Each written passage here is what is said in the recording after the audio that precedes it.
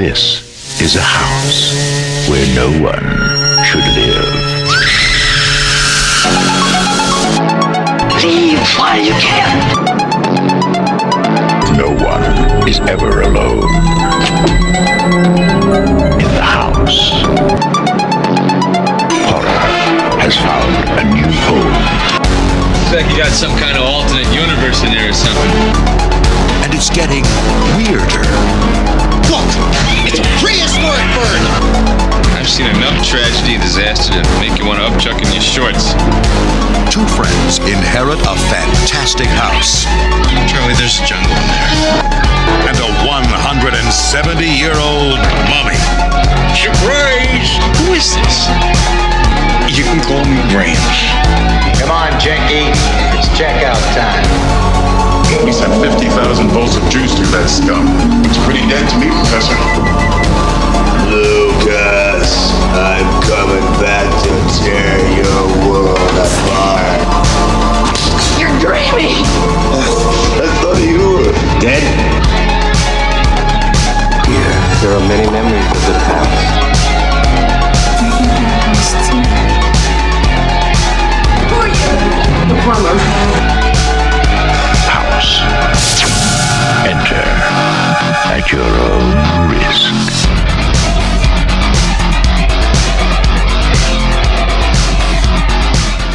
Yes, y'all, it's going down right now. Episode 269 of the Triple Shots of Moodz and Horror podcast is coming at you live and direct with the homie, JP, also known as the Mexican.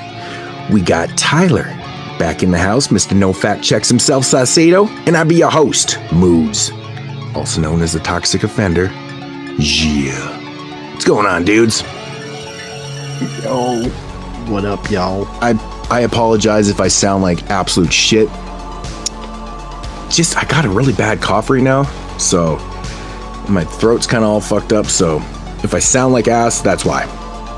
I'm not apologizing, I'm just letting people know. So. Yeah. Yep.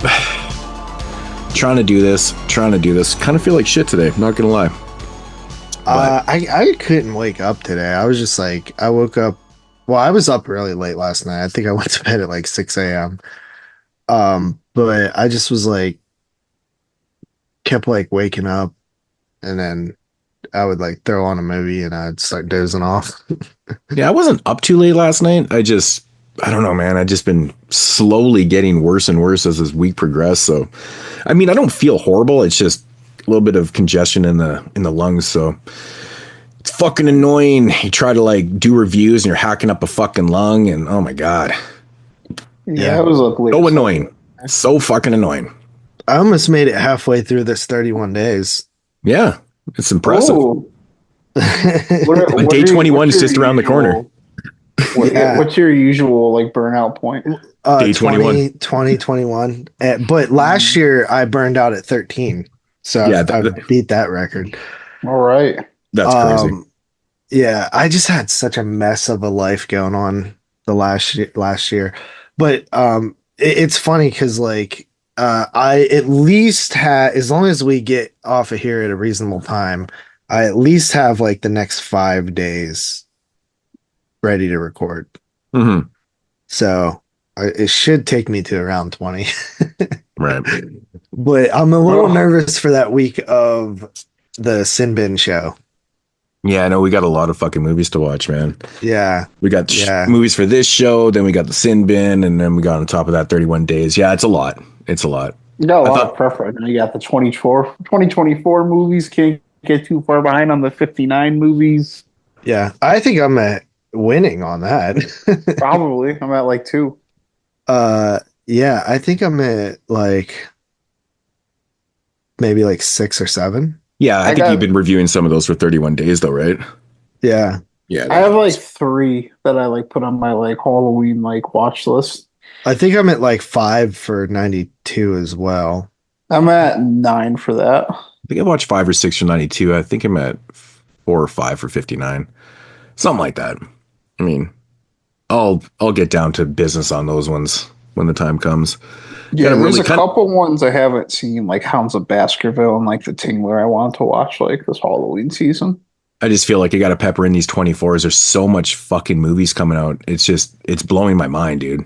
Like, yeah, I'm trying to keep pace with those. Yeah. I've honestly been like having fun with 2024 too. Like this year is just like much better than last year. It's been up and down for me. It was like I was going through a period where everything I watched was pretty good. Like it was decent. I was having fun with it, and then you get those lulls where I think one week I watched like 5 or 6 movies I didn't really care for, and I was like, oh, here we go again. I'm like, it's not going to be a full repeat of 2023, but I mean, things are just on the up and up right now. There's so much potential stuff out there.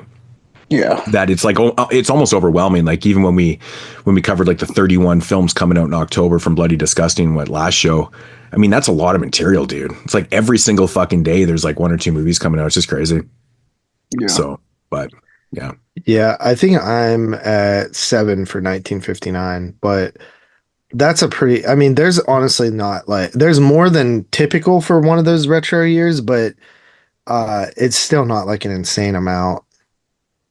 Yeah. 59 has a fair amount of movies, but it's not going to be crazy heavy prep though. It really is. They're all like very short too. Yeah, they're short, and there's only so many. I mean, I feel like 30 is like pushing it. Yeah, I think maybe probably 45 to 50. I mean, probably tops, but I think that might even be on the higher end. See, there's a lot of like Asian ones that I'm not sure if they're even like. Yeah, there's some of those movies that are like impossible to even locate. Like I don't even know if there's even copies around, but I actually own a fair amount, like 30 something movies from 59. So I'm like, and it's like pretty much all the heavy hitters too, right? So, I mean, that really helps. Yeah, I think I only own 2 from 59. Yeah, I was surprised when I was making my list how many I owned. I was like, holy shit, dude. And I actually made a mistake because I thought The Hounds of Baskerville was released on Kino, but that's a different version. Yeah, it's a different movie. Yeah. Yeah, that's one I want to see. I haven't seen that. I think The Arrow was the 59 one. I watched The Mummy earlier this Halloween season. So did I. I watched that too. Actually, so did I. I just That's watched it the other day. I'm like mad that that's never got re-released. Yeah, it's weird, right? Yeah, because like most of the other like Hammer stuff has all been like put on re-releases like Blu-rays, but the original US copy of the Mummy has been out of print for like ever. Yeah. Yeah, it's shocking that hasn't been re-released. It's very interesting. But yeah, so episode 269 here, we are back in the house with the House franchise. Yes. Back in the house with the House franchise. So I swear I remember us having this conversation. I don't know if it was on this show like a long time ago, or if we were just discussing it, or it was, I just remember having this, talking about this. But I completely had forgot about this when I was doing just some prep work on the House franchise and stuff. And then I noticed that there's actually a remake of House supposed to be slated for like 2024 release. And I didn't know that. Before we even picked this franchise, it just didn't even cross my mind that they were doing. But then it kind of triggered something in my memory. And I was like, oh yeah, I remember rumblings about this. So I looked into it. And apparently in January of 2023, they had announced that they had basically brought it to Sean S. Cunningham. There's a 22 shots old school joke. And he was down for, producing a remake for this. And I guess they'd slated for a release date like sometime in 2024. I don't think this is going to happen. I mean, it's mid-October right now. I haven't heard a rumbling about it this year at all. But it is, actually on the Wikipedia page, and a couple other sources say that it's like in production, but who really knows? But again, that go figures, like, we do a franchise and then we have to do a roundup right after, right? Like, what the fuck are the chances of that shit? So, but who knows if it actually is going to materialize, but I don't know. Do you remember that, GP? No, it doesn't even ring a bell. Okay, so maybe I wasn't talking with you. Maybe I just read it like a long time ago or whatever. But yeah, I was just reading on this morning. I was like, oh my God, dude, I totally remember something about of House being remade. And then it said late 2024 release date. But like I said, I seriously doubt that's happening considering we haven't heard a fucking thing about it. But then again, keeping up with all the news is pretty tough because there's like a million movies being released all the time. And who knows? Maybe it's even done and we just have no fucking clue. Maybe there's just no release date for it. I don't know. It's sitting there on Tubi somewhere. We just have no idea. Right. But I just thought it was interesting that, Cunningham actually is producing that one too. Of course, he produced all 4 of the original films, so, but pretty interesting. So, but I mean, if it does materialize, guess what? Another roundup. So, which we really, really got to get to because it's getting out of control now. I don't know. I'm indifferent. Why? I told you why. I don't like the way it looks. It's hard to Who make cares about the thumbnails, man? Yeah. But like, but we can't leave all these movies just hanging on the outside looking in, man. Like, I know, but there might be a better way. I don't know. I'm thinking. Just come up with a clever idea. I would almost rather do them one at a time. I was actually just thinking that. What about like roundup roulette? You know, it'd be cool, man, if you had like a vacuum cleaner and it was like sucking up all three of the posters. Like you're rounding them up, man. I don't know. Yeah, I don't know how to do that. That would be kind of cool because then it'd be like it's nice. I'm not a fucking graphic designer, dude. So everything I've done is self-taught. We can just we'll do like roundup roulette and do like one an episode or something, and it'll be like spinning the wheel. Like, what sequel at the end are we gonna watch? And then like on the thumbnail, it can be like a little thing popping out the corner, like free something inside. Yeah, but just put it this way: like review, like Tremors 7. Yeah, I know. I think are we caught? No, we have one more of those. The Tremors, yeah, like we never did the last one because we did the franchise. I think up to 6. So there was a 7th one. Well, we did. That was just a fireball. I have no idea. We did 5, and then we did a roundup for 6. I don't think I've seen 6. I know I've seen through 5. I feel like there's a couple Children of the Corn ones that we haven't done. There's just one. I mean, we're going to do a roundup on Scream, and it's going to be a full trilogy. Yeah. It kind of is like a new trilogy, though, so that's kind of that makes sense. Yeah, I like the idea of that. I mean, even Chainsaw. Like, we still have the new Chainsaw. Like, that one came out after we did the franchise, like the Netflix exclusive or whatever. Like, that's one we got to do. Like, oh, gosh. It honestly never ends, dude. It's fucking crazy. There's so many. Yeah. Like Leprechaun. Like, we never did that. 2 of them. Yeah, there's 2 of them. Oh, my God. I'm kind of waiting for a 3rd one for that because I think Lionsgate, there was some rumblings last year about them doing a new one. And it was like another reboot, too, right? It wasn't even a sequel to the They just keep reboot. trying again. Like, I think but they nailed it last time. Just stick with that fucking formula, I know, man. And I read that they were like it wasn't going to be a sequel to that Kinski one. I was like, are you fucking serious? I'm like, that movie was pretty good. Why wouldn't you just feed off that one? Wait, what? We didn't talk about this, but who's the guy that who's the guy that's getting in trouble in Canada? I don't know. There's more than one person up here. Is there? No, I posted it. In the chat the other day. I must have missed it. Like, are you talking about from Astron 6? I don't know if it one of them guys, but it was someone who got arrested for like SA a minor. Oh, I remember you posted that. I wasn't paying attention though. I remember like seeing you post something like that. And I was like, oh, I'm gonna. I think I missed that. I have no idea what you're talking about. Let me try to remember. Did I respond? Because I don't remember that. But like a famous person, I'm assuming? Someone with a well-known name? Yeah. I don't know if I heard this. Shitty. Yeah, it's the director of Turbo Kid and Summer of '84. Oh, you know what? I didn't see you post that, but I actually read something on that last week or maybe a couple days back. And I wasn't sure if it was real because the report on it was kind of vague. I didn't really understand what was going on.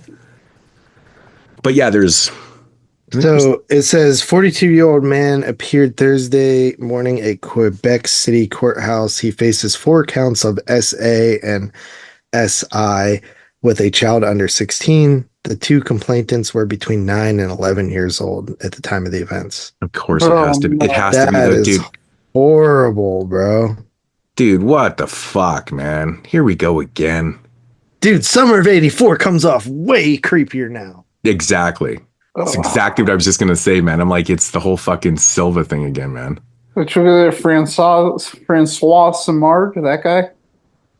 Yeah, there's two people connected to those films, right? So I'm not sure There's which one. three, but one of There's them's three. a woman, so I'm gonna assume it's not her. Well, I think it's a husband and wife, right? Oh yeah, there's a husband and wife, then there's a third guy. So What it's the movies? third guy. So it's the third. Well, there's a husband and wife. Third. I hope it's the third guy. Well, that guy also directs the Turbo Kid, yeah. Yeah, so it's just like old directing like trio. Yeah, they kind of work together and stuff. So I'm assuming it's the third one. Yeah, François Simard. He's probably French Canadian. Yeah. It's Quebec. But yeah, Yeah, like that I makes was, sense. I was like, oh man, summer of '84, man. I'm like, are you kidding me? This involves underage kids, and I'm like, fuck. It's the silver thing. Dude, that movie's like vicious too. That's like the thing that like separates that movie for me from like movies like I don't know, like The Burbs. Like that movie's actually like mean. Yeah, that movie's fucked up. Yeah, no, it's yeah. Actually, I was just watching a video the other day, and they said they fucking hate that movie. It's crazy, and it was like before the news broke, so it's interesting. It's a solid movie. Like I'm not gonna. I don't remember who said it was. I don't remember who the fuck was talking about that. And they said don't really like. Oh, I think it was actually Dave. It was Parker. He probably doesn't like that. He doesn't like Summer of '84 or Turbo Kid because he was reviewing the new movie that they just did, and he said it was like his favorite one that they had done. Yeah, he's Dave's like tricky with like that Stephen King nostalgic thing. Mm-hmm. You know what I mean? Like where people try to capture like the Stand By Me type vibes or whatever. It seems like sometimes it doesn't work for him. Yeah. He doesn't really like the 80s retro sometimes, right? Yeah. Well, I mean, I kind of get it. Like most of the like stuff that's throwback to the 80s doesn't actually feel like the 80s. It just like it's kind of like an oversaturated concept right now too. Yeah. I think like it when I look at like realistic like look at like the past, I think that nothing is better than WNUF. I think they absolutely nail that era. I'd have to watch it again. I mean, I literally think I couldn't agree more, man. They like the aesthetic of like the whole thing, like the fake commercials, just everything, the way it's shot. Like if you threw that on and you're showing some random people, like you could legitimately convince them it was from the 80s. Yeah. Like I swear, like I showed my wife one time and I'm like, man, this is like newer stuff. And she's like, this is incredible. Like it's that authentic looking. It's just, it's crazy. So cool. Like the commercials, man. I love those fake trailers, man. They're so much fun. But yeah, I'm really looking forward to doing part 2. It's been also coming. I do want to say that we did pull an audible for next week. For those of many listeners out there who were super excited and hyped to listen to us talk about the Phantasm movies again, I just want you to know that Moodz has ripped your heart out, threw it on the ground, and stepped on it, pissed on it, lit it on fire, buried it, dug it up, ate it, shit it out, and then lit it on fire again. You forgot to mention fart on it. Yeah, that too. Because that's I would do that. But yeah, I did exactly that in the same order that he mentioned too. So like, yeah. He sent us a video of it. But yeah, so we're not doing Phantasm. I still want to do it, but the thing that convinced me was that we're on a short week because we're recording on a Monday this week due to, we had Wasteland last week and, we're just getting settled back in. We had 4 movies this week, and to do 5 movies with only a 5 day prep time might be a bit tough. Oh yeah, I keep thinking it's only 4 movies. It's 5. Yeah, it is 5. It's short week. Man, we just have so much to watch. I mean, like we said, we got 31 days. We got fucking Sinbad. There's so many movies, and it's just ridiculous. So I was down on to a vacation trilogy. all week. I went to town just watching Halloween movies. Yeah, nice. Plus this trilogy. I mean, the Ginger Snaps trilogy. Yeah, we didn't even mention what we're doing. Yeah, at least we're pulling an audible to like something that has been asked to do for a while too. Yeah, which is the Ginger Snaps films. Yeah, and that's kind of why I thought of it. I was like, what trilogy that has been mentioned before that we haven't done? And I'm like, oh, and Ginger part Snaps. 1 takes place on Halloween. It does. Yeah. That trilogy just feels more Halloween than Phantasm too, I would say. Yeah. But see, I don't know. I feel like I don't maybe know. it's because I don't. always watch Phantasm during like Well, Halloween Phantasm season. has that like high creep, like atmosphere, like ghoul in the night type of feel that like really is kind of Mhm. Halloween, you know? Plus, the tall man is just like an iconic horror villain too. Yeah. So Right. Yeah, they definitely get some peeps during the Halloween season for sure, especially the first one. But you can't deny Ginger Snaps though. Come on. Oh, I love movie. Ginger Snaps, and those are easy watches too. Yeah. And they're all appropriate lengths and stuff, but we kind of needed that. So Yeah. So that'll work out. Yeah. So we'll reevaluate redoing the Phantasm series down the road, but for now we will be doing Ginger Snaps. Yeah. Which is pretty cool. So yeah, it'll be Ginger Snaps, and then after that will be the annual Halloween show. What are the 3 films that we're doing? So we're gonna do Out There, the Halloween mega tape, which is WNUF 2. And then we're gonna do some pretentious movie that Tyler wants to do. Yeah. What is it, Tyler? You know what you should have done? You should have just named off all these movies and been like, guess which one Tyler picked? Oh yeah. The one that stars Cary Grant and is 2 fucking hours long. Yeah, we will be watching Frank Capra's Halloween classic, Arsenic and Old Lace. How have I never heard of this movie? Listen, here's the thing about this movie is Tyler has said the title to me so many times, and I still don't even know what he's saying. Arsenic and something. Hard Lace. Hard Lace. Old Lace. Old Lace. See, Moodz didn't even know. Oh, I thought you said Hard Lace. Oh, I read it as Hard Lace. I put it in the Old Lace. I put it in the spreadsheet too. Okay. And the third movie is a new one called Creeping Terror? Creeping Death. Like Creeping the Metallica Death. song. Like the Metallica song. Okay. Yeah, and it's a what did I say? Screambox exclusive? Yeah, Screambox. Yeah, so we did Screambox last year too, so that tracks. I just feel like, might as well, I guess we have the oldie in there and might as well do a modern one too. I mean, that's, ticking off 2 boxes, right? So Yeah. 2024 film, Halloween film, might as well. I mean, it could be okay. I mean, I'm sure it's low budget indie stuff, but that's not a problem. Might be good. Yeah. Who knows? Yep. But I mean, at this point in the game, let's face it. I mean, we have reviewed so many fucking Halloween movies over the years. We've pretty much done like all the back catalog of them. And yeah, there's only like literally like after we do like obviously Ginger Snaps always gets brought out, but we never did it because it was trilogy. Yeah. But outside of that, I mean, maybe like Nightmare Before Christmas is probably the most popular one. But yeah, we've done most of the worth watching ones, I would say. For sure. I probably saw that movie like 20 times as a kid, and I like retained so little from it. It's kind of crazy. What, Nightmare Before Christmas? Yeah. It's funny. Like, I've seen it a bunch of times too. I mean, I can picture it right now. I can picture the intro because that's probably what I saw the most times. But like, I legitimately, like, probably before the age of like 7, saw that movie like 10, 15 times, and I like can recall so little about it. That's really odd. Yeah, that's interesting. Oh, yeah. So we are like straight off fucking Wasteland. How did you guys' Wasteland go for y'all this year? It was good. I felt really bad at the end though because I kind of abandoned you. Dude, everybody abandoned me, man. I fucking, you know what kind of annoyed me?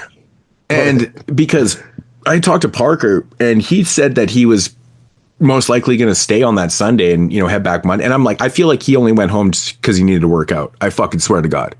Dude, I could have told you well before that day approached that he was not staying. I know. He just told me what I wanted to hear, and I was like, okay, this is cool. But I was really looking forward to that Sunday because, like, kind of go out and do something, get out of the hotel and go do whatever, man, and just chill as like, buddies and friends and shit, just, put on the, whatever and shit. And then it just did not work out. It was so bumming because I went from having like everyone around. There was like, what, 20 of us? And I was literally watching football by myself in the lounge area. And I'm like, oh my God, I'm all by myself. Like it just did you eat anything or anything? I did actually. I was sitting there and I was having some beers and I was like getting really hungry. So I ordered like a chicken Caesar wrap and some matzo sticks. And matzo sticks were fucking excellent, man. They were so good. I love matzo Anyways, sticks. so I ate that and I sat around for a little bit longer and just kind of listened to a bunch of people bullshit and stuff. It was few of the guests were sitting in the lounge up at the bar and they were talking really loud about movies that they'd been in and stuff like that. And I was just kind of listening, watching the football game. And then I started getting tired. I'm like, oh my God, I need to go up to my room. So then I'm like, well, I'll watch the football game up there. And of course it gets delayed like fucking 2 hours. Yeah. So yeah, like, which was like brutal for me. Yeah, dude. So like I was so tired waiting for this game to start. And I was like, fuck. So I started to watch like VHS Beyond. And I watched the first couple segments and the game came on. Watched that and I was just out of it. I was so tired, but bummed out because I really wanted to go out and hang out and shit. So, but and that reminds me, man, you gotta get a fucking rap on your job, bro. You're a manager. You gotta lay your foot down and be like, fuck you. Dude, did you see the picture I sent you? No. Yeah, I thought that was like your hand at first. No, like, nah. dude. Holy shit. It was super fucked up. I don't think I saw the picture. Yeah, it was like a nasty like slashed up hand that like got a million stitches. So what happened to her? Was she like cooking or something or? She did that with a hedge trimmer. Oh God. An electric hedge trimmer. Okay. Yeah, that'll do it. That'll gnarl up your hand pretty fucking good. Mm-hmm. Yeah, dude, that's a nasty injury then. Okay. So for the people that don't know, JP Carly was supposed to stay on Sunday, chill with me, head back on Monday and stuff. And I feel like you got your wish though, because you didn't really want to stay, man. You were like, ugh. Well, Carly didn't really. Carly was getting a little homesick, which she does sometimes, and then I was feeling a little dehydrated. That's why I was like, man, you just need to have another fucking beer. You need to hydrate yourself with beer. And then you had been all good and shit like that. But I mean, I get the whole home thing. I went too hard on Friday. That was my thing. Yeah, I gotta mellow out a little bit on Friday. I go too hard Saturday. You know, surprisingly, it was crazy because we were the last ones up on Friday night. We went to bed about 4:30, and we slept in pretty decent. But you know, of course, I needed to sleep because I had been up for almost 2 days because I was traveling. It took me 2 days to get there. But I woke up on Saturday morning feeling so good. Like, you probably never had this happen, but like, when you go to Vegas and they pump oxygen into your room, right, to make you feel good and shit, like, I swear that's what they do. And that's how I felt when I woke up. I was like, are they pumping oxygen in here? What the fuck is going on? But I felt really good. So me and Dave Z, we got up, did our thing, went to Dunkin' and bullshit. I felt so good. And then I was thinking to myself going, there's no way everyone's going to last that late on Saturday. And here we are like 4:30 in the morning again. And yeah, me, you and Tyler. Yeah, it was crazy. I can't believe that we actually lasted that long again, but well, I was more thinking. It was easier on Saturday too, I thought, than for me than Friday. Yeah, well, I drank a lot of beer and like when I went up to the room, because Dave went up about an hour before I did, an hour and a half or something like that. And I kind of crept into the room because when I came in on Friday, he was obviously snoring. And I was thinking he was going to be sleeping again. No, he's fucking sitting there. He's like, hey, man, what's up? And I'm like, what the fuck? I'm like, what are you still doing up? He's like, I've been eating all my food. He ate all his fucking pizza. He's like in his bed, fucking crumbs and pizza and shit everywhere. I'm like, what the fuck? So like, and he's wide awake. And so I get in the room and I have all these snacks and shit. I'm like, so we just start bullshitting. We must have been up till like 5:30 bullshitting on fucking Saturday night. But yeah, no, I was like so excited for Sunday. And then I come like 3,000 miles and y'all fucking bailed on me. Motherfuckers. I was like very happy Dave Z came. I really didn't think he was going to. Yeah, I'm happy that he drove down too. But I mean, he got a pretty good deal. He got a free room, and I had a ticket for him and shit like that too. So it made it worth his while, right? So I mean, saved him quite a bit of bucks and shit. But, yeah, he went kind of hard buying shit too. Yeah, I mean that it made him be able to afford it. Yeah. But I'm glad that he picked up the shit that he was looking for and stuff. So, you know, it was good. And he's a good roommate, man. He's nice and clean and shit. Like, he was like cleaning up and he's like grabbing new towels and shit. I'm like, holy fuck. Like, this guy's awesome. I could live with this dude. So, yeah. Yeah. And nice. You went hard too.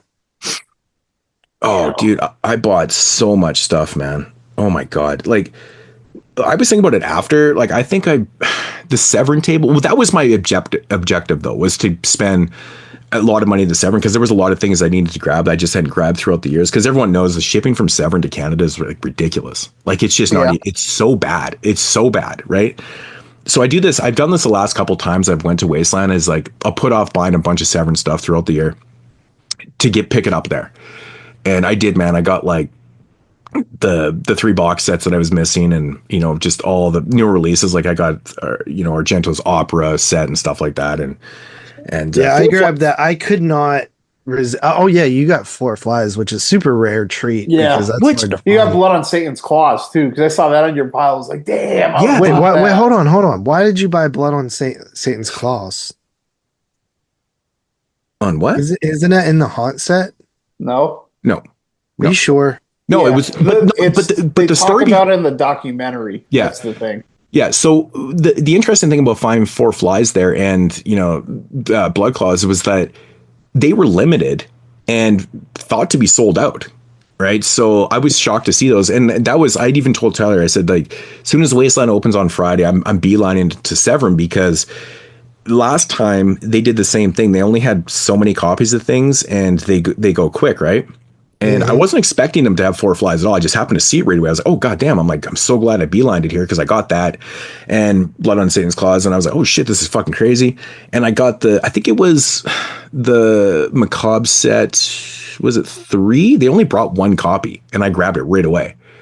So I was Macabre. There was still a 4 Flies or 2 left when I hit the table, but yeah, the box set, the Danzig Macabre Volume 3. Oh yeah. Right, and then they brought like 2 copies of Part 2, and they only had 1 Emmanuel set, and I bought that one too. So, but like, that was the thing, because the guy told me that they'd been doing a few other conventions, and their stock was just dwindling down, and this is what they had at Wasteland, and it was pretty low. Like, it's probably the lowest I've ever seen them. Yeah, actually, it was pretty low.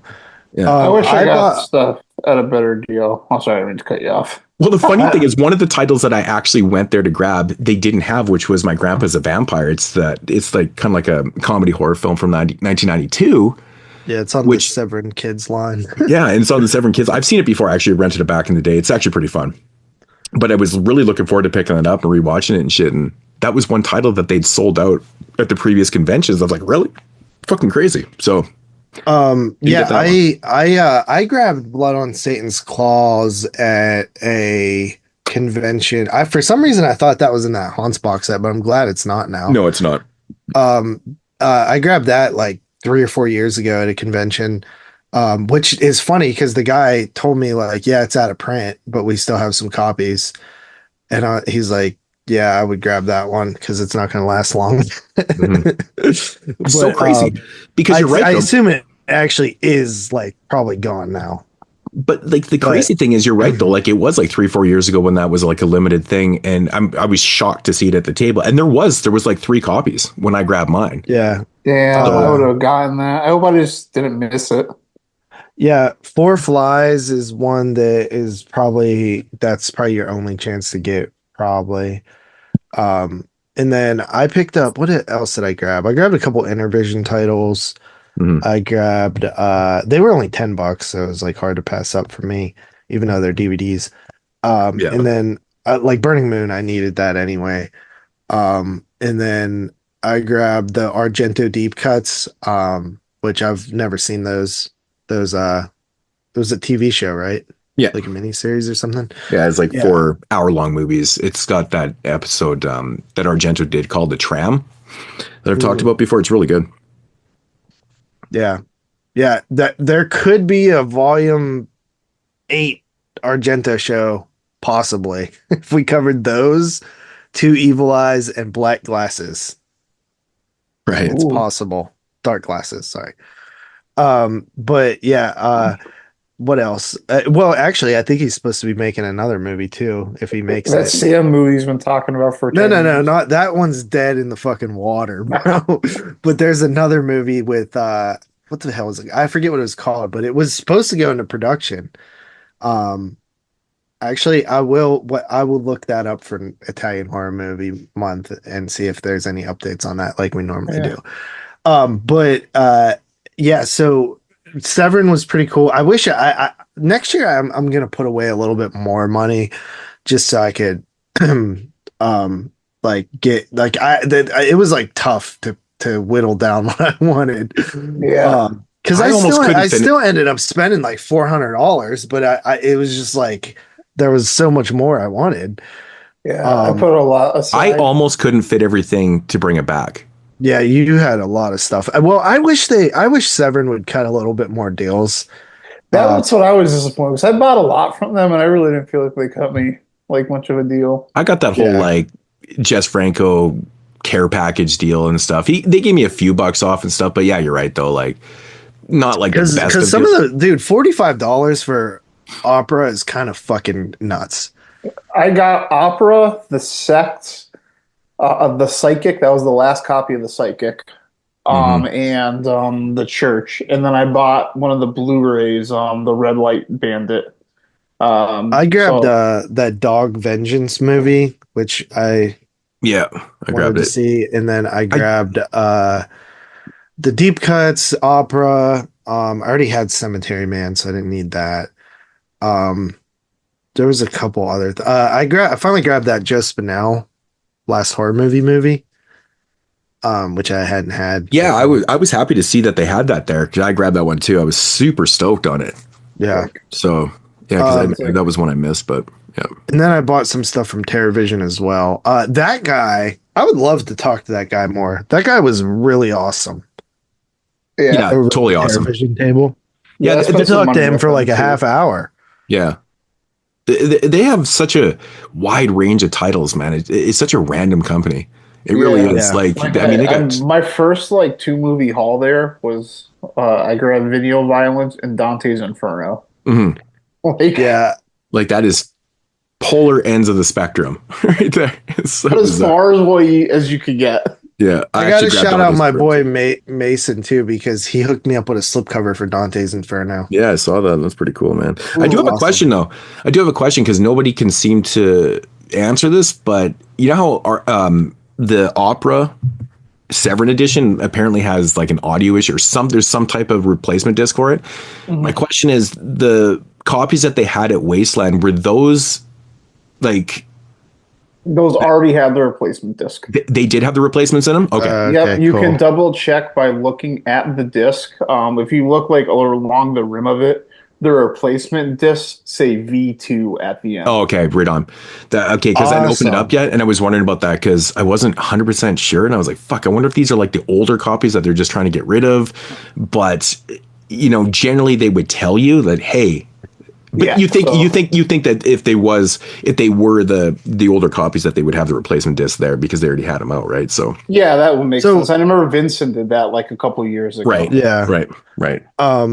But yeah, that's pretty cool because I didn't even realize there was an issue. But apparently it's very minute. So like Dave said he wouldn't have noticed it because he had already watched this copy. Well, I heard from a bunch of people that they had no idea what it even was.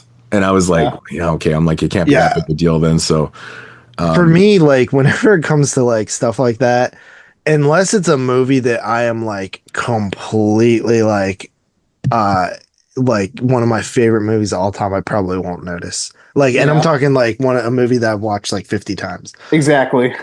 Like a movie you can watch with your eyes shut. Yeah. Like if there was something weird with a Full Metal Jacket release, I guarantee I would pick it up because I know like every line of that movie. Mm-hmm. Same thing with like the Goonies, right? Back to the Future as well.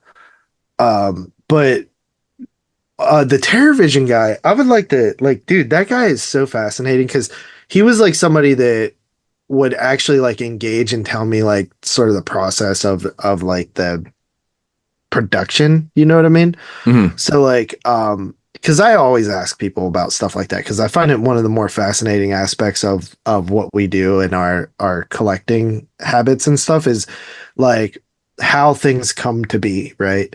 Mm-hmm. And like he was telling me that to even like look at like Warner Brothers library, it's like $1.5 million.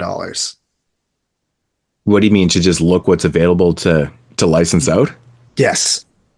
Wow, dude. Before you even spend any money on licensing anything. And that's not even guaranteed that it'll even license you shit after you look at it. Yeah. It's just like a fee to just be in the, just to play. That's pretty you know wild. what I mean? It's pretty wild. Yeah. And don't quote me exactly. It was either Warner or MGM. I feel like it was Warner, but I'm not really. I could see that being Warner. Yeah. But it was fascinating, you know, like sometime like he was telling me that like certain titles like people will like claim to own it, like there was one title we were talking about where he said that like 3 different people say they own it and none of the 3 even own it. So it's obviously like you open up the like all sorts of like litigation whenever you're sort of like you might try to get a title off of somebody that you're like working with for many months, and then all of a sudden you find out that person doesn't even own it, so you wasted all that time, you know? Right. Yeah. Yeah, it's something a lot of people think they own stuff that they don't own. And it's all different too. Like sometimes it's like a studio, sometimes it's just like the director who owns it. Sometimes it's a family member like twice removed that didn't even know that the dude like made films. Right. Owns it. But it's just like super fascinating on like how they get those. But there's and I was telling him that I think that the market, like the untapped potential right now is stuff that came out between like 2000 and like 2009. I think that there's like, we've seen so much stuff from the 80s, 90s, 70s, and even earlier, in the last decade that the real like only section that hasn't really been dug taking deep a second, like a second look. Yeah, is the 2000 to like 2009 era. Yeah, well, because now we're finally getting, like 15, 20 years away from that, where it's like, we watch these movies, I remember these. Why don't we like take a second look to see what was really up with these? Yeah, movies? it's pretty funny when people are getting all nostalgic for like video or movies shot on DV and shit like that. I'm like, really? This is going to be the ugliest era ever. It's so fucking ugly. If they start mining into this era, this is going to be a fun time, because now we're like, I'm getting into movies that like I watched like when they came out, and I remember like how like they were received when they came out, and like what movies like people didn't like, and like we're gonna like get to see like, okay, well, looking back 20 years ago, now this movie actually sucks, but this movie that we all didn't like is good. Yeah. Well, we just saw like, okay, so End of Line is like a perfect example of a title from them. That's a title that came out. I don't think that ever had a Blu-ray, did it? No, I think it was just DVD. I've never seen that one. That one's got Arnold in it, right? Who? Doesn't that movie have Arnold in it? And the Arnold who? Arnold Schwarzenegger. No. This is it's a French Canadian film. Ryan's movie. This is like a French Canadian cult movie, like about cults. Okay, I'm thinking of a different movie. Set in like the subway. It's fucking great though. It's a really good movie. It is really good. I watched it the other day. And it's the Peter Hyams movie, right? Man, I was championing that movie when it first came out. I'm thinking of something else. I bought the DVD when it got released. I think it was fucking Anchor Bay released the DVD when it came out or whatever. And or it was like Stars. It was like, it wasn't original Anchor Bay. But anyways, it was fucking, I was like, whoa, this movie's really fucking good. And it just kind of spiraled from there. Like it just became like a cult thing and stuff. And I was really shocked to see like TerrorVision releasing it on Blu-ray and shit. Right. Well, that's what I'm talking about. Movies like from that era. Like I always think of like Dimension Extreme and like some of those other like sub-label things that came out. Like like Black Sheep and Teeth and there's so many movies from that era that just didn't get. It was right before Blu-ray was like super important and like basically like the norm. So it was before Blu-ray, but it was too close to the current time period when Blu-ray was coming out to re-release. You know what I mean? Yeah. And then all this time it still was too close. But now I think we're finally getting to the point where we're 20-ish years away from that. So it's it's now, I think we'll start seeing more stuff from those eras come Probably. out. Which I know isn't as exciting as like an 80s gem, but I think that people are going to, especially people like who maybe got into horror fairly recently, or went back and watched like the 70s and 80s and 90s stuff. But like like it's gonna be the new 90s, like where people are discovering the gems from the 90s. That's what the 2000s are gonna be like, because there are a lot of great movies from that time period. Not so much like the early like 2000 to like 2002, but like 3 to like 9 has a lot of gems in there. Yeah. No, I agree, man. There's definitely a lot of movies in that era that are worth digging out and giving them good releases and stuff for sure. But it's like any year though, right, man? There's always hidden gems in every year. Like it never ceases to amaze me, like these movies that get released from the 90s that I'd never seen or even heard of or whatever. And I'm like, damn, bro. Like, I mean, the 90s is always associated with being such a shitty decade for film, but people look at it as from the mainstream view, right? The more popular films. But, if you dig into any year, man, you're going to find shit. And if one thing that we learned from doing these top 10 shows on this podcast is that, the deeper you dig, man, you're going to find some shit, man, like some good shit. Right. And it goes for any year. I mean, on the surface, the early 2000s do look pretty shit, but there's good films in there. There's better ones in the later years for sure. Yeah. Something I mean, the there's 90s, definitely, that but the 90s something that 92 is already showing me is I think like the foreign distribution was a lot less accessible when these movies were coming out. Oh, So yeah. there's probably like a lot of cool like Japanese movies and just some other movies that we've like discovered over the last 30 years that people just didn't see then. Right. Yeah, I mean, look at stuff like Evil Dead Trap 2, Dr. Lamb. Like those weren't really available Gray market releases and when bootlegs I was mostly. growing up. Yeah. They weren't really. I never saw that type of stuff really. Yeah, I feel like once like things like The Ring and like Audition came out was like really where you started seeing like the shifting where we started paying more attention. Like Oh, 100%. current The early foreign horror. 2000s, right up to the mid 2000s, had so many Asian films that were coming over. And like during that same time period, you had the French extreme films kicking off, so it was just really like opening a door to like the Tartan more Asian line, movies. man, really accentuated that. Like they put out like that was a cool line. Because there's the Fangoria, what I forget what year we were doing.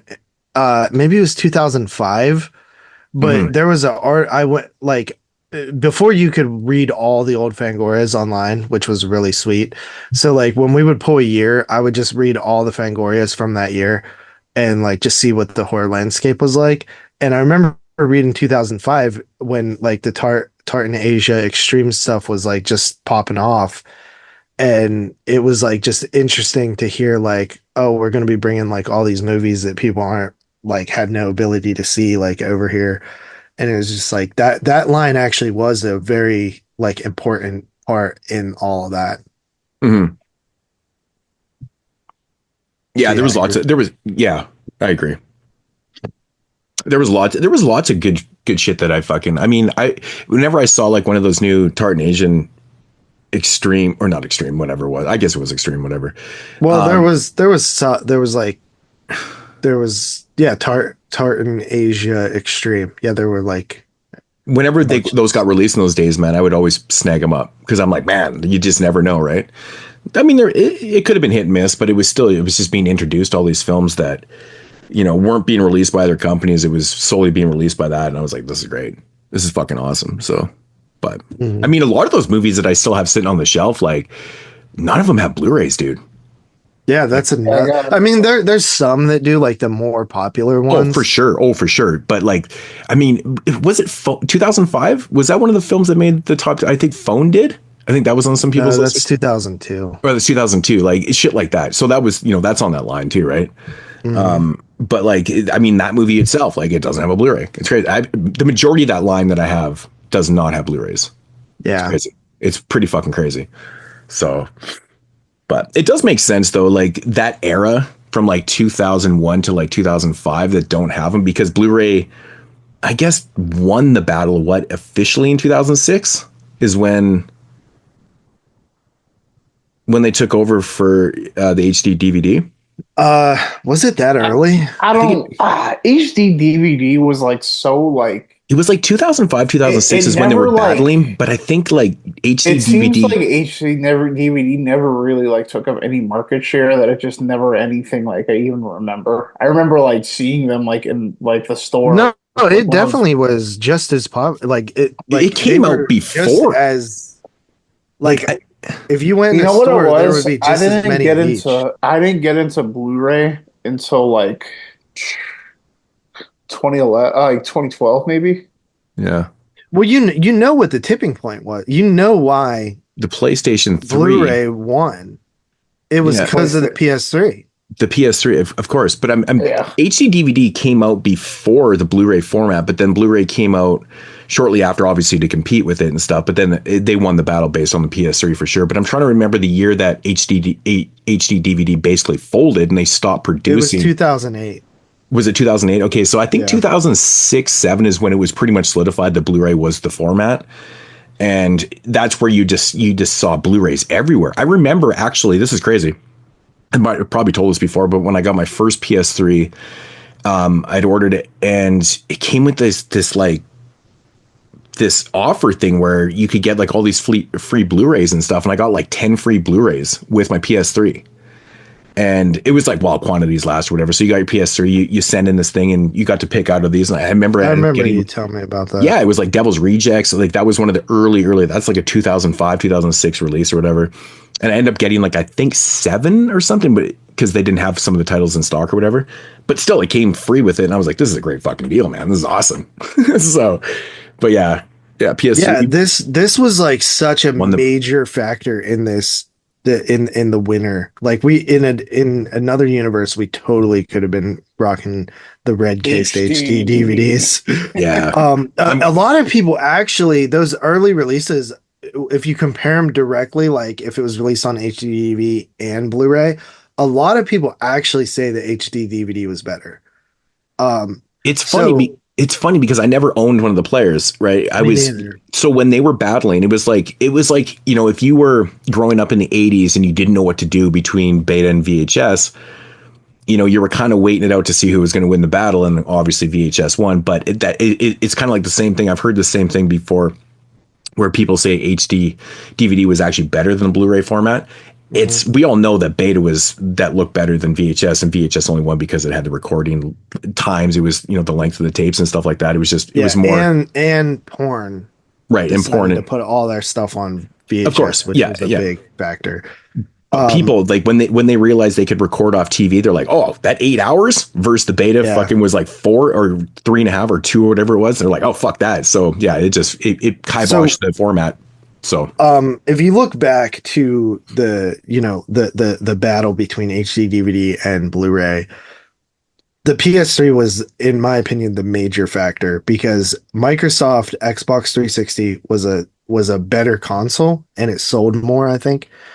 But it did not have. I wouldn't use the term better, because I think it's preference, man. To be honest, I always hated the Xboxes because I hated their controllers, but that's just my preference. I think the PlayStation controller was just way more accessible for my hands. Like I like the feel of the PlayStation controller way more than the Xbox. I hate the Xbox controllers.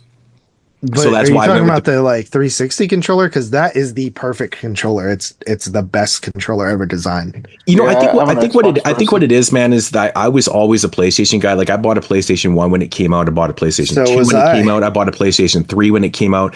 I have a PlayStation 4, which I never play, and I don't have a 5. But isn't there 6 now? Probably. I don't know.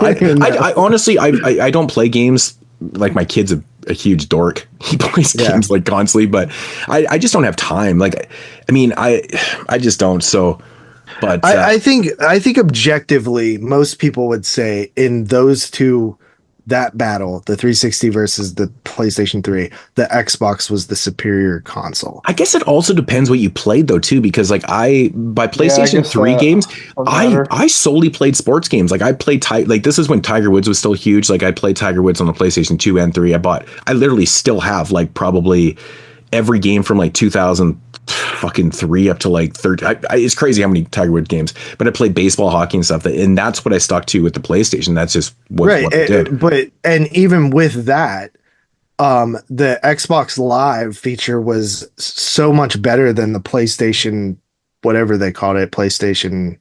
You know what's funny? I never used it. I never went online and played. I never went online. This was the era of online gaming, like that. Oh, I know. I had some of my dork friends would always fucking be online playing these games and shit, like Tiger Woods and fucking like Call of Duty. I never played that shit. Massive on the 360, right? Like that's where Call of Duty became Activision's cash cow. Was on. Oh, I get it. And online gaming is massive still. So the point of this is that Microsoft did not have a built-in Blu-ray player. They did not have a built-in HD DVD player. Yeah, they had a separate thing that you could buy that you plugged into your Xbox that you could play HD DVDs. Had Microsoft and Xbox 360 came with an HD DVD player inside it, I think we are talking about a very different outcome. I think you're right. And I think that they fucking totally screwed up with that big time, because nobody wants to buy a separate thing. If you can buy one unit that can play your games and movies, what the fuck, man? Of course you're going with that shit, man. Nobody wants to buy outboard shit and connect it and have extra. Like, that's bullshit, dude. Nobody wants that. No one wants to pay more So money. they didn't think that thing through. They did not think that thing through. Did you ever buy an HD DVD player? No, like and I wish I would have, because here's why. Because if you go to maybe like 3 or 4 or 5 years after they folded, you can get HD DVDs for $2. Dude, they were I remember, dude. And I'm not players were cheap, and now they're actually like a collector's item, and they're expensive. You know what's crazy, man? So I remember that too, man. It was probably 2008, now whatever it was, and I go into Future Shop at the time before Best Buy completely bought them out. It was Future Shop, and it had this huge fucking dump bin. It was like those DVD dump bins that you see at Walmart and shit. But this particular one was filled with fucking HD DVDs, and they were I think they were $2. Anyways, huge bin of them. I go back in there about a month later, and I look at the bin, and it's been pretty ravaged and stuff, but they had them marked down to 25 cents a piece. I'm not even joking, dude. They were 25 cents a piece. It was fucking crazy. So, but actually, to this day, so I never owned a player. I never bought one because I was, like I said, I was waiting for which format was going to win. If I ever saw one, I would definitely, for like a fair price, I would definitely buy one. Actually, I think my buddy might actually have one in his shop. Actually, I don't know. Just because it's like at this point, it's kind of like just a nostalgic like history of like collecting. You know what I mean? I know Jeremy has one, and he has most of the library. I feel that's why I picked up a Laserdisc player not too long ago, because I own like 4 or 5 Laserdiscs. Like it's nothing. I actually have a Maniac on Laserdisc and Exorcist and a couple actually pretty cool movies. But a handful of Laserdiscs, and I do also have a Laserdisc player.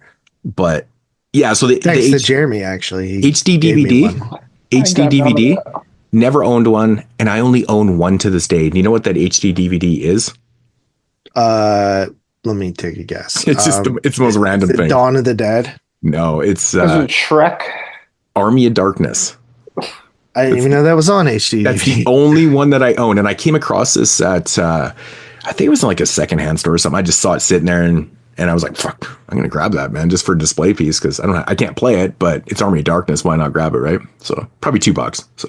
But this is actually kind of a relevant conversation to something that I wanted to bring up as well, which is just very random that these two things came together. But so, as you know, we're doing the house show this episode, and I, like most people, probably picked up the house 4 film box set from Arrow from years ago. Of course. And there was 2 sets. It came out in 2017. Wow, that was a while ago. The original one, the Fat Pack, came out in 2017. Yeah, so there was an original one that had in the US that just had House 1 and 2, and then there was a UK version that had House 1 through 4 due to rights issues. Right. So in that box set, House 1 and 2 are region A and B, and House 3 and 4 are region B Blu-rays. But are also labeled incorrectly, and they play on your region A player. Because I was gonna bring that. That's what I was bringing up here, because I was like, it's very, very common, man. It's super. I always try it. Well, Umbrella always does that. Like most of their releases are not locked. So I always do it, man, because like I noticed that on the Arrow set where part 1 and 2 is AB, and I grabbed the third one, which is aka the Horrorshow, and I was like, oh, it says region B. I'm like, I bet I even in my mind, because I hadn't watched it yet, I had not watched that version, because I actually own the Scream Factory one too. Yeah, and I thought to myself, and I was like, I bet $100 to myself that this fucker plays in my 4K player, and it did. Okay, see, this is interesting, because I'm almost certain that whenever I tried to play House 4 years ago, it was locked. But I thought maybe the Xbox Series X just didn't factor that in or something. I don't know. But maybe I'm wrong. Well, maybe they do. In theory, that Arrow UK Region 2 release should be locked because the region, there is a Region 1 release, and it should be locked to themselves. So it's really interesting that it's not, but so hypothetically, I could buy some of these second sight Blu-rays I've been wanting, and they'll play on my, even if they're region locked, they'll play on my 4K player. I get questions all the fucking time when I do updates. If I pick up Umbrella releases, they're always like, hey, is that one region locked or not? And more often than not, I'll have to go pop it in and find out and stuff, and I'll tell people. And I would say like 8 out of 10 times, if it says region 2, it'll play in your fucking regular player. Yeah, like Umbrella's really funny with that, man. Like most of their shit is not locked. I think it's one of those things where it's like hush hush. Like, think about it, right? Like, if you were releasing a movie and you know that a lot of people buy your stuff from the US, what if you just didn't lock it, but you wrote that you did? You know what I mean? That's the loophole. That's the loophole. Yeah, you have to put the region 2. If you get called out on it, you'd be like, "Oh, it was a mistake." You know, totally. Sorry about that. 100%, 100% man. I think as long as you put that it's region 2, it's fine. It's a go. Yeah. Right. I think Umbrella's smart with that though, because they know that their market probably they have a huge U.S. market. Their import market is probably more than they probably sell more. They probably export more than they sell locally. I bet. It's possible, because here's the thing. They release a lot of, like, the difference between Umbrella and like Arrow is usually the titles that Arrow releases that are region 2 are stuff that someone else released in the US. That's why I said the Horrorshow should be locked. Yeah, with Umbrella, it's more like a lot of the titles that they release are actually not released here. You know what I mean? Stuff like which makes more sense why they're quote unquote fucking not region locking them, because they know they need to sell that. Right? Yeah. Because a lot of people still like you're one, you don't actually have a region free player, do you? Yes, I don't have one. Which is, honestly, guys, like I think it's mind blowing to me. One. I've had one. Carly bought me one like 5 years ago. Oh shit. Okay. Well, there you go. I think it's such a handy thing. I don't like dealing with it. I just think that it's it's stupid. I hate that it's even a thing. Like, I get in the early I know, days but there's no way around it though. It's always going to be like that, right? So there is a way around it. Look at 4Ks. Yeah, that's why like I didn't even care anymore. It's like I don't really notice, to be honest, because like my setup downstairs, I've got my 4K player right next to my all region player. I keep my all region player on region 2. So if I bring down a movie, and sometimes I forget, like I'll just grab a shit from my collection, I'll pop it in my 4K. I'm like, oh fuck, that is region 2. So is there a way to adjust the region on your region free player? Because I'm wondering if this free. Most region players, it'll be red and your first 2 buttons. Region. Yeah, so my Sony's, you just hit the red or blue, and it goes back to region A, or blue would be like region 2 or whatever. It's simple. I get the reason why they did it back in, when DVDs and Blu-rays first came out, because they were selling so much more that if a company owned it in the US and didn't own it in the fucking UK, they didn't want the UK company to fucking just, basically or the UK company didn't want the US company to take all their sales.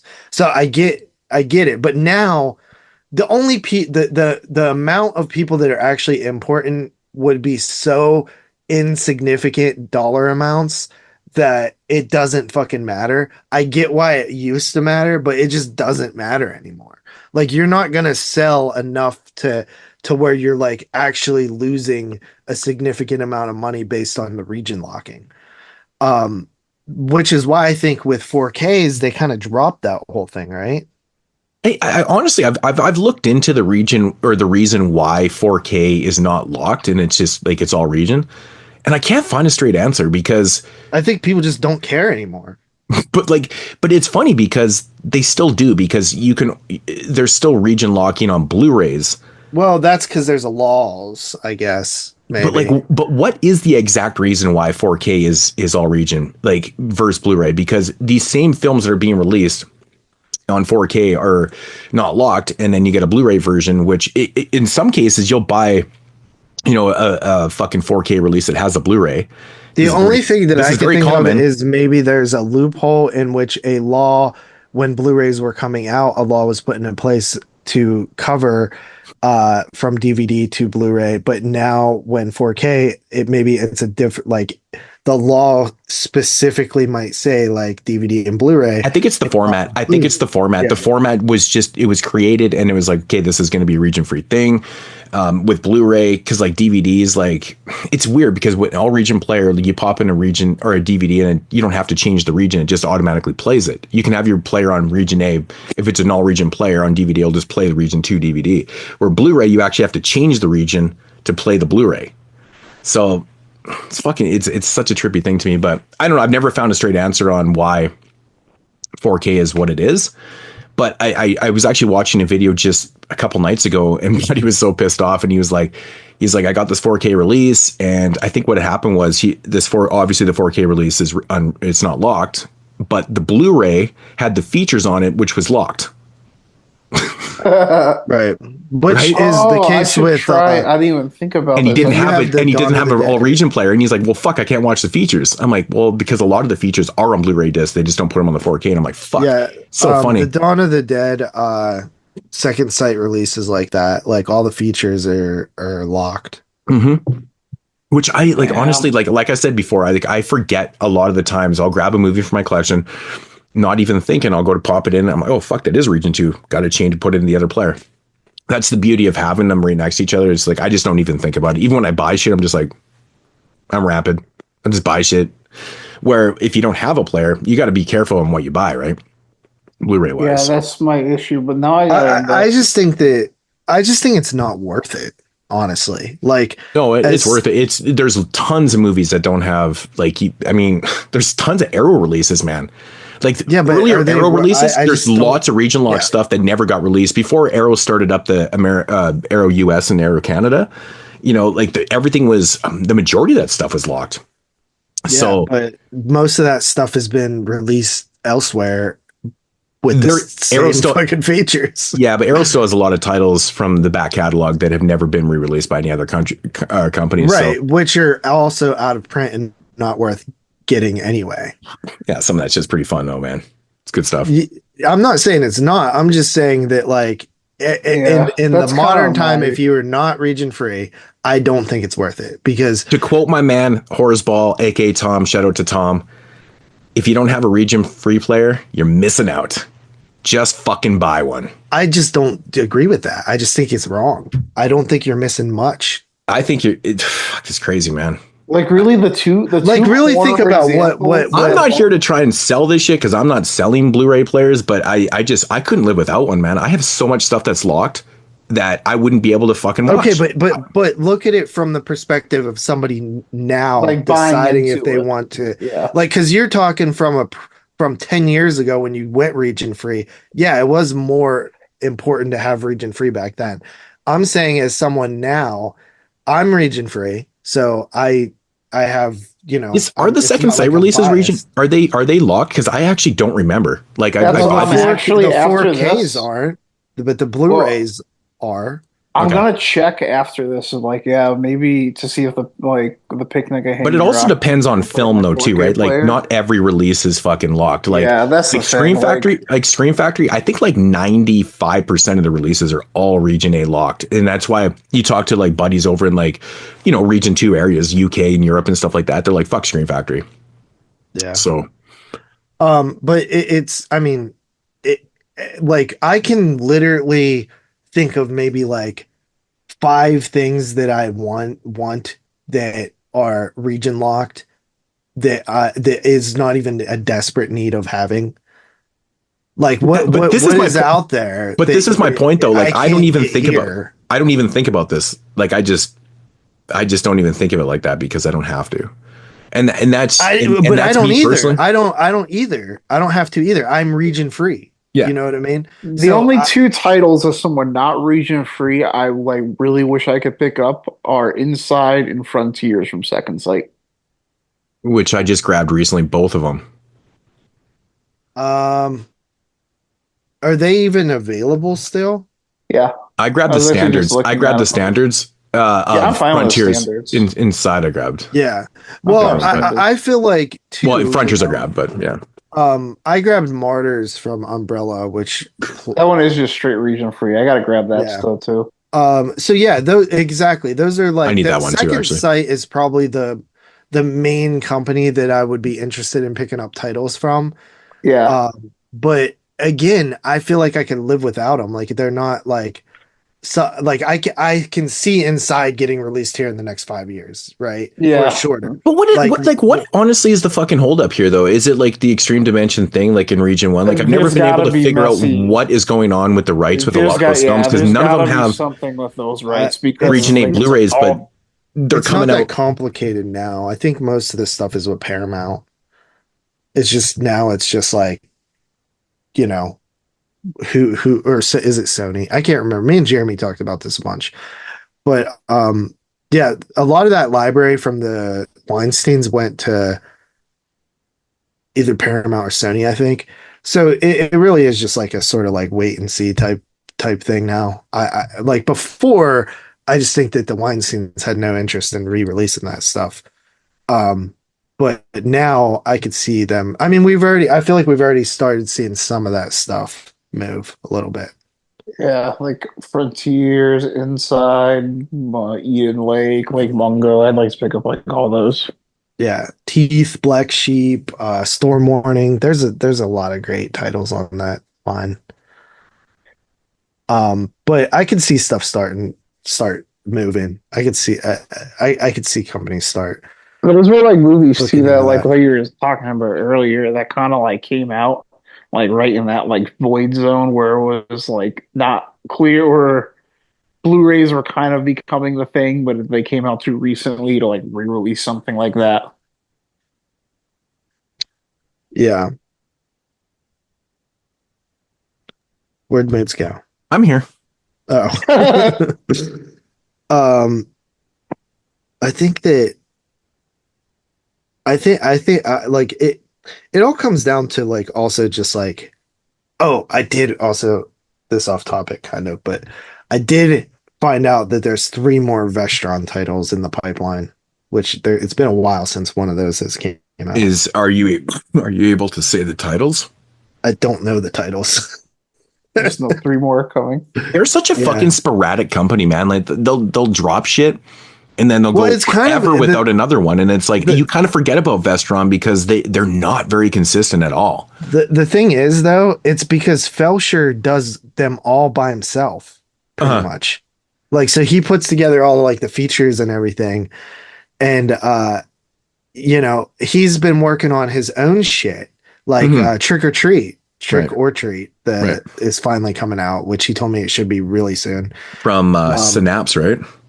Well, it's his label. It's Red Shirt Pictures. Oh, but it wasn't announced through Synapse though? I think so.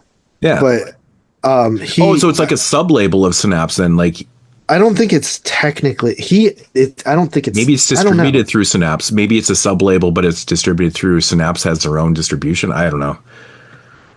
It's probably something like that. Because I know Synapse, it was like they are the ones that announced that shit. I thought it was coming through Synapse. That's crazy. Was they the ones that officially announced it, or was it just one of those like things that was like a Dawn of the Discs announced it? The press release, it was Dawn of the Disc, but it did say coming from Snaps Films. So that might just be if it's a sub label through Synapse, man, I don't know. That's pretty cool that he's got his own shit going on, but maybe he signed a deal with Synapse and that's their distribution. So it's kind of like what Walt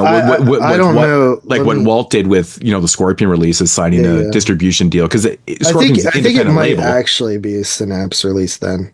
Yeah, because I like Red Shirt Pictures has been around for fucking ever. Like they've done stuff for Scream Factory, Arrow, Vinegar Syndrome, fucking literally he started at Anchor Bay, old Anchor Bay.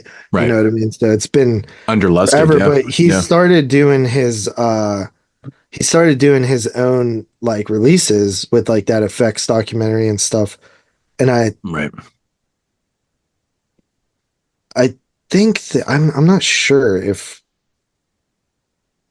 like it's actually Synapse or Red Shirt Pictures, but I thought he said it was actually coming from his label. Yeah, like I said, I'm pretty fucking sure I saw, but then again, it is Dawn. Well, I do know Synapse announced it forever ago. Yeah. Like, but I'm pretty sure, like, I'm not. It would make sense for them to do that if it's a sub label that they're doing the distribution. No, it is not Synapse. Wow, crazy. Because it's funny because I swear to God it said Synapse Films on that. It probably did say that because they were the ones that announced it like 5 years ago. In fact, I actually just looked into it a few days back. I was like, oh yeah, that's coming out. Like, when's the release date? I don't think there was even a release date for it. So, which is disappointing because that's definitely a sought out title that people want. Look at the chat, the 22 shots chat. I just sent the cover art.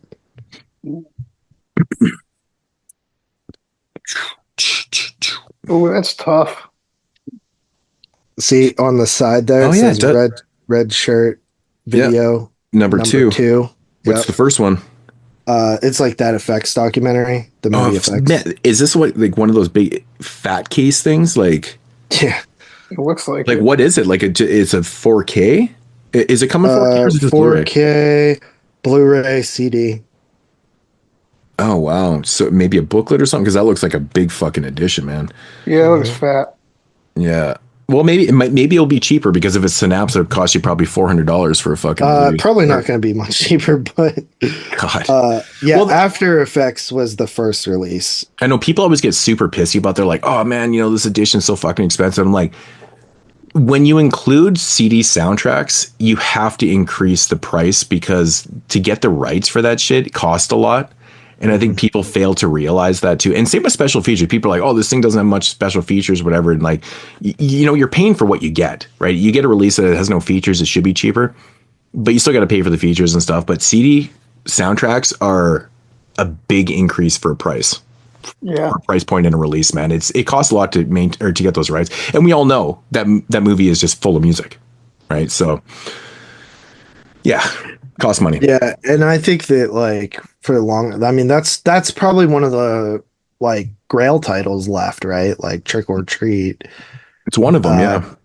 When you talk about like, if you polled like 100 horror fans, like what movies aren't on Blu-ray that you would want to see, I feel like that would be near the top. I feel like this artwork is pretty cool, but I really wanted just Gene and Ozzy's face on the cover. There's 3 different artworks. Do they actually have one with them on there? Because that sucks, dude. That DVD release is garbage. It's the worst. But yeah, anyways. I mean, I'm not sure. I like this artwork on the one you sent, the Slipcase 3, but I don't love it. I don't love it, to be honest. It's not my favorite. No, I would like to see the other 2, but I mean, honestly, I'm not really super picky. Like, if I go to buy something, there's 3 different variants. I'm like, I will pick my favorite one, but I'm not like, I need to get that one. Like, I'm not fucking crazy. It's more about the movie for me, anyways. So, rightfully so. But yeah, Yeah, we were totally talking about Wasteland, and then we got side fucking track talking about region coding and. But I do have that was the rabbit hole of region coding. Yeah, region coding's always been a trip, man. But I got an interesting story from Wasteland. So I was at the Diabolic table, and I was buying a bunch of shit, and I was like talking with whoever was there and stuff, and I noticed the dude at the Scream Team releasing table kept looking over, and it appeared like I kept thinking to myself, I'm like, he must recognize me or something like that. So anyways, I finished buying up a bunch of stuff at Diabolic's table. And I went over to the Scream Team table because that's what I usually do. And I'm a big fan of Scream Team releasing. Like every 31 days, I always go out of my way to like review a couple of their films. Because they're indie films and I think they do a good job with most of their films and stuff like that. Anyways, my day 4 of 31 days this year, I'd reviewed a film called Forced to Fear. And so Wasteland started on the 5th? No, the 4th. So it was that day, right? That was the Friday. Am I right? Am I wrong? Yeah, Friday. Yeah, Friday was the 4th, right? Yeah, because my birthday was on the 3rd. Okay, so it was that day. So anyways, I go over to the table and I start talking to him and I'm like, oh, I need this one and this one. He keeps looking at me and stuff and I'm like, oh, and I'm like, man.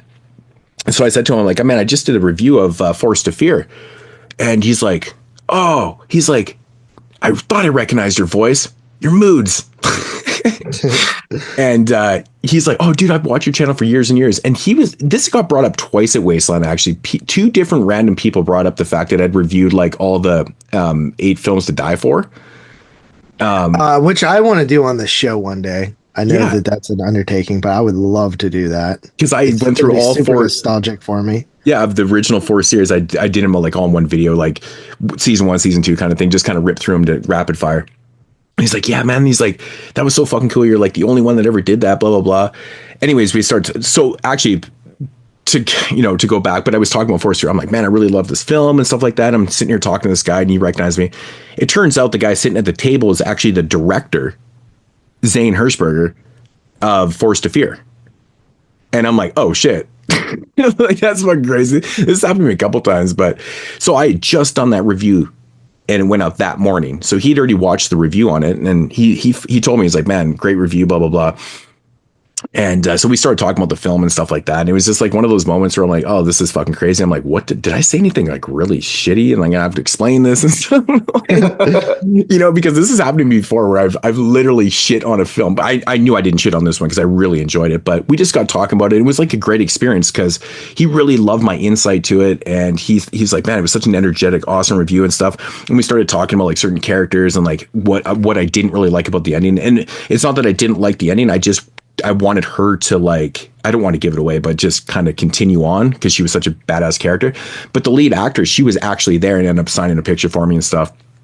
And she was really nice. And so I ended up talking to her the day after. And it was just a really cool experience, man, because it's just one of those really random things that I had done that film for that specific day, not knowing that he was going to be there, right? Or her. And just trippy shit, man. Really, really trippy. But he was like gushing, man. I was like, wow, crazy. I'm like, thanks, man. He's just kept talking about how much he loved the review and past videos and shit. I'm like, this is crazy. But that's one thing I will say about Wasteland this year was really interesting is like how much love we were getting, man, for 22 Shots, like the podcast. We had a lot of people come up to us and say how much they loved the show and stuff, and people that I'd never met before. I don't know who they are. I felt like a C-list celebrity. And I made a point too, because that one guy came up to me and he's like, Moodz, he's like, I'm a big fan. I'm like, yo, I'm like, this is JP and this is Tyler over here. I tried to put the attention on you guys here. I'm like, the rest of the crew is here, and stuff. So, but it was really cool, man. It was a really cool experience at Wasteland this year. Did you guys have people come? I know JP, you did. Yeah, I was actually kind of shocked that there was that many people that knew who we were. Yeah. Normally that does not happen for me. Yeah. I know you get it more than I do, but I was actually quite pleasantly surprised that even when I wasn't with you guys, like 1 or 2 people came up to me. Yeah. And was like, oh, I just wanted to say that I'm like a big fan of the podcast. And I'm like, wow, cool, man. Cool. Yeah, this year was a lot. This year was a lot. I've been to Wasteland 4 times, and every year I've had people come up to me. Some people recognize me from my videos, other from the podcast, blah, blah, blah. But this year was crazy. Like, it happened over and over again. And it was from people I specifically did not know. So that's always very humbling, but pretty cool, man. It's nice to know that people are out there listening, and to the point where I think I took a couple pictures and I was like, holy shit, I just took pictures with people. I mean, this happened to me at HorrorCon too. There was a guy who came up to me and he was super giddy, and he's like, Moodz, he's like, I love you. And he was like, I gotta get a picture. And he's like he took a selfie and he must have snapped like 45 pictures. I'm like, oh shit. This is fucking crazy. It's super humbling, and I'll never get used to it. Not saying we're big stars or anything, but it's just one of those things where I appreciate it. I love the fandom because I'm a fan myself, right? I do the same shit. Like, I gush over shit too. Well, I do a little bit more humbly though. Like, inside I'm just like, oh shit, I'm like super excited to meet. Like, when I met Dee Wallace, I was so happy to meet her because I've been a Dee Wallace fan my entire life, and it was just, oh man, she was so fucking nice, like so nice. And that's like the greatest experience about meeting people that you look up to and that you've watched forever. Like, sometimes you worry, like meeting your heroes sometimes is it can be very complicated. Like, they can be dicks. Yeah. And if they're a dick to you, that's like the worst thing ever because it like ruins everything. Dude, right? The only people I've ever been nervous to meet was like Joe Bob. Which is like the wrongest person to be nervous for. He was really nice when I met him. Oh, he was so awesome. He just wanted to talk. Nice. He just wanted to talk. He was amazed that I brought the sleeper to get signed because he's like, I have like a 2-second part. And I'm like, yeah, that's what's kind of cool about getting this signed. Right. Yeah. So, yeah, he was there anybody else that I was nervous to meet? I wasn't really like nervous. I don't know. I kind of just like short circuited and don't know what to say. But I kind of like met Adam Green one time, like kind of in his like peak, like cynicism days, like, and everything was just like not going his way. It was kind of awkward. Yeah, I met Adam once. He was pretty nice. The first time I did though, like it was before any of the bad stuff happened to him, and he was really cool.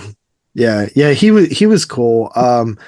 I think that meeting Adrienne King or Amy Steele was a little nerve-wracking for me. Adrienne King really cool. I met her too. Oh, Adrienne King. Just kidding. Yeah. Adrienne King was a sweetheart. She was awesome. Should I sell you her wine? No, she doesn't do it anymore. Because actually she was telling me, do you remember a few years ago when they were doing the Crystal Lake TV show? Mm-hmm. Well, she was doing that. Like, she was returning as her character, and she's like, I mean, it was like 8 or 10 episodes or something, and like it was like literally like as close as you could get to like beginning shooting, and she put her whole like wine business on hold and all that stuff. Yeah. To like be part of this, and then it just fucking disintegrated. That sucks.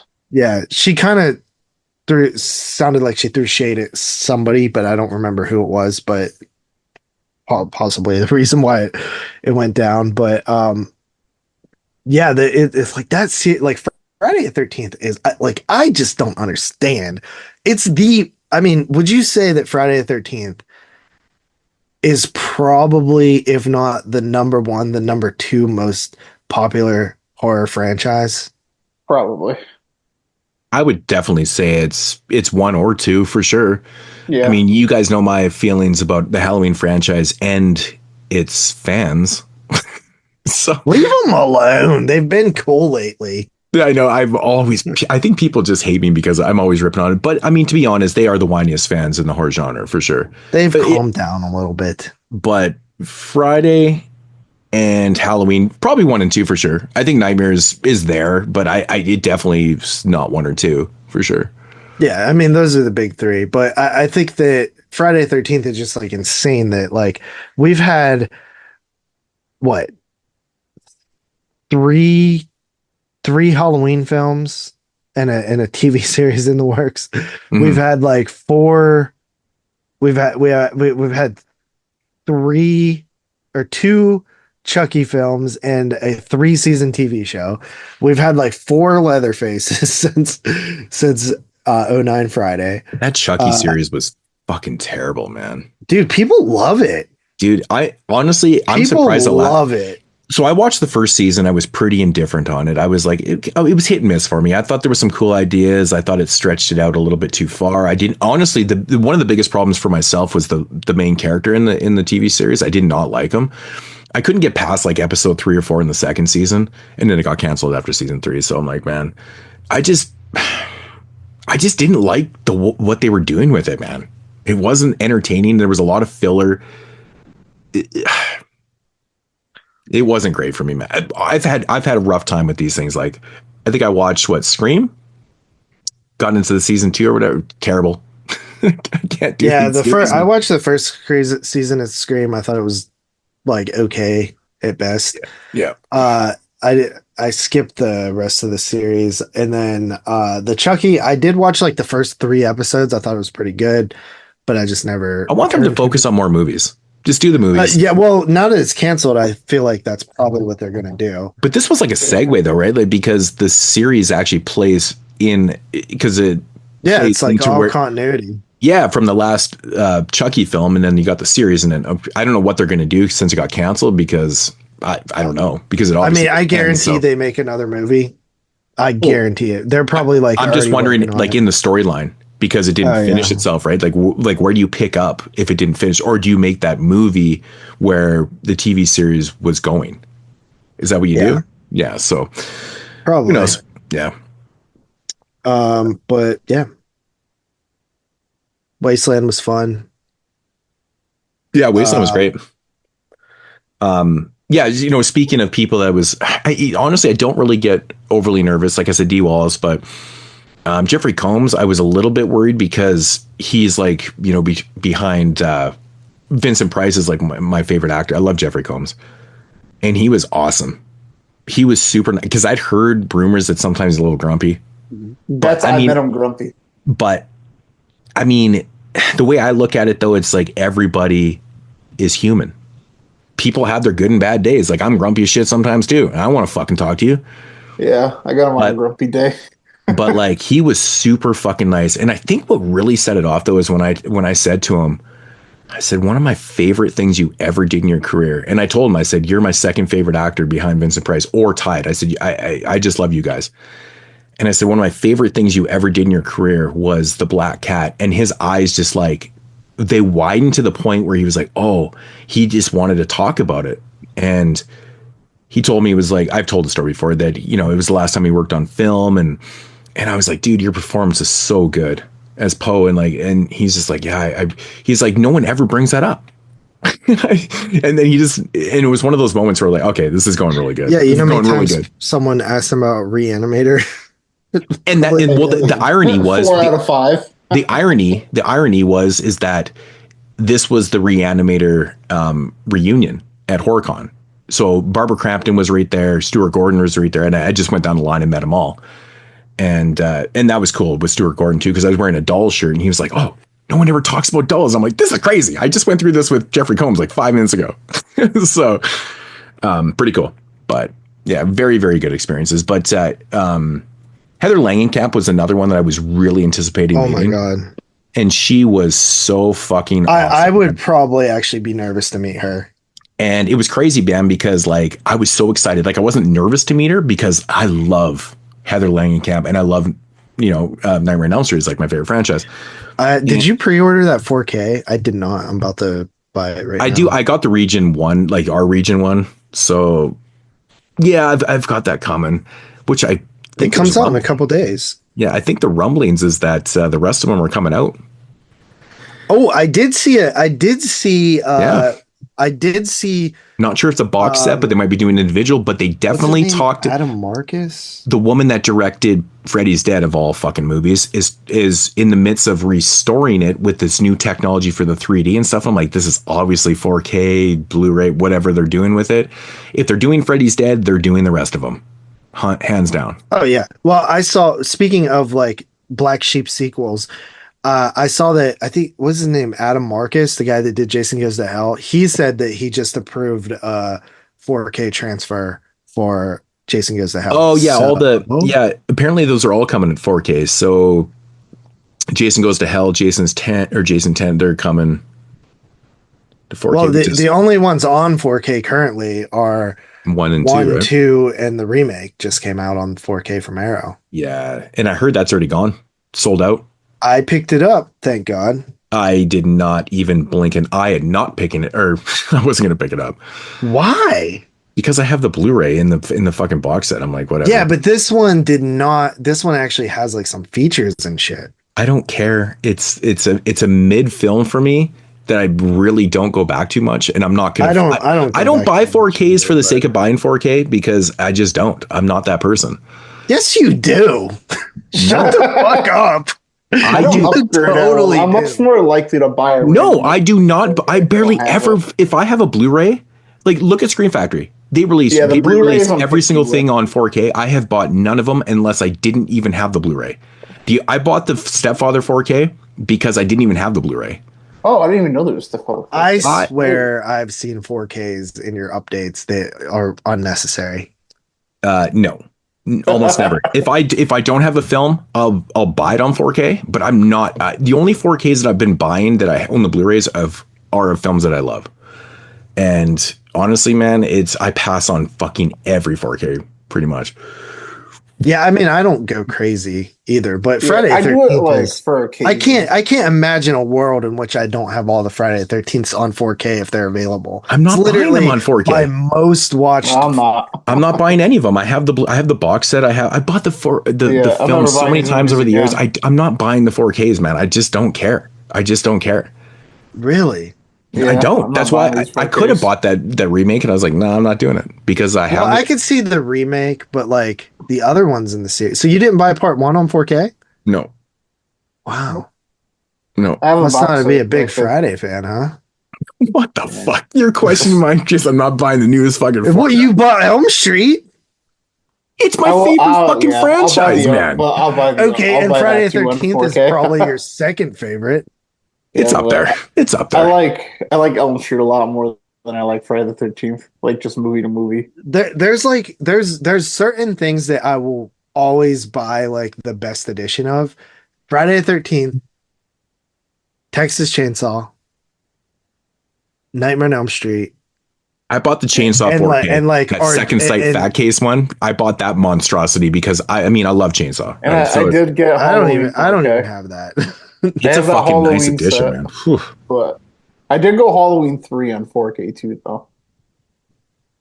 But I picked that up on sale. Yeah, like I upgrade the Scream ones like sporadically, and it's only like on occasion. Like I upgraded.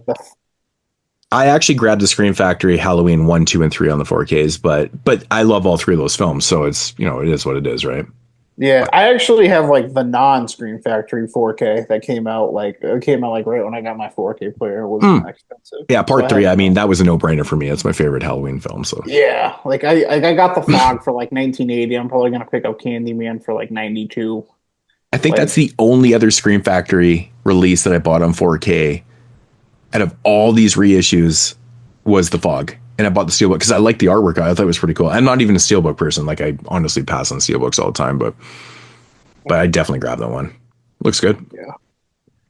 Yeah, it's like on occasion I do. Like I used to find them very cheap at Best Buy for like no reason. Like I picked like randomly one day they had the Halloween for like $14.99 on 4K, so I snagged that.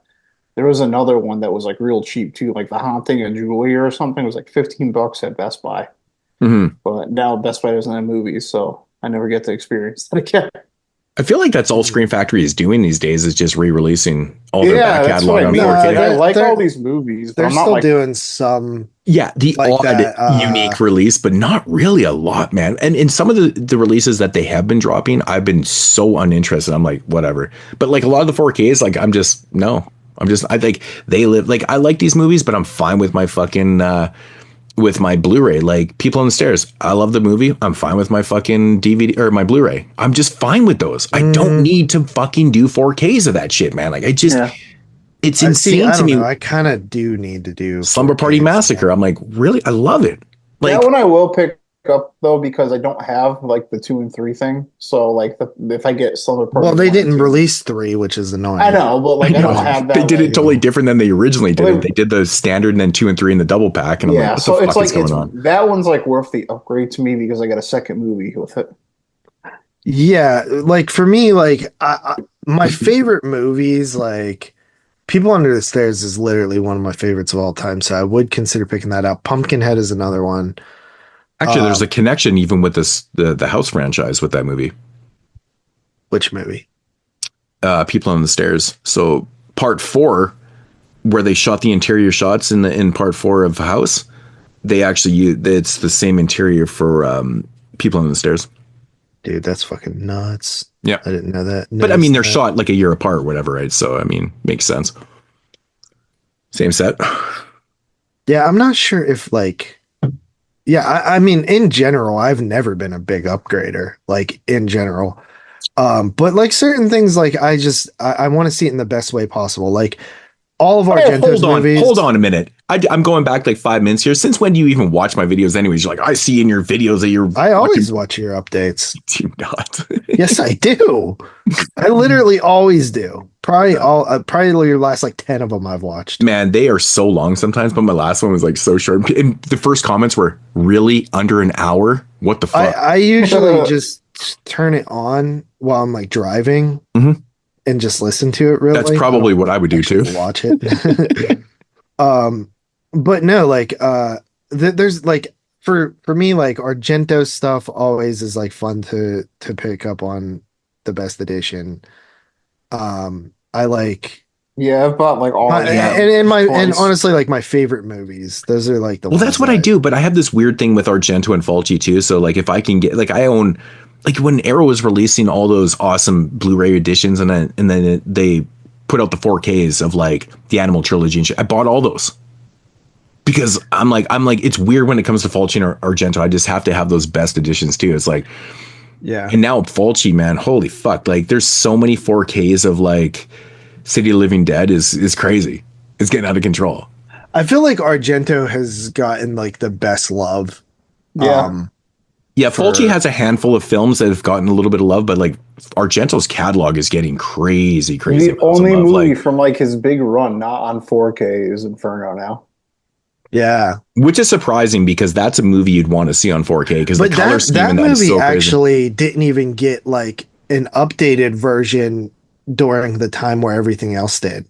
Like think about it. Like the last release for that is like the Blue Underground release from way back in the day. Yeah, I don't even own that movie because I have. Well, Arrow put out a couple editions. Like I have the old window box Inferno edition. Yeah, that's Region 2 though, right? That's really old though. That's like 15 years old, right? Super old. Dude, that's literally like 2009, 10. Like that's when Arrow first started. Like, that's old. I have that's that. What that movie crazy. didn't really even get like an I kind of wish they stayed doing those window box ones. Yeah, they explained it away. They said it was too costly. It was way too expensive to produce. I understand, but I mean, they could go back to it now. Arrow is a lot different company than they were in 2009, 10. Obviously, they have the money to do it because, let's face it, look what they release. It's crazy. I think if they went back to like a retro, they should do a retro line or like a retro releases, like, and do that again with the window boxes. That would be so fucking cool. Yeah, and like number them and be like, these are like, and maybe even if they did re-releases, like just back catalog titles that they 100%. Like, even though like we're just literally sitting here saying how we don't like the rebuy shit. Yeah, I mean, but the thing is, a lot of those titles that were released in the window box era are like favorite films. Like they released a lot of really good stuff on that line. Like Dawn of the Dead was in there. I have the Dawn of the Dead window box edition. I missed the Day of the Dead one. I never grabbed that one, but yeah. But if they did a Dawn of the Dead reissued, a bigger version, which they, would have to get the rights again because they don't have the rights anymore. But because that goes to Second Sight has the UK rights. Yeah, so I kind of want to. I want to. They don't even have the Day of the Dead one. I don't want to be like locked out of the special features. That's so. Isn't like. What is Australia? Is that region 4? It's region 2. Region 2. It's region 2 as well? Yeah. Yeah, so region 3 is like, I think it's China. I thought Australia was a different region from the Europe stuff. Yeah, it's region B. It's region 2. Yeah. Well, that's different because there's 3 regions for Blu-ray, but there's like 7 for DVD. Yeah, their Blu-rays are region B. Yeah. Yeah, well, that makes sense. But what was their region on DVD? It's like region 8 or something like that. Some weird thing. Yeah, it's fucking weird. I'm looking it up. Yeah, it's like it's a weird one. The UK, I believe, was region. No, it was Australia was region 4. So DVD was region 4. I was right. Yeah. Okay, so their Blu-rays are 2. Region 1 is US, Canada. Region 2 is like the western side of Europe. Region 3 is some Asian countries. Region 4 is South America and Australia, oddly enough, which is weird. It is weird. Yeah. And then region 5 is like Africa. And region 6 is like Russia or something. Yeah, it's weird because there's 10 regions, right? There's a region 0, which I think is 10. Oh, region 8 is international venues such as aircraft, cruise ships, and spacecrafts. Oh shit! Crazy. That's funny. That's wild though. Latin America. It's funny how there's so many regions for DVD, but then Blu-ray there's only 3. Right, they consolidated them into. There's A, B, and C for Blu-ray. 7 regions is a lot. Most of the world is region B. Like region A is like literally North America, and then region B is like the rest of the world. Actually, no. This is very weird. Very, very weird. Region A is Americas, Taiwan, Japan, Hong Kong, Korea, and Southeast Asia. Yeah, I thought we were like I was gonna say because I have a Japanese Blu-ray for that Lars von Trier movie, Dance Around the Region Dark. That's kind of crazy. What was that, DVD or Blu-ray? What? Blu-ray. Yeah. So region A includes Japan and Hong Kong. Yeah. And Korea. That's wild. Well, what the fuck are the region C? Because there's region C. Region C is Central Asia. Yeah, China, Central Asia. There you Mongolia, go. South Asia, Belarus, Ukraine, Russia, Kazakhstan, Moldova, and other areas. It's funny that region A didn't list Canada on there. So region B actually is Europe and Australia. Yeah, but in DVD they were separate. Right. That's so weird. That is weird. Fucking strange. Yep. Very, very, very bizarre. And there technically are regions on certain. I think there's 3 releases that have region locks on 4Ks. Welcome.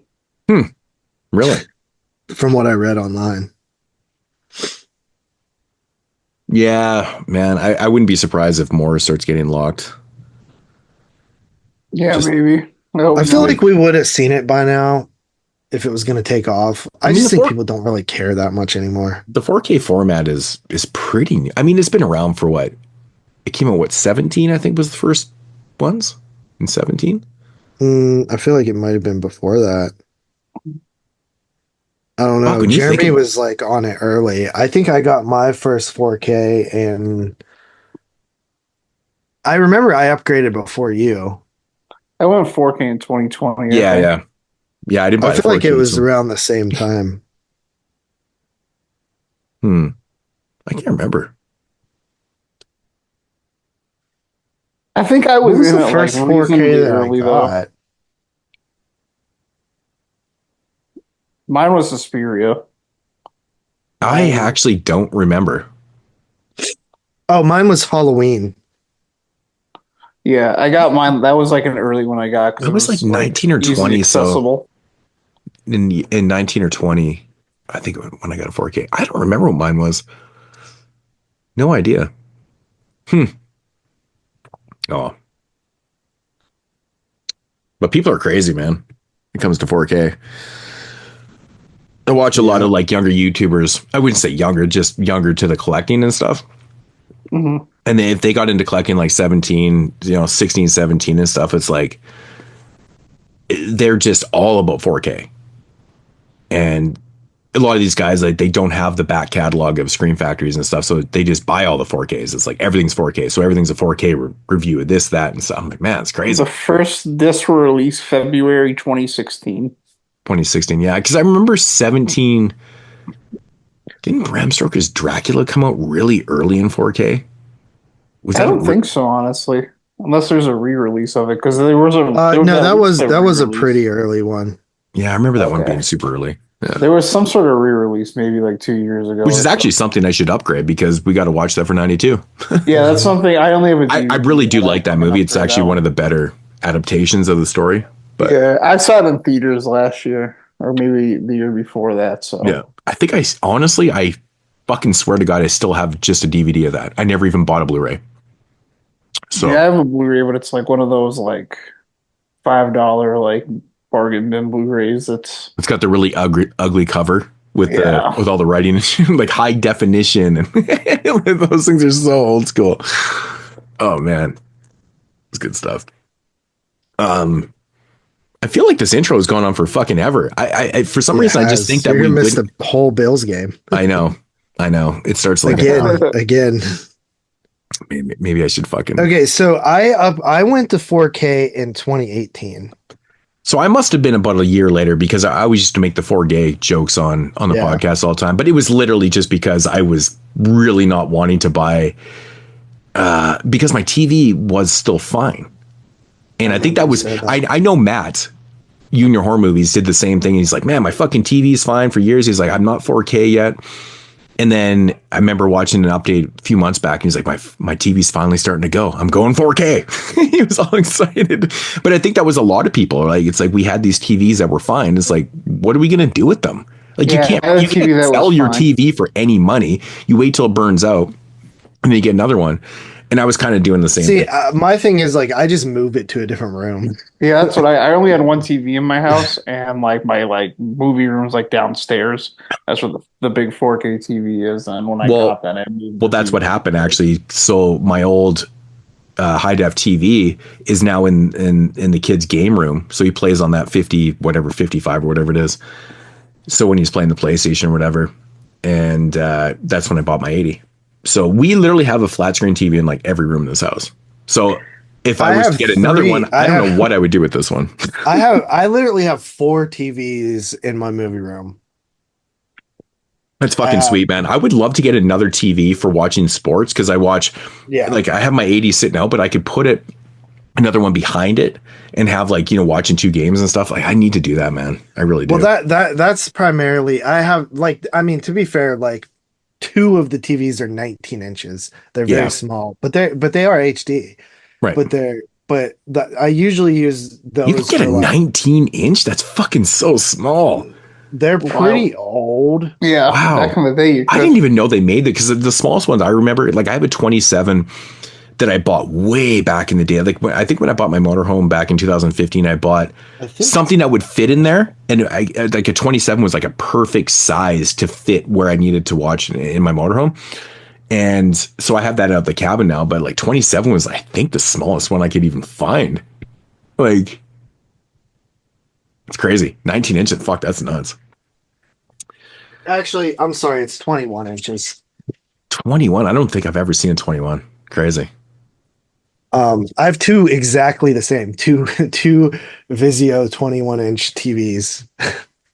So do you have it hooked up where you can watch different games and stuff? So I have like my main TV like mounted on the wall, and then right under it, on a shelf, I have the 21-inch, and then to the left, I have a old tube TV that has a VCR hooked up to it. That's very small. It's even smaller. And that one probably is like 17 inches or something. Damn.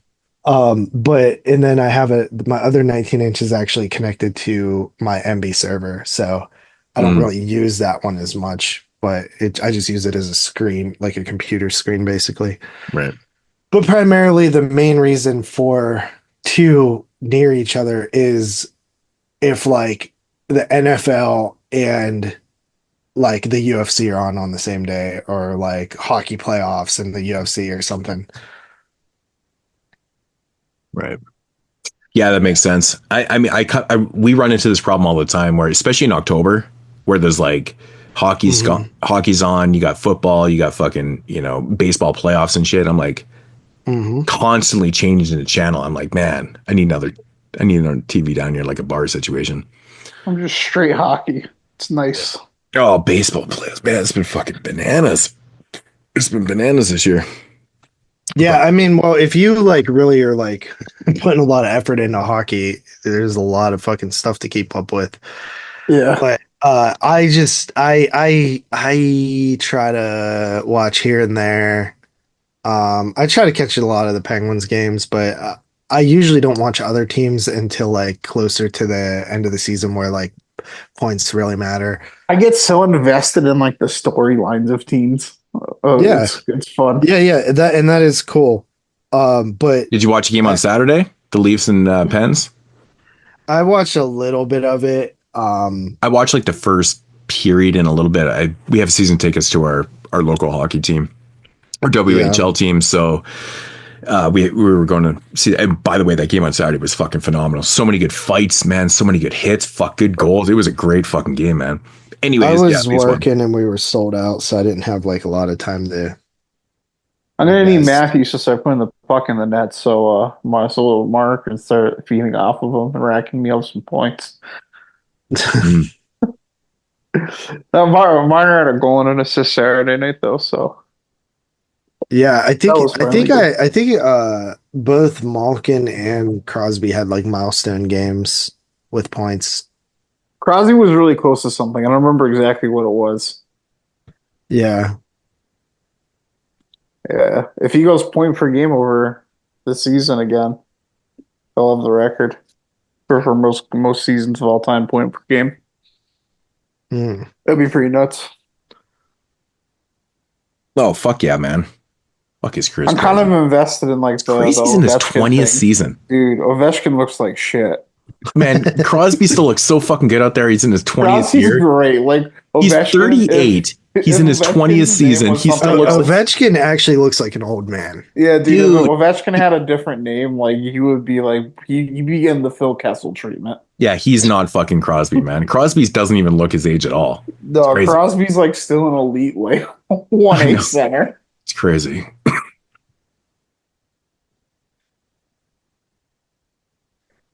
Oh man.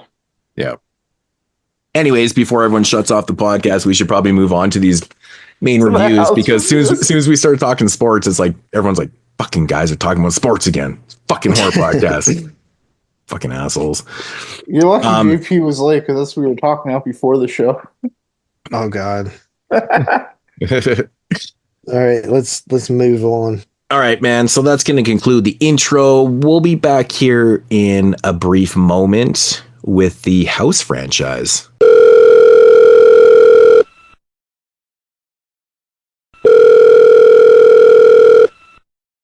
Yo, who this? Yo, Moodz, it's your boy, the ill-mannered funky child, calling you to remind you that the featured reviews on this episode contain spoilers. Aw, yeah, man, that's right, brother. Thanks for the heads up, playa. Now go back to being an unproductive asshole. Fuck you.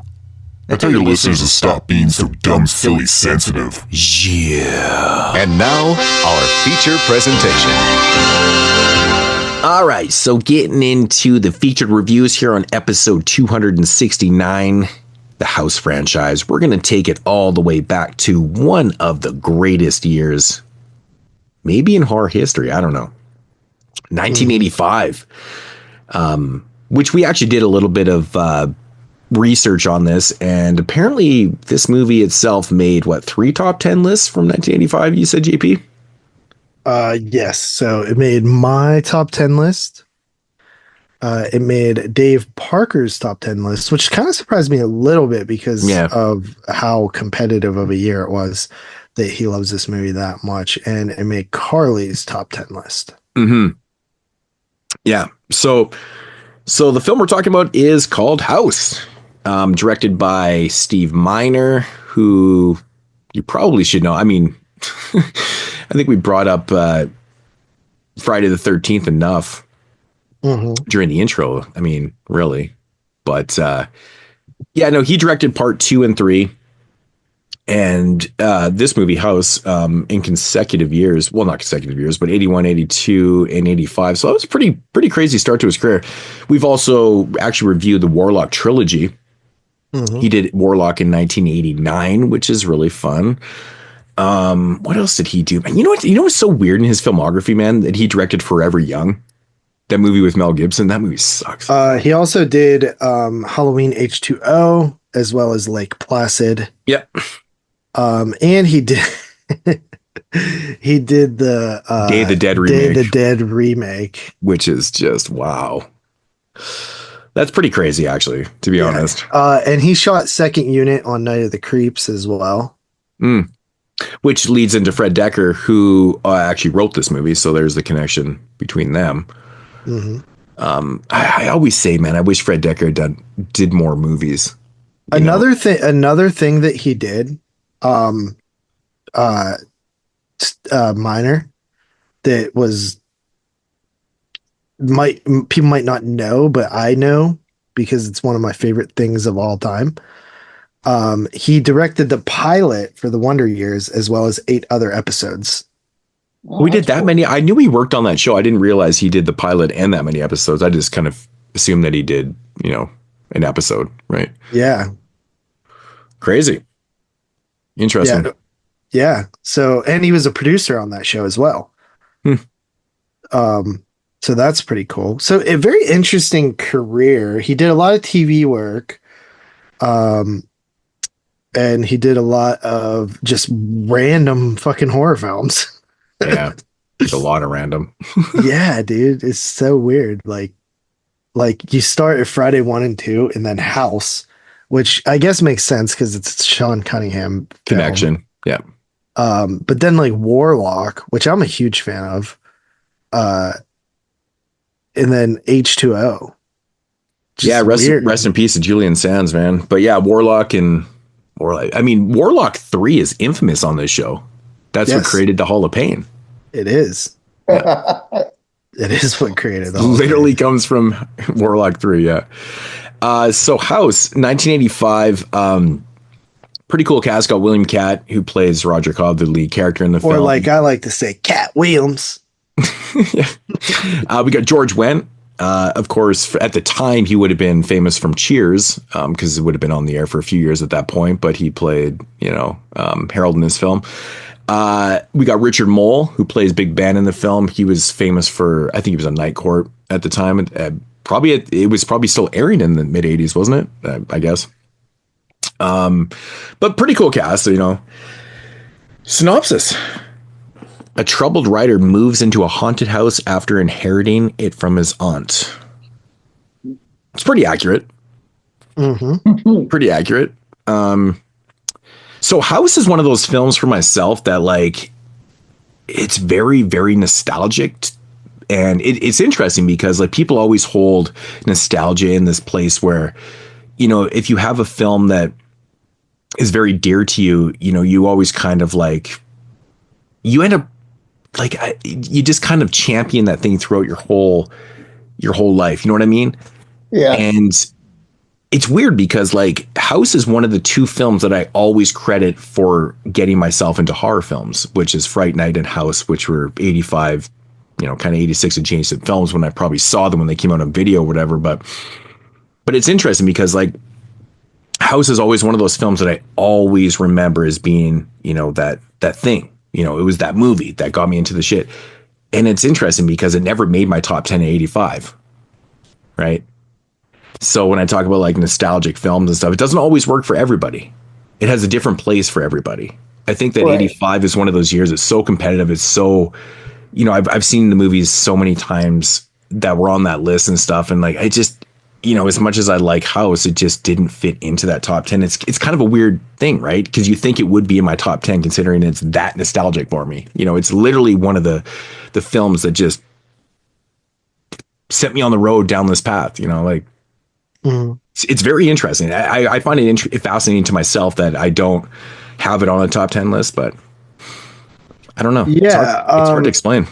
Also, Kane Hodder was the stunt coordinator on this film, so it has like a lot of people. Friday the 13th connections, yeah, and but which is weird because Kane didn't even have anything to do with Friday the 13th until part. Well, 7. later on. Yeah, exactly. Yeah. But it still has that connection. But actually, Kane Hodder actually is a stunt and coordinator on all 4 films, which is kind of interesting. Yeah, he's credited in all 4 films. Doesn't he play the pizza? He is the pizza face in part 4. He's actually in part 2. He's the guy that was him. That's funny. He's actually in part 2. He's actually the guy. He actually makes a cameo in the film. I guess you want to call it cameo. He wasn't really famous at the time, but he's actually the dude that gets punched over the railing by, I think, the gorilla or whatever, or he is the gorilla. He gets punched over at the Halloween party and falls onto the couch down below. That's actually Kane Hodder, very, very young. But he's credited with doing stunts and coordination on all 4 films. So pretty interesting.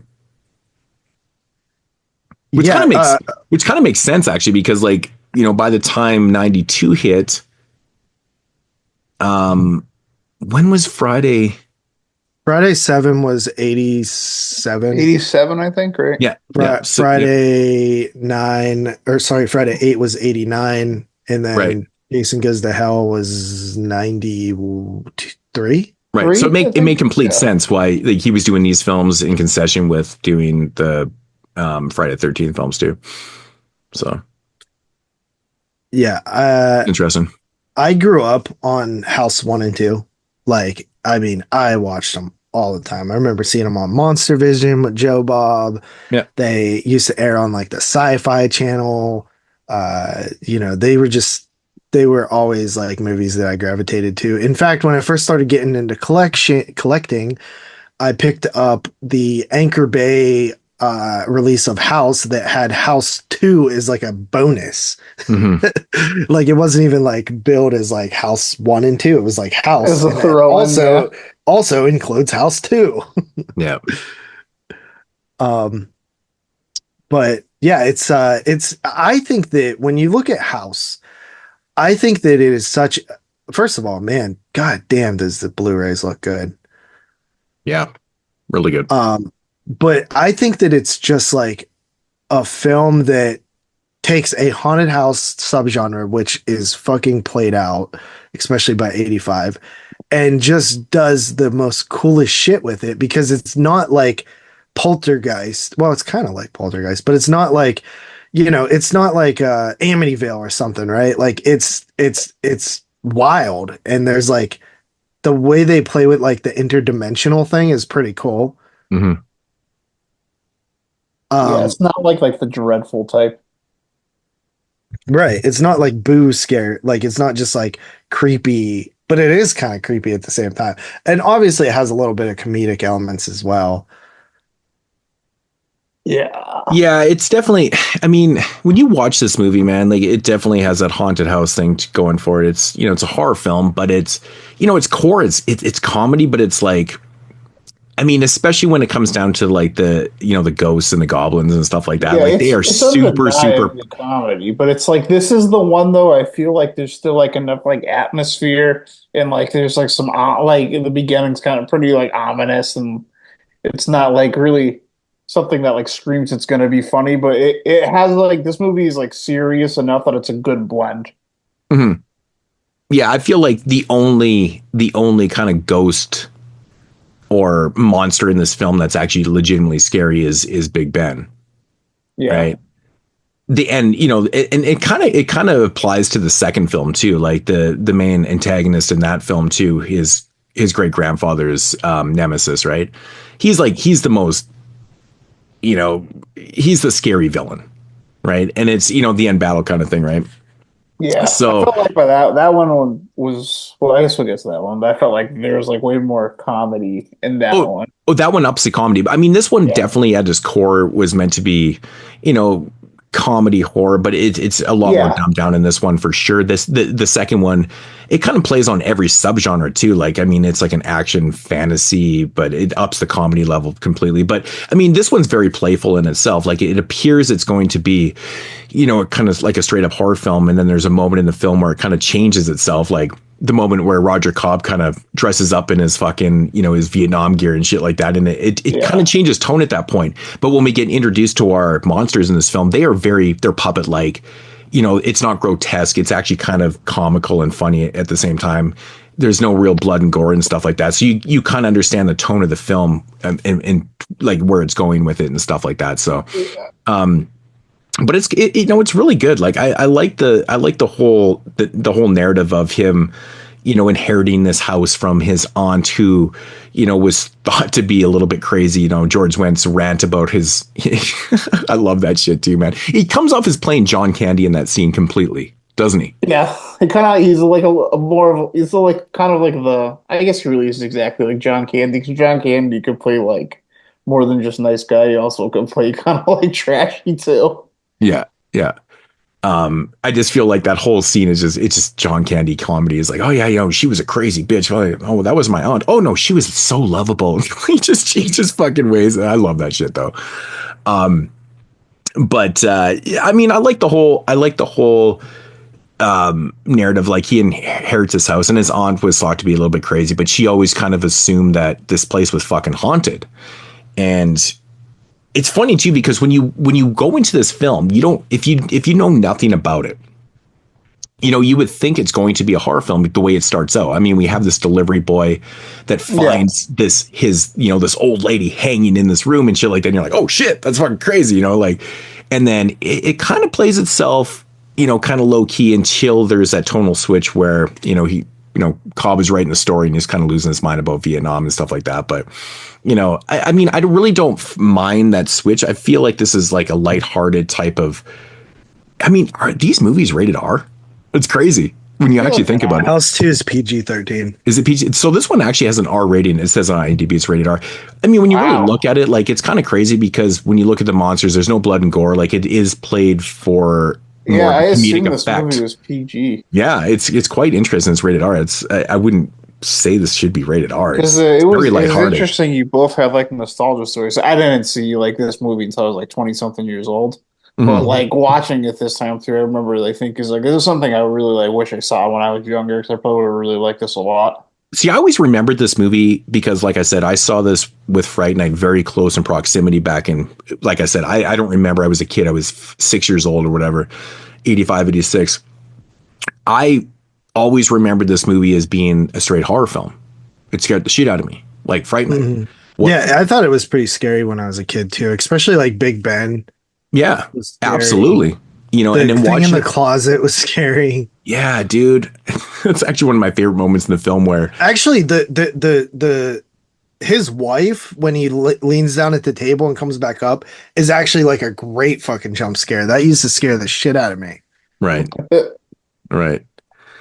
Yeah, this one always to me was like a horror film. And then I remember seeing it later on, later 90s, early 2000s. I'm a lot older. And you're going, oh shit, this is a lot more lighthearted than I remember it. But, that's kind of those weird moments in life where you see something so young, you perceive it to be a lot different. And it's not like it lost a lot of, steam for me and stuff. I always thought it was really cool and stuff. But like I said, 85 is just one of those really competitive years where, sometimes nostalgia just doesn't overtake what you really, really love. Try to explain that to some people, but yeah, I mean, it was a tough year. I think your number 10 was Cemetery of Terror. So right. Yeah, I mean, House is fun though, man. I mean, it's honestly goofy, but it's not like over the top goofy and stuff. I really like the designs on the monsters, to be honest. Like the monster in the closet is fantastic. I love that design. I think the moment where he technically shoots his wife. That type of what kind of monster would you even call that? It reminds me of something you would see in McDonald's characters, like that. Well, character. they do a really like heavy emphasis on like rubber suit like monsters in this movie. Like you have all of the there's actually like a lot of effects in this movie, a ton. Yeah. But yeah, I love the look of her. Like she's fucking creepy. But yeah, I don't know what you would call it. Just like sort of like like a big fat witch or something. I don't even know. Like, it's weird. Yeah. I guess it's almost like his perception of what his estranged wife is when you actually look at it, right? Because he's going through a divorce, right? Mm-hmm. So he sees this ghost as like this big, fat, ugly, bitchy, fucking shitty version of his wife. That's how I kind of perceive it when I watch it now. It's kind of cool. It's actually kind of cool. In fact, the whole narrative in the film is actually really interesting because, like, Roger Cobb is a writer, and he inherits his house from his aunt or whatever after she passes away. And he's a famous, he's semi-famous or whatever. And he's writing his new book, but he decides to write this new book about, his experiences in Vietnam. And that's where everything kind of comes into play. And I really like, there's got to be the commentary of like, shell shock and, the whole fallout of Vietnam and stuff like that too, right? It's got to play into that shit, right? For sure. Yeah, for sure. Like the way he perceives stuff and how everything just kind of, builds up and like, the whole thing with fucking Big Ben and stuff. Like, it's a lot of, I guess, what do you call it? Almost in a sense, it's like non-flashbacks in a sense, but it's definitely the fallout. It's really what caused a lot of people, their mental issues and stuff, man. This is kind of like the fallout of it is what we're seeing. In a sense. I mean, how could it not be?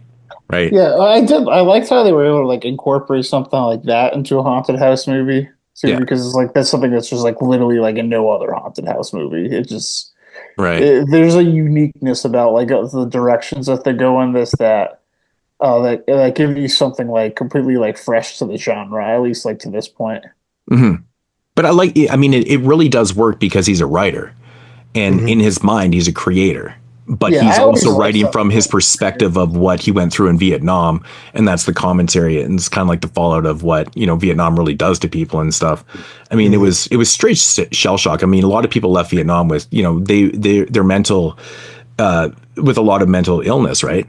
Because the shit fucked you up big time. And I think this is a big kind of play on that and stuff. I mean, it's obviously done in a very comedic way, but not goofy. And I think it's, honestly, man, I never really watched this movie like this before. And I was watching it going, this is actually a lot more clever than people would ever give it credit for. This is far removed from Vietnam. It's 85. The same vibe. It's 85. Like, it's not that far removed from Vietnam, the end of the war. Right? So you got to perceive it. But we're watching this thing like 40 years later again. And I'm like, man, this is actually really fucking good. Like, I really enjoyed this. Is probably one of my favorite times watching this movie. I just was. Do you think you would have found a way to fit it in your list had you done your list now? I think so, man. I really kind of fell in love with this. I hadn't watched it in years, man. And, I think the last time I watched it was for 85 and I'm not sure how I watched it then, I mean, I know how I watched it. I mean, mentality wise. Yeah. But it's interesting because I always tell people, like, sometimes when you watch movies, if you're not in the right frame of mind, it could be happens to me all the time. It can go this way. It can go really bad for you, or it can go really good for you. And if you watch it like in a stable, like, I don't know, man, it's where you are in life. And there's so many different ways to watch a movie that can affect how the outcome is. And I feel like this time for myself, I watched it in a very calm, cool collective thing, and obviously I'm watching it from more of a of like a review angle, right? I'm looking for things and stuff, but I'm still enjoying the film, and I'm like thinking to myself going, holy fuck, I've never watched this movie this way before, and it was so good. It was really, really good. I enjoyed everything about this movie. Like, the music, man, is really good. The music, is that Harry Manfredini? Harry Manfredini does the music actually in all four movies, which is really interesting too, because like if you listen to the score in all four movies, they're all so different. Like, he does a really good job of actually changing up his style and his music and stuff. But Manfredini does the music, and it's really good. I love the playful effects in this. The commentary is really cool, and it's got really good pacing in it. Everything about this movie was just really good pacing. There's very little downtime in this movie. Yeah. I love the relationship between Cobb and George Wendt's character. Yeah. Like, he comes running outside, like sliding on the ground. He's like, "What's up, Raj?" Like he's just very funny. And then like he's like, yeah, that old woman was a crazy old lady, and he's like, that was my aunt. He's like, heart of gold though. Yeah, it's like that John Candy effect, right? Like that's the type of comedy I love. Yeah, totally John Candy. Yeah. The one thing that this is kind of funny, right? So watching it this time, I like, the neighbor character that uses the pole and has like the little son. Which is actually a really random thing in the film because she just comes over and helps herself to the fucking pool. Who does that? Well, yeah, she said that the aunt used to let her swim there. But, what? It's a new owner. know, like, right? you might not be down with that, right? It's a fucking pool. Yeah. But the funny fucking thing about it, right, is like she dumps off her like little son. Oh my By God, the way, which so funny. There's like actually a really good scene where he's like actually starts taking care of the kid and like, like being like cool with him, and you could see that like he's sort of like it's a replacement for his son that he lost. Yeah, exactly. But the funny thing about that scene that I never really thought about before, so she just dumps her kid off with this dude whose son around the same age mysteriously vanished in that house. Dude, I thought the same thing, man. The main suspect would be in that. He was the last guy to see him. Like, that is like horrible parenting. So I actually have a question about this. I could not for the life of me ever figure this out in the narrative. So this is the house that he grew up in. His aunt raised him, right? And he obviously moved away. Yeah, which actually is a plot hole in part 4. Well, actually, no, part 4 isn't actually meant to be the same house. No, but his dad dies in part 4, but in part 1, we learned that his aunt raised him after his parents died. Oh, right. I never even thought of that. Yeah. Right, because he inherits the house from his father in part 4. Well, there's actually 2 plot holes because in part 4, they failed to mention that he was previously married to a different wife with a kid or with a boy. And in this version, or in part 4, he's married to a different woman, which, he could be married, but he has a daughter. They retconned it. Yeah. Like it's fucking weird. They just retconned it. It's so strange. It's so strange. This is what happened. Oh shit! Now I forgot. What was you were saying something about like the aunt raising him, and what the fuck was I trying to get at with that? Was it about the son disappearing or something? Oh, yes, totally, 100%. So yeah, I've always had this question about this because so he grew up in this house with his aunt. Anyways, he ends up moving out, whatever, gets married, blah, blah, blah. So when does his son go missing? Because in the narrative, he comes back to the house after he's left to inherit it after she dies, right? Mm-hmm. But in the clips of his son going missing, it's obviously at the house. But when does this happen? Like, was he just there visiting his aunt when he goes, or was it after he moved into the house, he goes missing? And then they get divorced or whatever. Like I'm very. I think they were visiting, and I think it happens like just like a year later. Okay, so something happens to the child and he's not living or whatever, and then he comes back after, and then because it's very clunky the way they tell the story because you're not really 100% sure like why his child goes missing from that house when he grew up there, but he clearly was not living. I don't know. It's a strange part of the narrative. I always thought it was really interesting. I kind of just rolled with it. Yeah. I'm not gonna. This is what it is. I'm not gonna question this too much. No, it was just a question of mine because, like, I mean, it's a legit question because I was trying to figure out exactly the timeline of when this child went missing. Yeah, I think it was. I want to say that it was like from what I don't think they specifically say, but judging by the age of the kid, it had to be like very short. It had to have been, and plus, him and his wife were still together when it happened. And then when we get introduced to Roger Cobb in the beginning of the film, he's on the outskirts with his wife, and obviously the kid is gone. So it happened. But it seems like they are. But again, they're in the process of a divorce, so it probably just happened. You know what I mean? Yeah, for sure. I mean, because that's the whole. Doesn't she want him to sign like divorce papers or something? Yeah. But they're obviously still cool with each other because she actually calls him at one point in the film from the award ceremony and like, dude, that scene's funny. He's like, Come on, knock it off, guys, for crying Yeah. out loud. I got a life, man. I got a life, but I'm playing poker with the guys. Yeah. I like that shit. It's fun. Yeah. But yeah, I think honestly, man, one of my critiques on this film when I watched it for 85 was there's so many flashbacks to Vietnam, and I never even realized what they were doing. Because, I always use the term, and my wife can vouch for me on this, but I always say, I'm having Nam flashbacks. Yeah. I clearly did not fight in Vietnam. But it's just a saying I always use as a joke, right? But he's clearly having like all these flashbacks to Nam constantly through the film, but that plays into the commentary, right? And that was one of my biggest critiques. I'm like, it always felt like it was taking it out of the film. Keep going back to Nam, keep going back to Nam. Like, let's get to this shit. I don't know what it was. It always used to bug me that there was so much of that. But now watching it the way I just watched it, I'm like, holy fuck, it's really, really effective at what they're doing. And it plays into the Big Ben finale too so well. And I got to say, man, the effects on him is so good. I love the way he looks, by the way. It's such a great he looks final great. villain.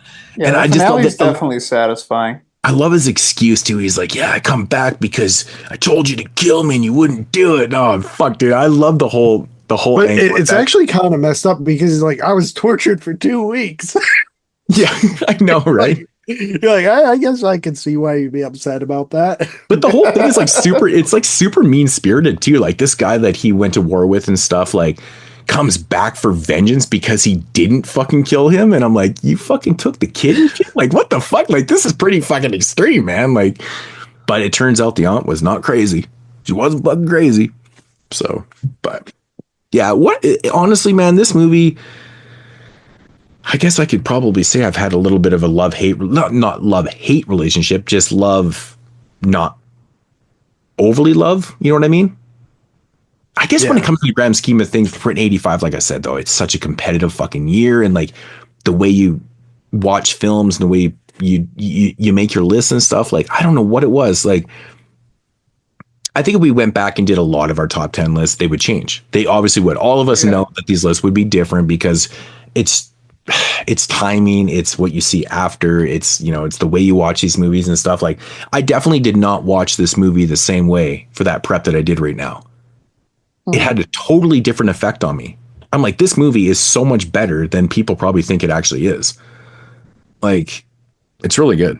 It's good. And I love the cast. Like, George Wendt's fucking amazing. Dude, I've always loved that guy. I wish he had done more genre stuff, to be honest. Remember when he did Masters of Horror? JP? Yeah, the family episode. Yeah, that one's such a good one. That's such a good episode. Oh, it's hilarious. Yeah. He's got a mouthful of chicken thigh right now. Yep. Yeah, but like I love just like the creativity of House with like even like the medicine cabinet, like going in there is just like a cool idea. The little gremlin things that capture the kid. I love the scene where he's like burying his wife's corpse. And like the neighbor comes across and he's like trying to hide the fact that he's like digging up holes. He's like, I'm planting a sapling, a peach tree sapling or something.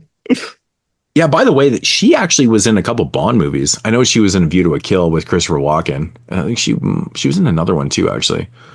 But kind of makes sense, it's that period. The Roger Moore films. But I know you're not a big fan, but whatever. I am. Roger Moore's actually my favorite Bond, so I had to mention that. But actually, one of my favorite moments in the film, man, is when George Wendt's character realizes that like the monsters are fucking real, and he opens up the closet and that shit comes flying out, and he's like, like just his reactions, it's so good, man. It's so good. I love that shit, man. Yeah, because he's like fucking. He's not really being a good bro. No, because he thinks he's crazy. He thinks that Cobb's crazy. He's like he's a writer and he's using his imagination and he's fucking crazy and shit. Like, and it plays off really well, but his reaction is so priceless. He calls his wife on him. The scene with the cops is actually a pretty good scene too, with the shotgun. Right. Yeah. I think it's like super well paced too. Like I think that's the number one thing I love about it. There's good music as well. Yeah. I love House, dude. It's really good. Like, I don't know what I originally gave this movie. I think I might have given it like a 7 or 7.5 or something like that. But like I said, in the grand scheme of things for 85, it was pretty tough to make it in the top 10. But I mean, retrospect, again, shit. Definitely coming in a little bit higher on this. I don't remember where you guys had it placed or what your ratings were and stuff. So I'm really curious on that. But I'm actually curious on Tyler on this too. But so what are your overall, like, you've seen this movie before, right, Tyler? Yeah, I'd seen it once before, and I did twice before, but both times it's been like a long time. Since, and it's not something I grew up with, so like I don't have like those nostalgias. So I came into it like at a time when, like, probably the early 2010s, when I was like deep diving into like, you know, that layer one of horror iceberg. And like I always did, like I always did like it. I thought it was something that was like pretty entertaining. And like I was saying earlier, this one kind of like retains. It's obviously a comedy, but it retains like a level of like seriousness that doesn't like overblow it or like make it too like slapsticky. And it's a good blend, and it ends up being like pretty satisfying in the end. It's like there are like times that I'm not like fully like immersed in the movie, but it's never like a movie that's like not entertaining or like outrightly bad in any way or anything.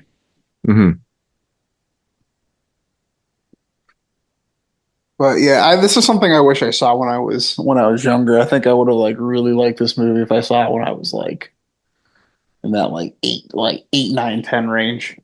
Yeah, it's really trippy, man. Like I said, you know, it's one of those movies that is really like the foundation for my love of horror. And I've come full circle on it, man. Like I'm back to like just loving the movie. It's crazy. I was actually reading in the trivia here. I thought was really interesting.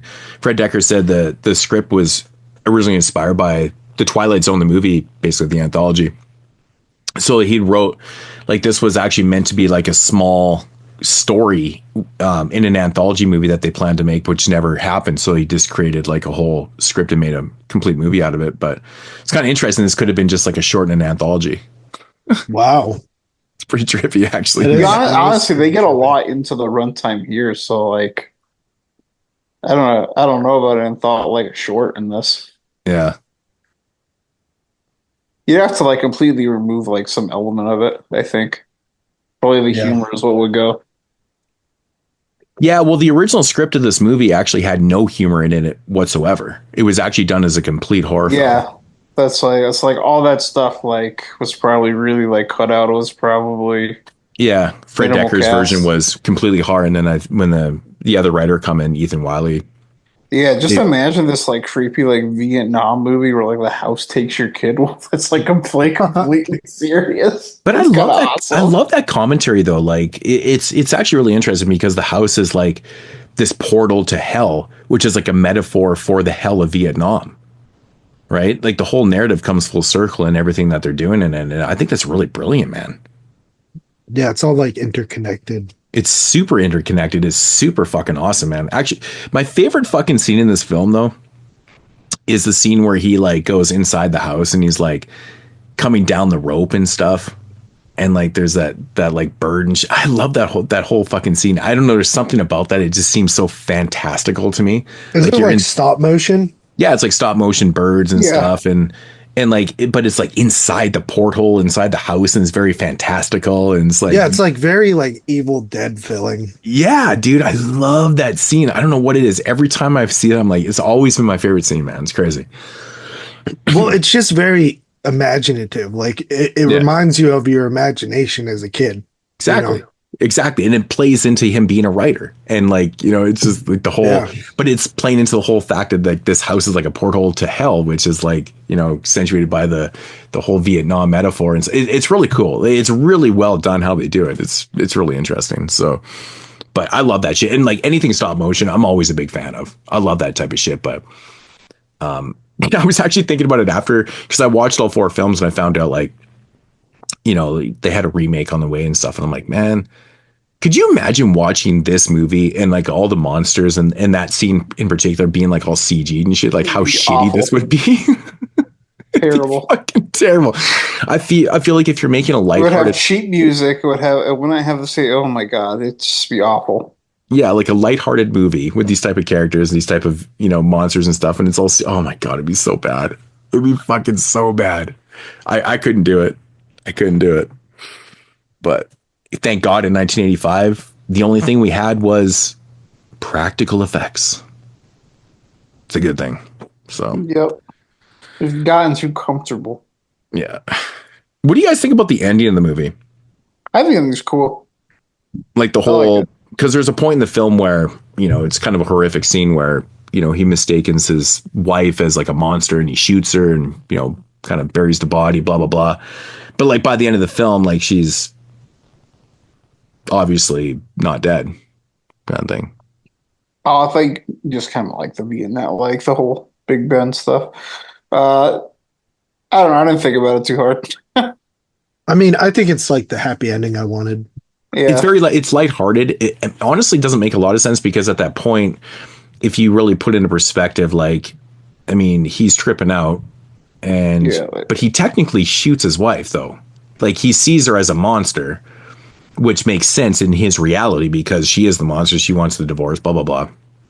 So he's seeing that type of shit. Yeah, like if no matter how you look at it, he shoots her because like we know that he shoots her because like well, there's I don't think evidence. I don't think that was her. I just think it was an entity of the house. Yeah, yeah, that's what I thought too. It was just like it was really her. That's the way you chalk it up. But the rules, yeah, I mean, I guess they can stay on level and with that, but who knows? I don't know. But true that. But I mean, she eventually had to get there sometime, right? She was hiding. Like she eventually was there. I don't know. It's weird, but whatever. You don't have to think too hard about it, I guess. I don't really know what else to say about it. Would you guys have anything else? Nah, I think we. No, I'm good. Yeah. I mean, it's fun. It's fun. Tyler, what do you got on it? 6.5. That's higher than I thought you'd give it. JP, what do you got? Chicken. What did you say there, chicken mouth? Chicken. I got chicken. Sorry, I'm like literally starving. I haven't ate all day. But I love this movie so much. I mean, it made my top 50 favorite horror films, I believe. And it's one that I watch every couple years, if not every year, especially during the October month. And watching it this time, like I always love it, but it just goes so smooth. Like every scene is good. Like every scene in this movie is good. Mm-hmm. So I give it an 8.5, which is the rating I gave it on the top 10 of 85. Yeah, I'm actually at the same thing, 8.5 out of 10. I really like I forgot about the garden tool scene. I like the garden tools scene too. It's really scene. Good. And then that dude almost shoots him with the harpoon. Right. I love his reaction too. He's like, "Oh, sorry." I'm like, dude, you almost took that guy's head off. You literally almost killed somebody and you reacted like, "Oh, my bad." Like, what the fuck? It's ridiculous, but whoops. Yeah. So ridiculous, but yeah, House, fucking good time, man. Good time. So if you haven't watched the movie in a while and you know, you remember it differently, maybe you might interpret it a little bit different now. I think it's just a lot better than it appears to be, you know. It's a brilliant movie, man. Really well done. So House, that's House from 1985. House 2, a second story. This place gives me the creeps. All right, so getting into the second film here from 1987. House 2, the second story. It's pretty clever, right? Because it's, you know, House 2. Yeah, story could also mean like 2 stories high. Yeah, I always thought that was funny. Oh yeah, right. Second story. I mean, it also refers to the fact that like these films have little continuity, so it kind of feels like an anthology franchise. Yeah, what though? House 2 feels most like a house movie out of all of them to me. Yeah, even though it's different characters. Yeah, it still plays with the same like themes of like interdimensional stuff. Right. I actually like that they just completely moved it to like different people. Mm-hmm. I mean, I feel like the first one wraps up. I mean, you don't really have to continue that narrative. I mean, I like that it didn't. They tried to in part 4, but like they fuck it up big time with plot holes. It's so weird. But yeah, this one is directed by Ethan Wiley, the guy that actually wrote, was co-writer on the first one. So he takes over directing this one. Yeah, like one of the weirdest things about this movie, man, is like it's got John Ratzenberger in it, and it's like they went out of their way. They're like, well, we had Norm from Cheers in the first one, so I guess we'll get John Ratzenberger, who's from Cheers, in the second one. How random is that? Who does he play? Maybe he got a referral in Cheers. I don't know. He's one of the he got a referral. He's Bill. He's the he's electrician. Oh, dude, that guy's the best. But it's just funny because George Wendt is, and John Razz, they're huge on Cheers at the time. It's just so random. It's so funny. I think that was smart. It is. Yeah, he referred him. He's like, John, you go do this one. He's like, all right, whatever. And the other weird thing about this movie, Bill Maher is in this film, like when he was an actor. He became like a talk show host, right? That is so wild. I didn't even realize that. Yeah. So he's young Bill Maher in this film, but yeah, everyone knows him as like the controversial talk show host or whatever. But yeah, crazy. Also, we have Lar Park Lincoln. Yep. Plays Kate. Who was, of course, Tina Shepard in Friday the 13th Part 7, A New Blood, which also came out in the year 1987. And also has Kane Hodder in it. His debut as Jason, who's also in this movie as the gorilla, also the stunt coordinator. Yeah, lots of connections. 6 Degrees, man. So. Yep. Synopsis. The new owner of a sinister house gets involved with reanimated corpses and demons searching for an ancient Aztec skull with magic powers. That's pretty accurate. So yeah, this movie's so bizarre. Like, it just seems like these characters are so level-headed and stuff like that. Like they basically move into this big ass house and shit, and all of a sudden they're just like digging up fucking graves and shit. I'm like, what the fuck? It's like such a weird narrative. Yeah, it is. As like a normal person, would you go as far to be like, hey, there's potential that my great grandfather houses this ancient fucking solid crystal skull. Let's go find out if he actually has it in his grave. Let's go dig him up. Like, who the Absolutely not. It's so fucking random. I actually laughed out loud. I laughed out loud at this. I'm like, there's no way that any level-headed person would actually go through with this idea. This is crazy. It's insane to me. Chance. It's so insane to do because chances are he doesn't have it in his fucking coffin. Dude, yeah, by this chance, digging up a body for a little fucking campfire story. I mean, of course, in this narrative, he actually does have the skull, and yeah, he's just waiting for two assholes like them to dig him up. Yeah, he sets up. The grandpa's fucking awesome in this movie too, man. I love him so much, dude. And this is another like effects heavy movie, like the little pterodactyl, the little pupworm, who I love. The little I call it the barking worm. And because I don't really know what else to call it. But you know what the weirdest fucking thing about that barking worm is? It's like a pug mixed with a worm. No, it literally looks like Falcor. It's the same fucking face as Falcor is the dog from the Neverending Story. Yeah.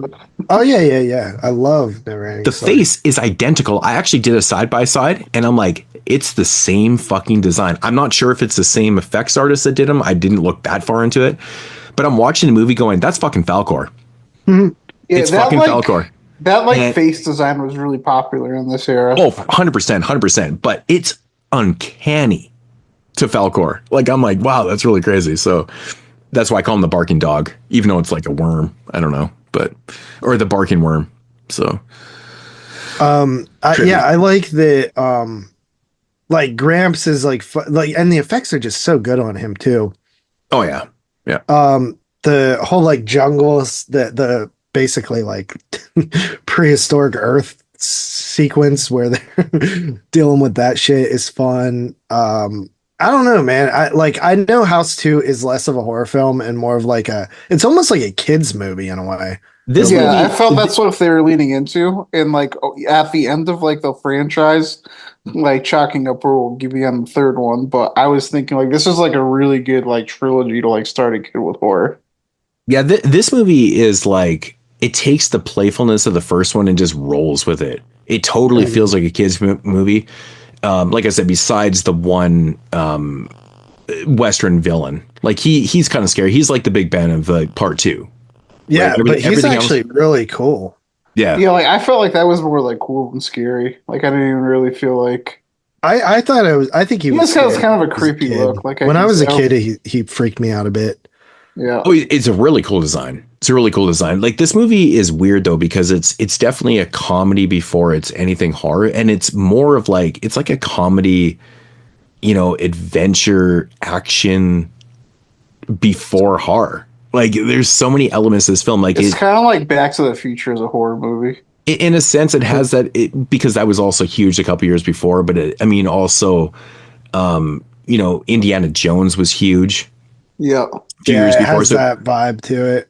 It's got the whole romancing the stone thing happening. Like it's got that adventure. It's got the action thing. It's got the horror elements. It's just everything. It's just a hodgepodge of like genres and like elements that make up this film. And it's one film that I never used to gravitate to. I think it's because it just felt like it was so damn goofy and it was so bizarre. Like especially when they get into like the dinosaur into those ages. And it's really goofy, but man, did I ever have fun with this time, man. I was having a lot of fun with this. Oh, dude, I've always loved this one. And it's again, the funny thing is, dude, I can't even watch the first House without watching this one. And they're not even like related really. There's just like in the name and I guess like some concepts, but oh yeah, totally different house, totally different premise. Yeah, I always just have so much fun with it. Again, the pacing's great. It's actually very funny, and the two characters are very likable. Chuck and Charlie and Jesse are really funny together. The electrician when he comes in, he's just very great. He like you notice when he gives him the card, and it's like electrician / like adventurer. Yeah. I fucking love that. It's so good. And he's like, he like knocks over a table and he's like, "Oh, sorry, Jess. It doesn't look too expensive. I wouldn't worry about it." It's like you're gonna knock some dude's furniture over. Dude, I love when he's ripping the wires out of the wall. Worry about it. And he discovers that whole like fucking that other room in there and shit. Like when he rips up the wall like nothing. Like, yeah, see, Jess, we got a real problem here. He's like, looks like we got an interdimensional portal. I've seen this kind of thing before. It's kind of like so fucking stupid. Yeah, dude. And then like whenever they're trying to hide the girl, and then like he's trying to show his friends that there's a pterodactyl and that it's not there. It's just funny. Funny enough, this film, if you guys remember in Scream 2, this movie gets brought up when they're talking about sequels that are better than the originals. Yeah. That's funny. They're arguing it, and then they all agree that House 2 is better than the original. Which I guess it depends what you want out of a film, because like if you want like a more of a kid, like straight kids movie like this, then I guess. Like, I mean, this one even turns so it's got like the highly Western angle to it too. Yeah, that was like the most appealing part for me. I thought that was cool how there was like a Western showdown and yeah, pretty cool. You know what's actually really funny about this movie? That I was watching Macchio did the comic book adaptation. That's weird. Karate Kid. Is weird. Yeah, fucking Karate Kid. Okay, he wrote the comic book adaptation. Wow. Like, why? That is such a random pairing. But I'm Felt watching like this movie. I'm watching this movie, and I laughed out loud to myself, and literally said this out loud to myself. I went, "You know what is fucking hilarious about this film is the fact that it's like doing a parody of like Indiana Jones at certain parts." And Indiana Jones essentially ripped off this movie with the Crystal Skull. Wait, that came out after this? The Crystal Skull? Yeah, that came out in like 2000, like 5. That was like the fifth Indiana Jones. I don't know shit about Indiana Jones, dude. Yeah, that was the. So the Crystal Skull one was like the reincarnation of like Indiana Jones until it didn't. Dude, I always thought the crystals. Well, I think the Crystal Skull thing is sort of like a mythological like thing in like actual culture.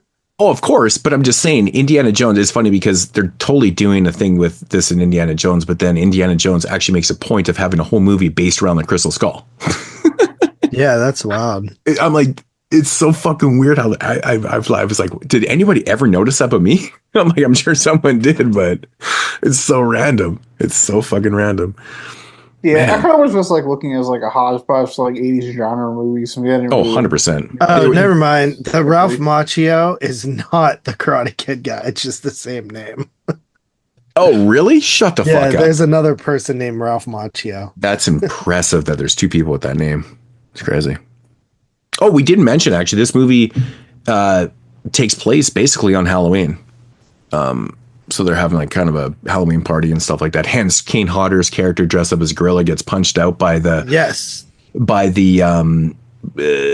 prehistoric dude who's going to steal the skull because it has magical powers and stuff. So, which we actually didn't really mention, right? Because if you obtain this crystal skull, it has the ability basically to fuck shit up. So people are after this thing. So, yeah, we didn't really get into that with the grandpa and, you know, his nemesis. But there's like a lot of shit that's going on in this film. It's actually really fun.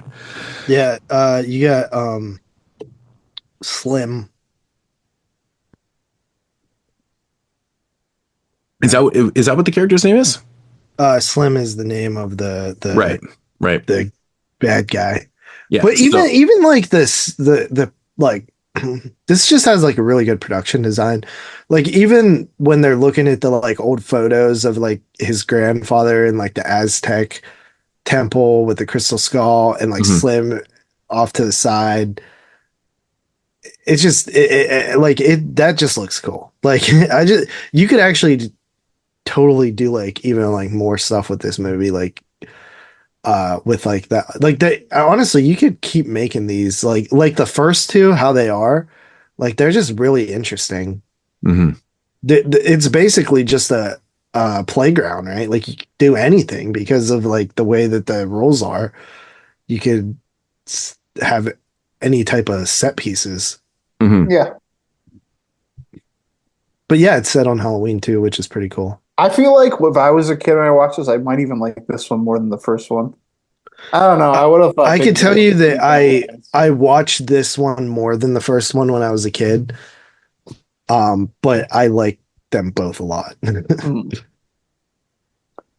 I would have thought Big Ben was pretty badass though. But I also would have liked this cowboy. Slim's pretty badass too. Yeah. I don't know. Slim's nasty, man, because like the movie opens up actually with Slim basically killing our lead character's parents. Yeah. You know what it was too? I always see this movie in the video store all the time, and it was just never there. Like I'd always see like the VHS cover and just like nothing behind it. And like when it moved to DVDs, like a lot of these like older cool titles were just gone. Right. Awesome cover arts.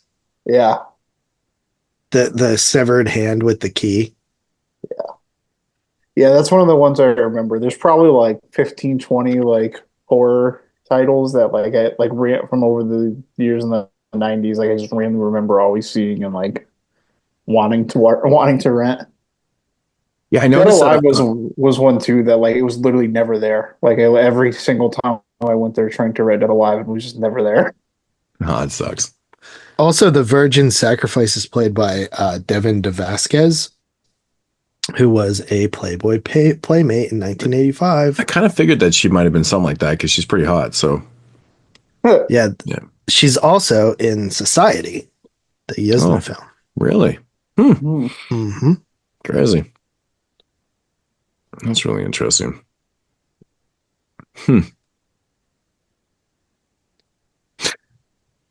Wow. And in Toxic Avenger 4. Really? Shit. Yep. That's pretty random. Yeah, I mean, this movie is like, it's just, you know, when you watch these one back to back, it is such a different entity. You know what I mean? Like I said, it has so many different types of genres making up the core of this film that it's so much fun. You know, sometimes when you watch these franchise films back to back, like, you know, they don't work as well, you know, because it's more of the same, you know what I mean? Yeah.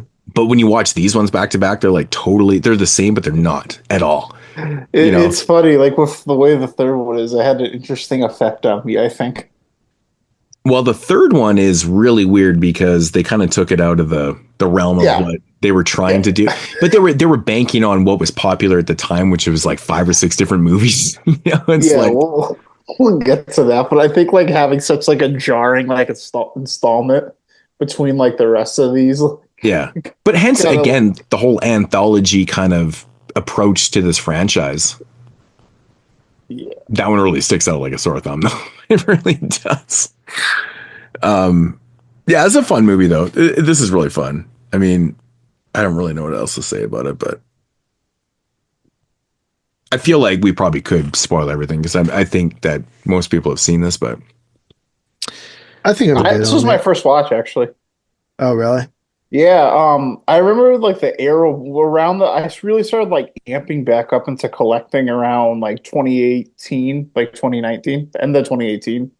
And the Arrows and like the Arrow version of the Arrow releases with like House 1 and 2 was something like that, like was a kind of a priority thing I wanted early, but it was something that was like really hard to find by the time I got around to like collecting Arrows.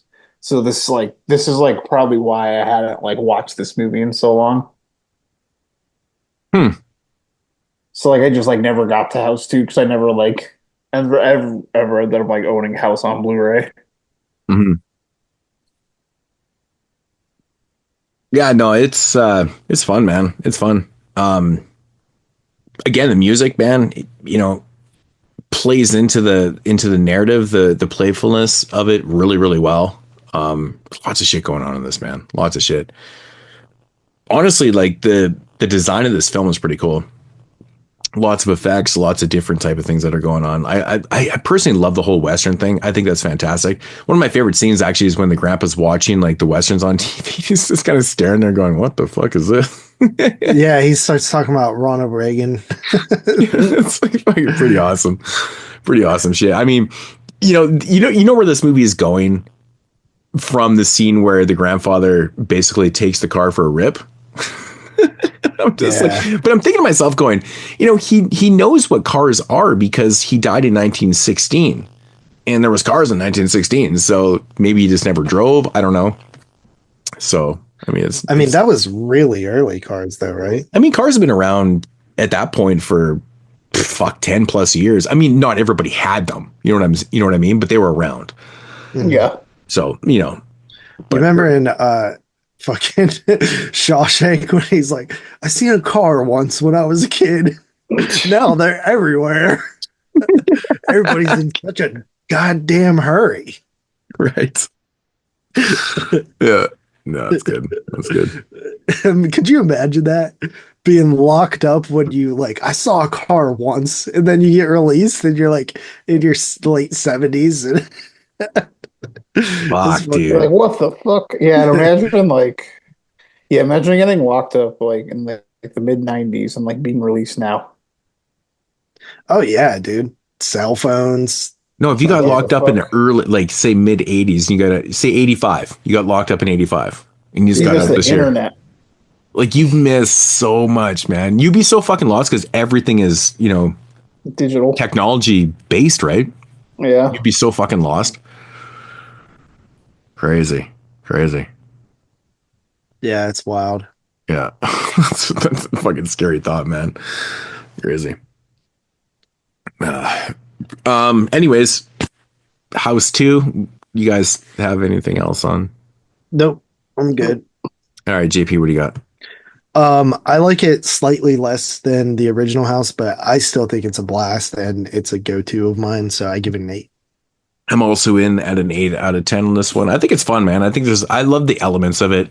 I love like adventure films. I'm a big Indiana Jones fan. Romance and so I love that shit too. You know, the comedic elements for me work in this film. The effects are awesome. And you actually have pretty likable characters as well. Which helps. Man. The showdown's good at the end. Likable characters. Like it's got, again, good pacing. But I like how it switches tones like so much throughout the film. And like it's, you know, goes prehistoric. It's got this Western angle and stuff. And it's got this modern angle to it. And, you know, these really interesting, funny characters. Like Ratzenberger's character is only in the film for a few minutes, but he makes such an impression on the movie. He does such a good job, right? So really good stuff. Really good stuff. 8 out of 10. House 2. Yeah, so some of the comedy didn't really work for me, and I was kind of like, oh, let's get on with this. But the Western stuff and the ending was really great, and I like that stuff a lot, so it evened itself out, and I also like it just slightly less. So I'll give it a 6 out of 10. Yep, Mr. Criterion over there with the downbeat ratings. Damn. It's a positive rating. Just fuck with you, man. Yeah, I do it in a less or more comedic version. Then Jeremy would be like, "What the fuck? 6 out of fucking 10?" Oh God. Anyways, that's House 2, the second story from 1987. The Horror Show. This is just the beginning. All right, so getting into the third film here from 1989, we got House 3, also known as The Horror Show. Not the Horror Show. This one's interesting because obviously it's so different from the rest of the franchise. And most people would say like, oh, this isn't even a House movie. But I think the fact that they made a House 4 that's called House 4 and has never been released as House 3, I think you have to count it as House 3. Yeah. I mean, again, going back to the whole anthology portion of this franchise, why not? Why not do something like this? Same people were involved. You know, Sean S. Cunningham. It originally was being developed as House 3, and then they decided to release it as The Horror Show in the U.S. But it was released House 3 overseas, though. Every other territory, it's released as House 3. Yeah. I mean, I see what they were doing, though, man, because these movies were super popular at the time. Like, these kind of supernatural fucking serial killer type films. Like, you had fucking Prison, right? We had Destroyer. You know, this movie came out in succession with Shocker in 1989, which this one actually came out about 5 or 6 months before Shocker, which is really interesting, which shares so much of the same DNA. It is ridiculous. It's practically, they're practically the same movies. Mm-hmm. Honestly, they are the same movies. And then The Power of One came out in 1990, but between like 87 and like 90, there's 5 or 6 movies had the exact same narratives. Like, this was just popular to do. Why not do this angle? It is what it is. More like almost more like a Nightmare on Elm Street ripoff than Shocker does to me. But this movie is straight Nightmare on Elm Street, 100%. There's actually scenes in this movie that are straight taken from Nightmare on Elm Street. And its sequels too. Like, I mean, we have a scene in this film where, you know, the famous scene from Nightmare on Elm Street where the face goes through the wall, the white wall. That's duplicated in this film in her belly, right? Yeah. So it's crazy, and like even the dinner time scene, I think with the turkey turning alive and stuff, that's from Nightmare on Elm Street too. Like, there's so many elements to this. It's straight Nightmare on Elm Street. Come on. But anyways, let's do a synopsis on this. Detective McCarthy finally catches the meat cleaver Max, a serial killer who promises revenge during his execution. Nonetheless, a parapsychologist tells a detective that the only hope of stopping Max for good is to destroy his spirit. I mean, that's pretty accurate. Mm-hmm. Also. So this movie right here is starring Lance Hendrickson, who plays Detective Lucas McCarthy. The serial killer Max Janke is played by Byron James, who is on record saying this is his favorite role he ever played in his career, which you can tell he's definitely playing the fucking shit out of this one. He's loving every moment of this, because who wouldn't like to play this role? It's fucking fun. Like you're the badass serial killer that gets to say the great lines, and you're mean and evil. It's awesome. It's got Dee Pfeiffer in it. I always remember her from the TV show Sybil. I think she was in The Nest. Didn't we just review The Nest? A couple years ago. Yeah, I always say we just reviewed it, but it could have been a couple years ago, but we did. I didn't review it. Dee Pfeiffer was in that one. She plays the daughter in the film. I guess Scott McCarthy or Aaron Esberg. Fuck, I don't know what else that guy's in, but he's like the son of the film. Eisenberg. Whoa, fuck, he died? Oh, shit.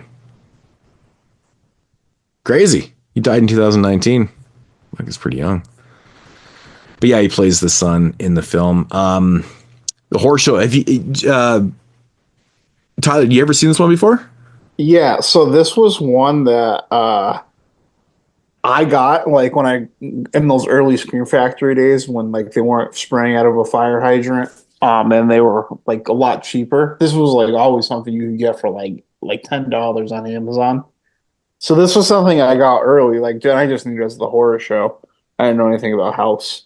And I actually remember, I hadn't watched it like since then, but I actually did remember like enjoying this movie and like liking this movie. And I was a little bit, thinking a little bit like, I feel like I might like this movie more than any other movie in the franchise. And I was pretty optimistic because I like Brian James. And rewatching it this time, it severely made me miss like the other House movies. I've never seen this before. I think I may have when I was a kid, because like particularly the execution scene in the turkey hit some kind of memory, I feel like. Mm-hmm.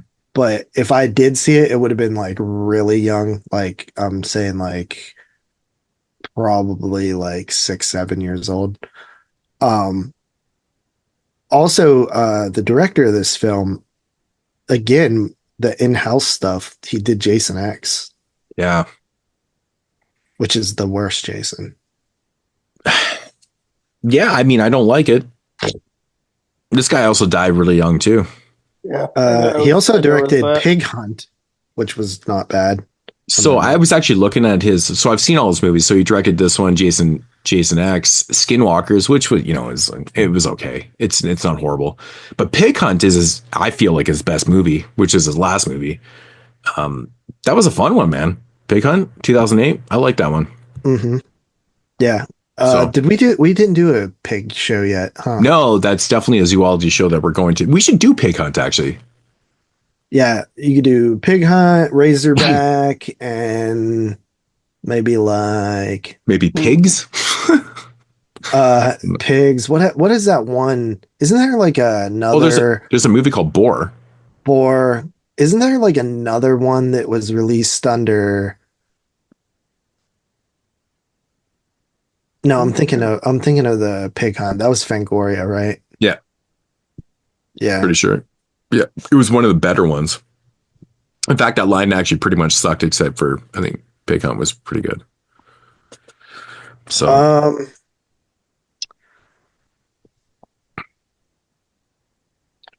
yeah, I can't. Was there any other ones that were good on that line? Man, we remember remember we did that Fangoria show and like half of them made the fucking Hall of Pain. I remember that. That was an early show. Yeah, that was the second iteration of the Fangoria. That was like the first time where you guys all just like shit out a bunch of movies. Dude, we had like ones out of 10. Like some of the worst, like some of the lowest rated movies we ever watched out of the thousands we reviewed on the show were on that episode. It was crazy. Yeah, I think like the only decent one was like Inhuman Resources. Yeah, that one's okay. Yeah, that was decent. Yeah, but I think it was like Entity was like a 1 out of 10. Oh, that was so fucking awful. It was fucking terrible, man. Like awful shit, dude. Like, how did that make it to physical media? Like, fucking stay away. Yeah, but yeah, we should definitely do a pig episode. Yeah, because there's been like there was the old releases of Fangoria, which had like Dead Meat and like the last horror film. Yeah. And then those are cool. There was the second iteration, which was like Pig Hunt and stuff. Mm-hmm. Or no, that was the third iteration. The second one was the ones we did. Yeah. And remember they came with like, it was like kind of like that comic booky thing. They came with comic books and shit. Yeah. Yeah. I'd have to go back in the vaults and see what other films there are. I definitely have them all, but it's just the marketing on that. It's like Fangoria shit. You got to pick that up. You got to do it. So yeah, they weren't great. They weren't not that great though. So, no, that was fuck, man. Does Motel Hell count as pig horror? I wouldn't. No, consider it. No. I think we'd probably end up doing a little bit more modern. I mean, Razorback isn't modern; it's 80s, but yeah, Razorback's like the earlier one you could do. Razorback was like the one, like, oh yeah, looks like the one you definitely want. There's another pig movie that came out in the 2000s that's really good, actually, and there's Pig Hunt and there's another one too. Of the Butcher, Prey, Chaw. Chaw's okay. It's fun. I've reviewed that before, actually. Hogzilla. Fuck, I can't remember. That's a Joe Bob one. Which one? Oh, that's when they just Hogzilla. He's in that one. Oh, I haven't seen that one. Daddy's Deadly Darling. Carrie. What's this one? Madison County. No, that just is about a guy who wears a pig mask. I typed in pig horror on Letterboxd. Yeah, there's a movie actually called Pig that it's not really a pig movie, but anyways. Yeah, there's one called Piggy as well. Oh yeah, Piggy. Oh yeah, Piggy. Right. Oh, Pork Chop Trilogy. Oh my god. No, this looks awful. Honestly, I think it's Pork Chop 2 where Cool Duder has a fucking cameo and it's fucking funny, dude. I laughed so hard at it. It's so funny. Yeah, there is in the cast list, Sean. I actually laughed out loud at this, man. It was fucking so stupid. The Farm. But anyways, yeah, the Horrorshow. So yeah, this movie is like, it's so trippy to watch this movie because in 1989, the more familiar film with this narrative is called Shocker, directed by Wes Craven. It's literally the exact same movie. We have a serial killer here who is caught and executed by electric chair. They come back for vengeance. Yeah, and Shocker, it's Horace Pinker. He comes through he comes through the power and shit like that. This one is basically the same kind of thing but we get a little bit more explanation as to how he does it, which is actually kind of crazy in this movie. Because he was just anticipating his demise. It's actually pretty diabolical, to be honest. But they're literally the same fucking movies. Why I like Shocker more than this movie? In fact, I've been I've been outspoken about this movie. How much I really don't like this movie because I like Shocker so much. It's honestly, Shocker is more fun. I like James Beeron is great in this movie. Horace Pinker's character is just insanely diabolic and fucking hilarious to me. But this is the bland version of Shocker. Well, Shocker is also shot a lot better, but it sounds a lot better. The soundtrack is so much better. It's got way better music. It's got better characters. It does, man. It just sounds and looks better. Horace Pinker is more fun than James Beard, even though his performance is pretty good in this film. But you know what's really ironic about this? Because Lance Hendrickson's son in the film, who is a big metalhead, actually has a Megadeth poster on his wall, which swear to God, I used to have that exact same poster on my wall as a child. The exact same poster. That kid is also in Amityville 4. Right. And yeah, dude. So he's got that Megadeth poster on his wall, which is it's kind of ironic a little bit because Megadeth does one of the theme song for Shocker. And it's just fucking crazy that You know, he got that, but his poster's really cool, man. He's got that Guns N' Roses poster. He's got that fucking Metallica poster. It's really cool. That Guns N' Roses poster is like super iconic. I had a poster like that when I was a kid. Yeah. Good stuff.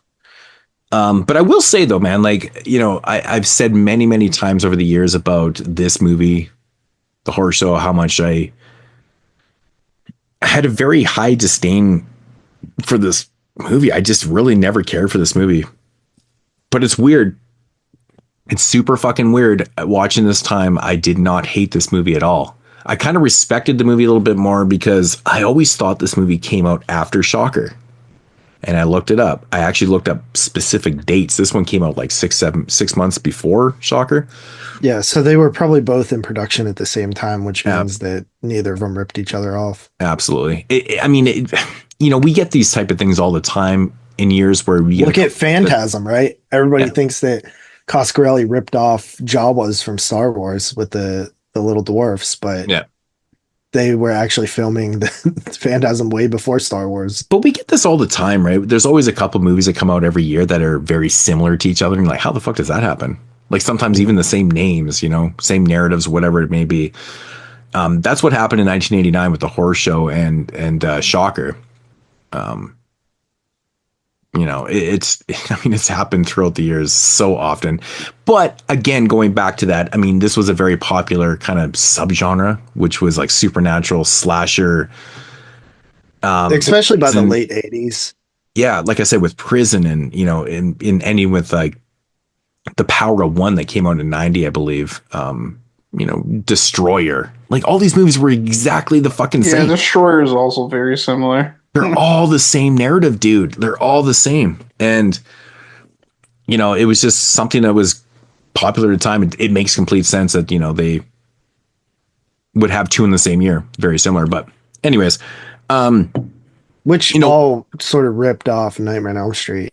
Absolutely. And that's the thing about this movie is like, I mean, again, it's funny because, you know, Shocker is 100% Wes Craven doing just an alternate version of Nightmare on Elm Street. It's just his way of recreating the idea of the supernatural slasher elements and just doing it a different way. And that's exactly what The Horrorshow is, but it's just not as, it's just more blatant though, because there's scenes in this film that are really straight out of Nightmare on Elm Street. And like, dude, the fucking like furnace, I'm like, dude, this is fucking Elm Street all day. The furnace, the fucking turkey, the fucking, you know, the face coming out of the daughter's belly, which is that famous scene in Nightmare on Elm Street with, you know, Freddy's face coming through the wall. Same thing. There's so many scenes, but the whole movie feels like Nightmare on Elm Street. Like even to the point where James Byron, his character, Byron James' character, comes into the fucking into the holding room in the police station, and he's playing the I guess the attorney, whatever. Like that whole scenario just feels like Nightmare on Elm Street, right? He's playing a different character. He's, you know, he's hiding his face and shit, and it's like, oh my god, this is fucking crazy, man. The whole fucking movie. Which I really like that scene actually, when he walks in there, and it's kind of funny. It's like that whole Superman effect. It's like, you didn't realize it was him? Oh, because he was wearing glasses. It's like, shut the fuck up. It's so fucking stupid, man. But anyways, but one thing I did realize rewatching this movie is how fucking gory this fucking thing is. And that opening sequence, which is essentially Halloween 2, Rob Zombie's Halloween 2. You know, remember, we always talk about this in the show, Halloween 2 being the first 25 minutes of that movie is fucking, it's so crazy. And then it's a dream sequence. You're like, motherfucker. Yeah. So that's what happens in this film too. Like we get this crazy ass scene where, you know, Lance Hendrickson's character is, you know, he's trying to apprehend Max Janke. And it turns out it's a fucking dream sequence. He's been suffering from nightmares and stuff because he's actually apprehended him, and he's just awaiting to go see him fry the fucking steak, you know, kind of thing. Mm-hmm. And it's felt like that element of the movie where you just kept seeing them, and like it was just very, very repetitive. But that whole thing plays on the Nightmare on Elm Street thing. Nightmare on Elm Street thing also is like it's blurring the lines between, you know, fantasy and the dream world and reality. where that scene where he wakes up and he's having that dream about that reoccurring dream about the cleaver in the chest, and he actually wakes up and he's cut. And that's straight Nightmare on Elm Street, right? Blurring. Yeah, that's what I was saying earlier. Like, this is crazy. More now Nightmare on Elm Street ripoff and Shocker does, and I know people accuse that movie of that as well. But Wes Craven is allowed to rip off his own movie. Yeah, these guys are not allowed to do that. Like this is straight blatant Nightmare on Elm Street. This is Sean S. Cunningham being like, "Oh yeah, Craven, you're gonna leave me from Last House on the Left, and you're gonna go make your own fucking Nightmare on Elm Street. I'll make a Nightmare on Elm Street as well." Exactly. Like he already has Friday the 13th, right? Why the fuck does he have to have Nightmare on Elm Street too? You know, it's like it's hilarious to me. I didn't really know about like the reason for like the House 3 a title attached to it. So like watching this, like I kind of assume like, dude, they probably watched this movie and they were gonna release it as the horror show, and they were like, man, this movie sucks. Let's put House 3 on it so people buy it. Yeah. I thought like that was like what I assumed they did. I assume that this movie was released in theaters probably in a way different cut, because to be honest, like the first like 15 minutes of this movie is insanely gory. There's no way that we were catching that in the theater. There's no way. An uncut version, right? Yeah. And so, well, Scream Factory actually released the uncut version too, because forever this movie was only released in cut versions, which I'm pretty fucking sure half that shit in that first 15 minutes you do not see. Mm-hmm. There's a lot of gore, and honestly, the gore in this film is really good. Like, there's a lot of good scenes. The electrocution scene is great. It's great, but like the scene where Lance Hendrickson is going through, you know, the kitchen area and he's finding like body parts in the deep fryers and fucking arms and legs and shit, and then he finds this part with the arms cut off. Like, there's a lot of blood and gore in the first 15 minutes of this movie. You're like, God damn, dude, it's pretty gnarly. I will say, I actually really like Lance Hendrickson as a lead. Yeah, he's really good. Lance Henderson, but I didn't feel like he was doing anything here. He just has like a good voice for what he does. Like, I love the sound of his voice. No matter how you look at this movie, like Lance Hendrickson is always going to be a presence because he's Lance Hendrickson. But this movie is fucking Byron James, though. Like, his performance is great. He's really, really good in this. He's menacing. He's got a presence. And when he's not on screen, you're like, when is he coming back? Like, I kept finding myself going, when is he coming back? Like, and then to read that it was his favorite role he ever did, I was like, oh my God, that's fucking amazing, because like he's literally the best thing about this movie. And the effects. Honestly, the effects are really good in this film too. I was amazed. I can't think of another movie where he like has a big performance like this. Maybe it's so, like, that's why I was like really excited to watch it again too. So I'm like, I didn't know who Byron James was when I first watched it. But yeah, he was one of those kind of like supporting character actors that did shit forever, man. Like, this guy probably had 200 credits before he died super young. Like, he died, I think, in the late 90s or something like that. Like, kind of like cult B movies. Yeah. Like just in small parts. So on one of the theatrical posters where it is called House 3, the tagline is, check this out, "You'll wish you were back on Elm Street." There you go. Fuck, right? Isn't that fucking crazy? That is wild. Unbelievable. I mean, this movie it's not even trying to hide the fact that it's an Elm Street ripoff. Dude, but you're right, though. Like, when they go down into the boiler room, man, you are having extreme non-flashbacks of fucking Nightmare on Elm Street, right? Like, you can't help it. You're like, oh my God, this is so Elm Street. It's insane. It really is insane. Man. I just find it so crazy that Wes Craven ripped off his own movie in the same year. Like, what are the chances that this happened? Right? You hear Sean, he got one. We got two. Was doing this. He's like, not if I do it first. Right. We got 2 Elm Street sequels, unofficial sequels, in the same year. Mm-hmm. It's crazy.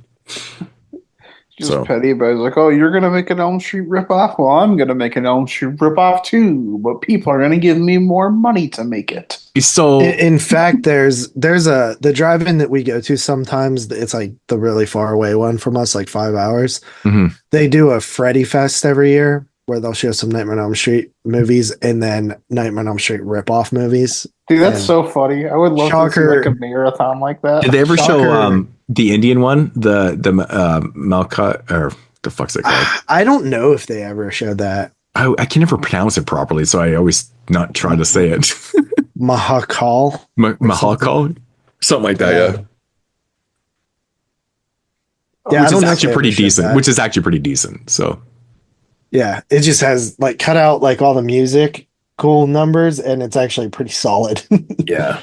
So I actually got like some info on to why Indian films are like that. So I reviewed one of the films from the Bollywood Mondo Macabro box set through my 31 days. I don't know if you watched your review, you probably didn't, but anyway, somebody commented on my video because I was talking about how, you know, every Bollywood Indian film I've ever watched, you know, it's very similar structure. Like it has comedy, it has horror, it has elements of drama, it has, you know, song and dance, it has, you know, it just has everything in these movies, and they're very non-exploitive. Like they don't never have nudity or sex or anything in the films. So that was all explained. Somebody fucking commented on my video. Shout out to this person if you listen to the podcast, but it was very helpful information. These are the comments I like on my videos, except for, hey, where's your next shelf video? Are you fucking serious? Shut the fuck up. Yeah. Where's the hip hop videos? Yeah, exactly. Fucking annoys me. Anyways, so this person commented and said, hey man, just to, you know, answer all your questions, in Indian filmmaking, they basically make movies for everybody. They want to incorporate all the type of subgenres and all the type of things into a film so you can bring the whole family to. That's why they're not exploitive or nudity and stuff like that. So they'll have elements for everybody within a film, hence the song and dance, and hence the drama, hence the comedy, hence the horror. That's why these movies have such a tonal change throughout these 2.5 hour movies, and that's why they're so fucking long, because they throw in so many different elements. And I'm like, God damn, that makes complete fucking sense. If you know Indian people, they are very family oriented. Exactly, and it put it all into perspective. And I mean, where I live, I grew up, I live around so many Indian people. Like, you know, it's that every one of my neighbors is Indian, and it makes complete fucking sense to me now. And that information was one of the best comments I ever had on YouTube. I was like, God damn, puts it all into perspective. Thank you for that. So taking the fam out to see Mahakal. Yep, make complete sense. Because I mentioned, like, there's a scene in the movie that I reviewed called The Ghost, in which if this scene was filmed in North America or even Europe, it would have been so trashy. But it was a scene where a girl's in the shower and she's got her bikini on. And I'm like, there's no way in North America or even Europe she would be naked and you'd probably get to see full frontal or whatever. And like, it's just not like that at all. And he explained it away. So good on him, man. So props. Good comment. You learn shit every day, right? I love it. I love it. So it does make sense. I just never question it. I always just like, well, this is the movies they make. They make them for Indian people, and if the rest of the world likes it, then that's great. But I mean, in a sense, they do make them for Indian people because they make them for every one of them. It's so interesting. Where we make movies specific to genres, like we make genre films. They make films that are for everybody. They incorporate every genre. It's like, it's so weird. That's one thing I think people forget sometimes with like foreign movies when they complain about like certain countries do like these things in their movies. Mm-hmm. Where it's like, it's not that they do these things that are bad. You're just like, you're used to like American movies, and these movies aren't made for Americans. These movies are made for like South Koreans, or these movies are, you know, made for French people. You're just living in their world. Mm-hmm. Right. Yeah, obviously big cultural differences. Oh, 100%. But I mean, that's what I like. You know, those type of comments are so helpful, right? Because I don't know everything about every culture. Nobody does. You know, we learn from other people, so it's a good thing. So, but good stuff. You know what's a fucking creepy moment in this film where you get that little baby Janky in the film? That little creepy doll is fucking creepy as shit looking, man. I actually laughed out loud. I was like, man, that's creepy looking, because it looks like a baby version of him for real. They did a good job with that. I don't know. It just creeped me out, man. It's good stuff. But, you know, all in all, man, I mean, Horrorshow is what it is. Like I said, I never was a huge fan of this film. I was very outspoken when Scream Factory put it. I was like, oh, finally, an uncut version. Cool. It made the movie no better. I still hate this thing. That was my consensus on the movie. I really did never like this movie. I surprisingly liked it a lot more this time, and I was just shocked, man. Like, I was shocked. at how gory it is. There's good effects in this movie, man. Really good effects. But I couldn't help compare it to Shocker as I'm watching. I'm trying not to, but I can't help it because they share so much of the same DNA, same fucking year, same idea, everything. And I'm like, man, Shocker's so much more fun. Because I love a good soundtrack, and Shocker has an amazing soundtrack. This movie doesn't. It really doesn't. I think if this movie had Shocker's soundtrack, it would be so much better. Obviously, it just doesn't. But yeah, I don't know. I think the soundtrack is something that definitely carries Shocker. Yeah, I mean it's a shame too, because the kid's like the scene where he gets bugged on his bed. He's like, "Don't interrupt somebody when they're listening to fucking Metallica." And I'm like, but we don't even get to hear it. That sucks. Music rates are too expensive. Yeah. One thing about this film that always bugged me, and again, even on this watch, even though I like this movie a lot more than I used to, is the ending's fucking stupid, dude. Because I don't understand the cop out with the son dies in reality, but he's alive in the end. What? I don't fucking get that. It's a health movie. It has to have a happy ending. It doesn't even make any sense because this is happening in reality, but he fucking dies. And in fact, I think, doesn't his wife too? I don't know. A couple people die, but everyone's alive and well at the end. They're obviously moving out of their house because this was the 80s. We didn't have down endings. Fuck. But I mean, I get that, but you still have to make it kind of make sense a little bit. It just I don't know, man. I'm past the point of letting travels through the TV and kills people in your dreams make sense. I know that whole shit is what it is. But when it comes down to the reality of the film, which is people dying in reality who are not dead in the end of the film, is fucking weird. How do you explain that? How do you explain that away, JP? He's dope. I don't know. It's weird, right? Because that son was dead. And that's a reality moment. Like when Len Hendrickson goes to wake up his kid who's got the headphones on, his ears ripped off, he's fucking bleeding out the shit, and he's dead. All of a sudden in the end, it's like he's walking on the house, and unless he got some more free shit. That kid reminded me of Jeremy. That was a dream sequence. It wasn't though. The when he finds him dead. It's not a dream sequence though. That's the problem with that scene. It's totally not. So Lance that scene is actually set in reality. Yeah. And he's in heaven. The son is cool though, man, because he's always getting free shit. Like at the end of the film when he gets all the free fucking chili. He gets a whole truckload free chili. I'm like, that's awesome. We're sorry if we see our chili. Yeah, it's pretty good shit though. Like, because mom even mentions in the film, she's like, stop ripping off everybody. He's like, I'm not ripping off anybody. But he literally makes a claim that he had like a finger in his chili, and they're like, oh, well, we can't have that. Here's a 5-year supply of chili. Do you really need that? Oh my God. My ass wouldn't be right for 5 years. Just have place to casually store a 5-year supply of chili. Right. Well, they were moving out anyway, so you just put it in the moving truck and you figure it out later. But all good. All good. JP, what are your what's your thoughts on the film? Like, you didn't really say much. I think I think that it has good effects. It has a good villain. But overall, it's just I don't know if it's coming from the first two House movies and then this one. It just I purposely really watched this on a separate day because I knew it was so different. I purposely did. I watched 1 and 2 back to back, and then I watched 3 and 4. And I was like, I knew if I watched it right after 2, it would be. It's the way my mentality works, man. It made me appreciate how much more unique and fun the first two houses are, and what a generic, bland imitation of another horror movie will look like in comparison next to something like that. To me, it was okay, but it's not one that I'll go back to often. Unless I was doing a theme of Freddy ripoffs, then maybe. I feel like this one has major pacing issues at times too. I feel like there's some scenes that go on way too long. Like the scene where Lance Hendrickson is being interrogated by IA or whatever. Is it IA? No. who are the people that investigate the police? Internal Affairs.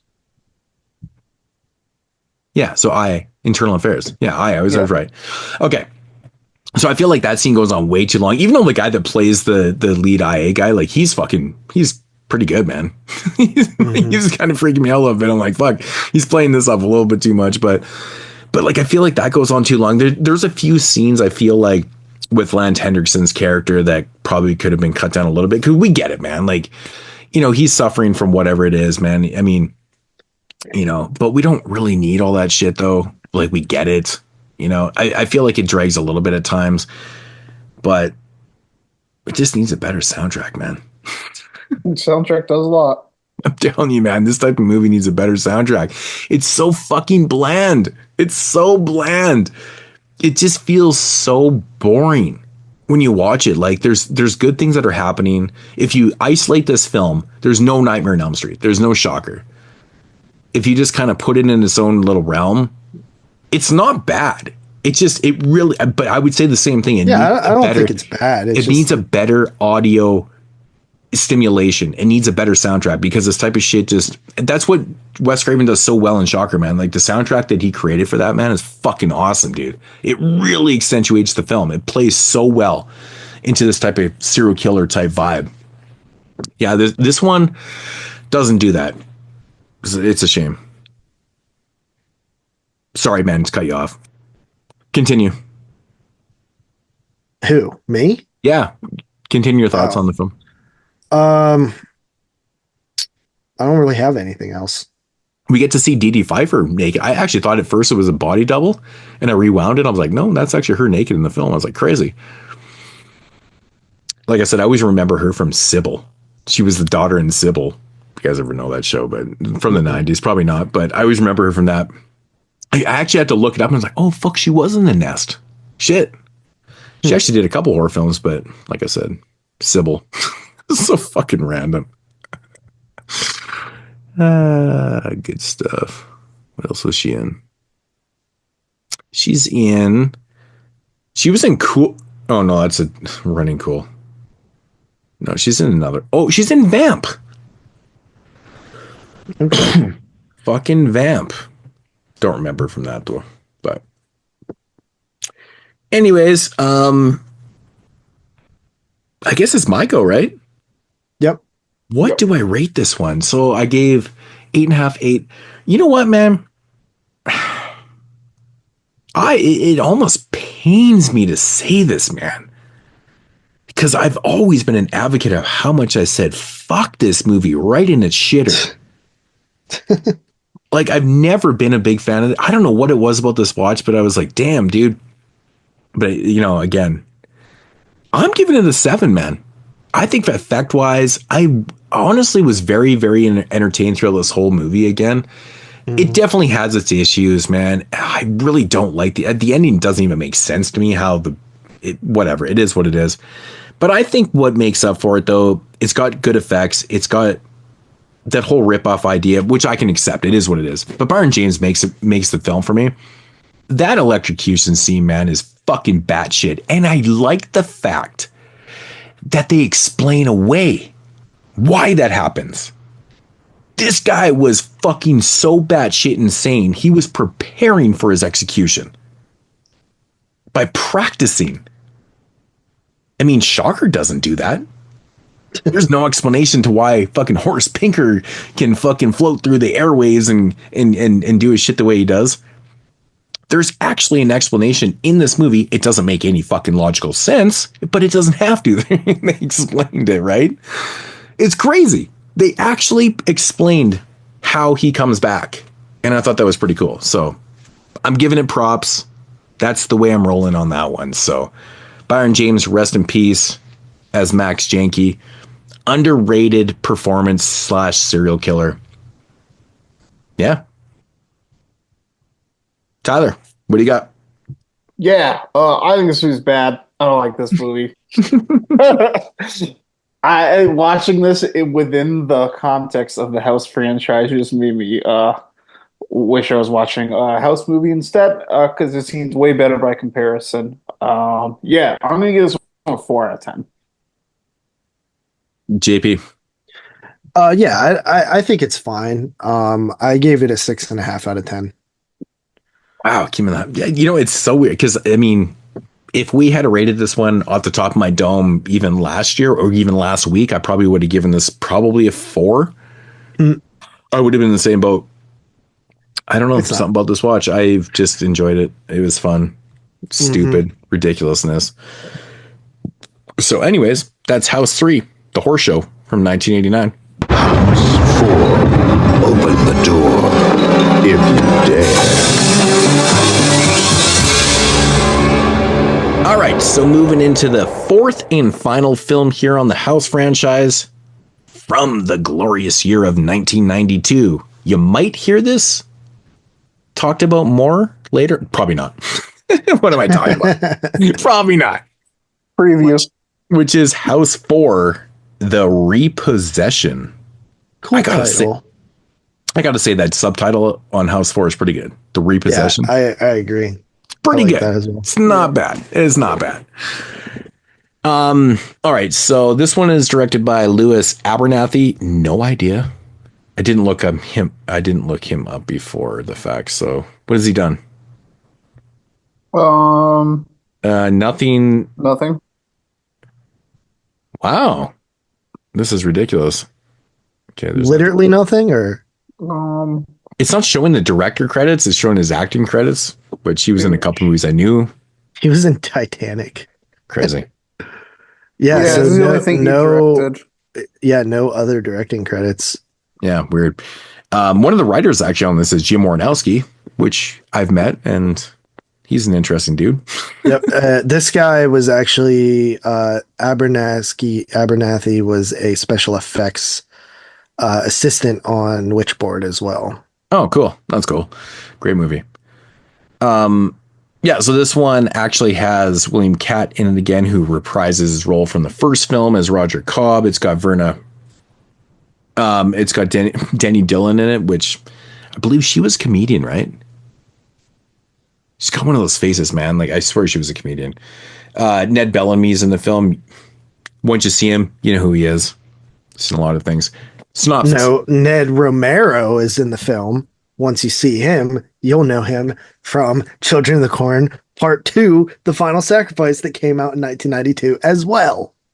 There you go. Oh gosh. Well, all right. I'm sure to look out for Ned Romero. Dude, he plays Red Bear in Children of the Corn Part 2, dude. He's my favorite character in that one. Okay, synopsis. Roger Cobb is killed in a car accident. There you go. It's not really a spoiler. It happened right away. His family must move into the house that has haunted him for several years. That's actually totally inaccurate. Soon the family begins to experience scary and unexplained phenomena. That is a really bad synopsis because he never lived there. This is not the same house that Roger Cobb lived in the first film. That was his aunt's house that raised him. Yeah, this one is his dad's house, which this is his also dad's, doesn't make sense. Yeah, his dad's house, which is totally fucking doesn't make sense because his dad's fucking dead. That's why he lived with his aunt in the first one. And the other stupid thing about this film is like they regenerate the character of Roger Cobb. And of course he had a wife in the first film and a son, but in this one he has a different wife. And this is like, if you put into reality or, you know, real time, 7 years later, and this one has a daughter that's like 12 or 14 years old. It's crazy. So nothing makes sense here. Already you're going, what the fuck is going on? I don't understand why you would even do this. I don't understand why you would bring back William Catt and then do like literally the bare minimum with him. So the point was to reconnect the franchise after basically the shit show of the Horror Show, right? Because nobody gravitated. It's such a one-off film. It doesn't feel like it's part of the franchise. So I think the idea was to, if you bring back a character that we know, we can reconnect it. But that's fine. The idea, the sentiment is there. The problem is that you don't connect the dots properly. Like you write this character in, but people are going to pick up the fact that this is just not connecting at all. He's got a new wife with a daughter that wasn't there. Like, it doesn't make any fucking sense. It's so stupid. It's so fucking dumb. Right away, you're just like confused. I don't know, man. This movie, right for me, has always been such a shit show right from the start. Narrative wise, you could have just cleaned it up. You could have just said that Roger Cobb got remarried and the girl was his new wife's daughter. Stepdaughter, yeah. Right? That's all you had to do. I feel like that's kind of, I mean, in the description. In the movie, she refers to him as dad multiple times. And I get sometimes when you have a step parent, you refer to them as your biological parent. That's fine. But I'm not buying it. I think it's just bad writing. So they retconned it. I don't think it's necessarily a retcon. I just think they didn't properly explain it. Because it's easily explained. It's just they don't do that. But that's what I'm saying, though. It's such an easy explanation to be like, hey, he got remarried, which is explainable because he was already getting divorced in the first film. So we could buy into that. And that she had a daughter. He's a stepfather to this daughter. Of course. That's all you had to do. It's just really, really bad writing. And it's confusing, too, because I don't know. I mean, they had to say that he inherited it from his father. Are you fucking serious? Like, it's so bad, dude. It's like bad. Somebody wrote it that like had never seen the other movie.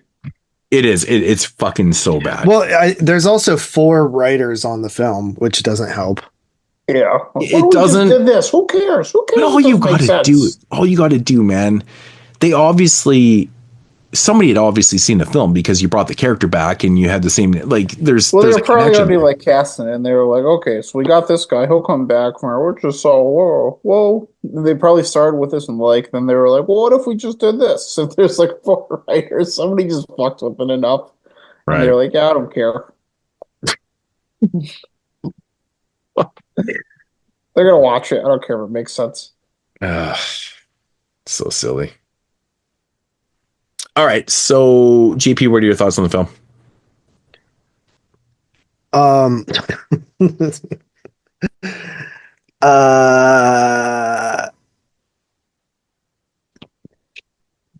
So it's a big disappointment. I'd never seen this all the way through. I may have on Monster Vision. I know it did air back in the day. And I probably may have seen it, but I have no memory of it. Besides the pizza face. The pizza is it feels like I've seen that before. But holy shit. Sorry. The daughter is supposed to be 12 in the movie, but she's 18 in real life during the filming. It's kind of crazy. Also, they never even explain how she gets up and down like stairs. They don't need to. It actually feels like pointless to even put her in a wheelchair. Yeah, it complicates things big time in the film because you're right. They never explain how she gets up and down because they don't show it and shit. And like, there's scenes where she's all of a sudden upstairs and you're like, okay. But I feel like it's one of those things where like you're complicating filmmaking when it doesn't need to be complicated. Like, I get it. They were in a car accident. Roger dies. Shit happens. But is it like a sympathy thing? You're supposed to feel bad for the girl?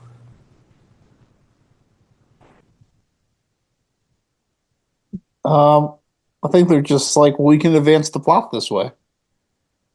With putting her in a wheelchair? Oh.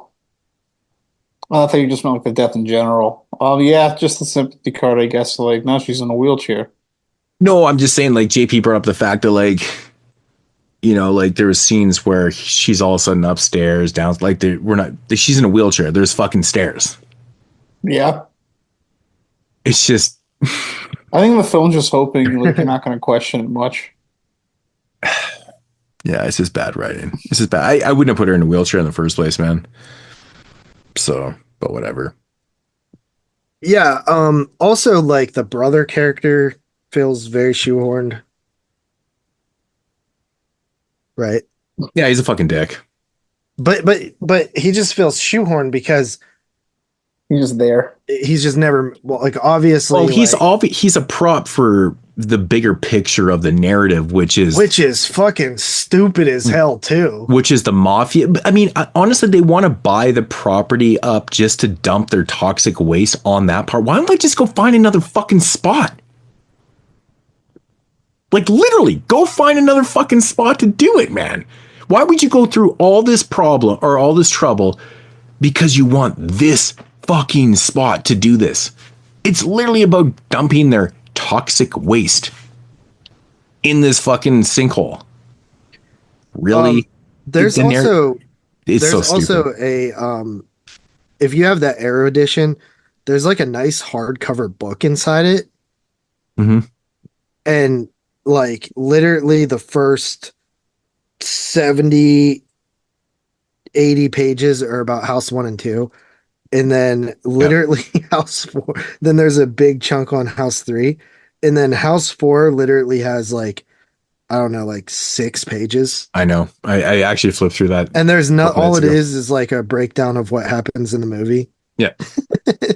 And a little bit about the actors, which is pretty much how this review, like, what do we say about this movie besides all the ridiculousness that goes on? Like, this movie's it has no imagination, dude. It has no like charm that like even fucking Horrorshow had like some creativity in there, even if it was a ripoff. Like the thing is with part 4, like this movie doesn't make any sense to me. Why would you bring back the Roger Cobb character to kill him off, but then have his family, hence wife and daughter, move into your father's house and then continue the narrative that way? Why would you do that? Why would you not have the Roger Cobb character come back and not die and then move in and have this shit happen to him?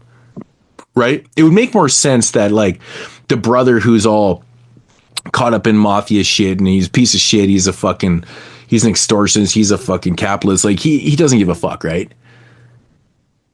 To like, because him being such a big piece of shit, it would make more sense for him to be all over his brother's ass. You know what I mean? Like, it just doesn't make sense to bring back Roger Cobb to have him fucking die within 5 minutes and then have the wife being tormented by it's so stupid. I get it. They use the house as a vessel. It's the progression of the narrative, you know, with the whole native ground thing, and which kind of feels played out as well by this point. Well, they already done that in Poltergeist 2 and 1. Part 1 and 2. I think that it's even like mentioned in Amityville at some point. Yeah, so the native ground souls thing, like, yeah. I mean, we've seen this thing a million times, but in this one, it just feels so lame. And the other thing that didn't really make sense to me about the whole native angle was, why the fuck is the native in the fucking church? It felt like he was in a Christian church, for fuck's sake. So I'm like, that doesn't make any sense to me. Aaron Rodgers scored another fucking Hail Mary touchdown. Like, that is insane. This fucking guy. Okay, I was talking, not looking at the fucking screen, and I'm glad I didn't fucking look at the screen. Dude, it's crazy. He has to have the most, like, I mean, he has like 5 or something. Anyways, fucking House 4. Like, nothing in this movie. Okay, so I want to tell a story. So the first time I watched this movie was probably maybe the mid 90s. I don't know when it was. I rented it, and I'll never forget it because I was like, sweet, there's a House 4. I still haven't seen House 3 because it's probably back then. You probably didn't know. Oh, absolutely. I don't think I'd seen House 3. I honestly, I don't know if I'd seen it or not, but yeah, but in the 90s, you got to think that we wouldn't have known that it was Horrorshow was House 3 exactly until like internet age. Right. So you probably watched House 4 thinking like, damn, can never find House 3 at the video store. Where the fuck is it? Right. So I remember fucking watching this movie and laughing the fuck out loud, man. Like, so you get that stupid, ridiculous scene in this film where the pizza boy delivers his pizza. That's the best scene. He does a whole song and dance, and it's this very catchy fucking tune and shit like that. And he's like, yeah, $12.50. Anyways, they take the pizza in there and shit, and the wife's having all these fucking weird daydreams and freakouts and shit. She's seeing shit all over the place, and she opens up the pizza box, and it's we know it's Kane Hodder's face in there. And it's like, don't forget to eat your pizza, boy. And I fucking remember laughing out loud at this because I was not expecting that to happen. And it always stuck with me as being one of the stupidest moments in a film. Like, I don't know what the fuck, but it made me laugh again, even rewatching this. I'm like, it's so stupid. It's funny to me, but it's got this weird charm to it. It's ridiculous, but, and it's all like, it's such a kid thing. It's like, ooh, there's anchovies on that. Ooh, gross. Yeah. This movie like feels like an episode of The Simpsons or something. Yeah. Like everything is like cartoony. Like even like the top, like they're actually like barreling up toxic waste, which is like green goo. It's like, dude, our fucking mafia boss is obviously, I don't even know the appropriate term. I'm just going to say midget because person. I don't, little person. You definitely don't say midget. Yeah. Okay. That's people, the worst thing. Okay. I don't know. I'm trying not to be offensive here, but anyways, so this little person who's quite obviously got like deformities too. Dwarfism. And like, oh man, dude, they play this thing off. It's got to be the grossest scene I've ever seen in my life. So the thing is with going back to, the comic book characters, like this character is complete comic book. Like it's over the top, ridiculous. But not only is the character itself over the top and comic booky, what happens with the character is even more ridiculous. Like he's got this phlegm problem where he has to have like the phlegm sucked out of his body and shit. And then there's a moment where they pour the fucking phlegm that they just sucked out of this little person's fucking body down someone's throat. And I'm watching TV or watching my screen and going, I'm fucking gagging. I'm literally dry heaving. That has to be the sickest thing I've ever seen in my life. Yeah, pretty gross. Reminds me of like maybe a fucking Dead Alive or something. Like, but it's also fucking silly. This guy's name's Mr. Gross. Yeah, because he was Mr. Gross, man. He was flemming on people and was disgusting. And like, but you're right though. Like, bang on. I even have it written down. Comic book characters to the fucking full nine. I mean, there's a point in this film where I don't know if you guys caught, but it turns into Home Alone with the girl. She's in a wheelchair and she's fighting off the two assailants, and then they make fun of it. The fact that like you got beat by a girl in a wheelchair, like it turns into Home Alone. It's a parody of Home Alone at one point. I'm like, oh my god, like this is ridiculous. Which came out this same year? This is 92. Home Alone was 90, right? Okay. So, I mean, relatively, it's around the same time, right? But they're totally doing a parody of that. And I'm like, yeah, they definitely are ripping off Home Alone. Oh, yeah. 90 Lost in New York came out in 92. That's right. Mm-hmm. So they were totally playing off the Home Alone success and doing that whole fucking thing. And because it was like the home invasion thing, it was the exact same fucking thing. But man, this is, it is. It's a straight up like comic book character film that nothing makes sense. The thing that bugged me though was the whole native angle with him in the church, which seemed like it was like a Christian church. And I'm like, this doesn't, like, who's writing this shit, dude? Like, this is so stupid. Yeah, pretty dumb. That's really fucking dumb. He's in a fucking organized church, and I'm like, this doesn't make any sense. Well, that's what happens when you have four writers. Exactly. Somebody got confused on what was happening with the Native Americans and Christianity. Like, what the fuck are you talking about, man? Okay. I mean, to be fair, a lot of Native people did convert to Christianity. I'm pretty sure that this chief here was not a Christian. He was doing his own. He was very cultural and old school. And this particular actor did a lot of, I think, Walker, Texas Ranger, and other TV shows like that. Yeah, that guy was very familiar. Very familiar. Yeah, I know him, of course, from, as I mentioned earlier, Children of Corn 2, The Final Sacrifice from 1992, a definite contender for top 10. If I do say so myself. You gotta be fucking kidding me. Dude, I love Children of the Corn Part 2. You know what? If I was to predict a film that would be in our top 10 from 92 that wasn't the obvious ones, it would be that one.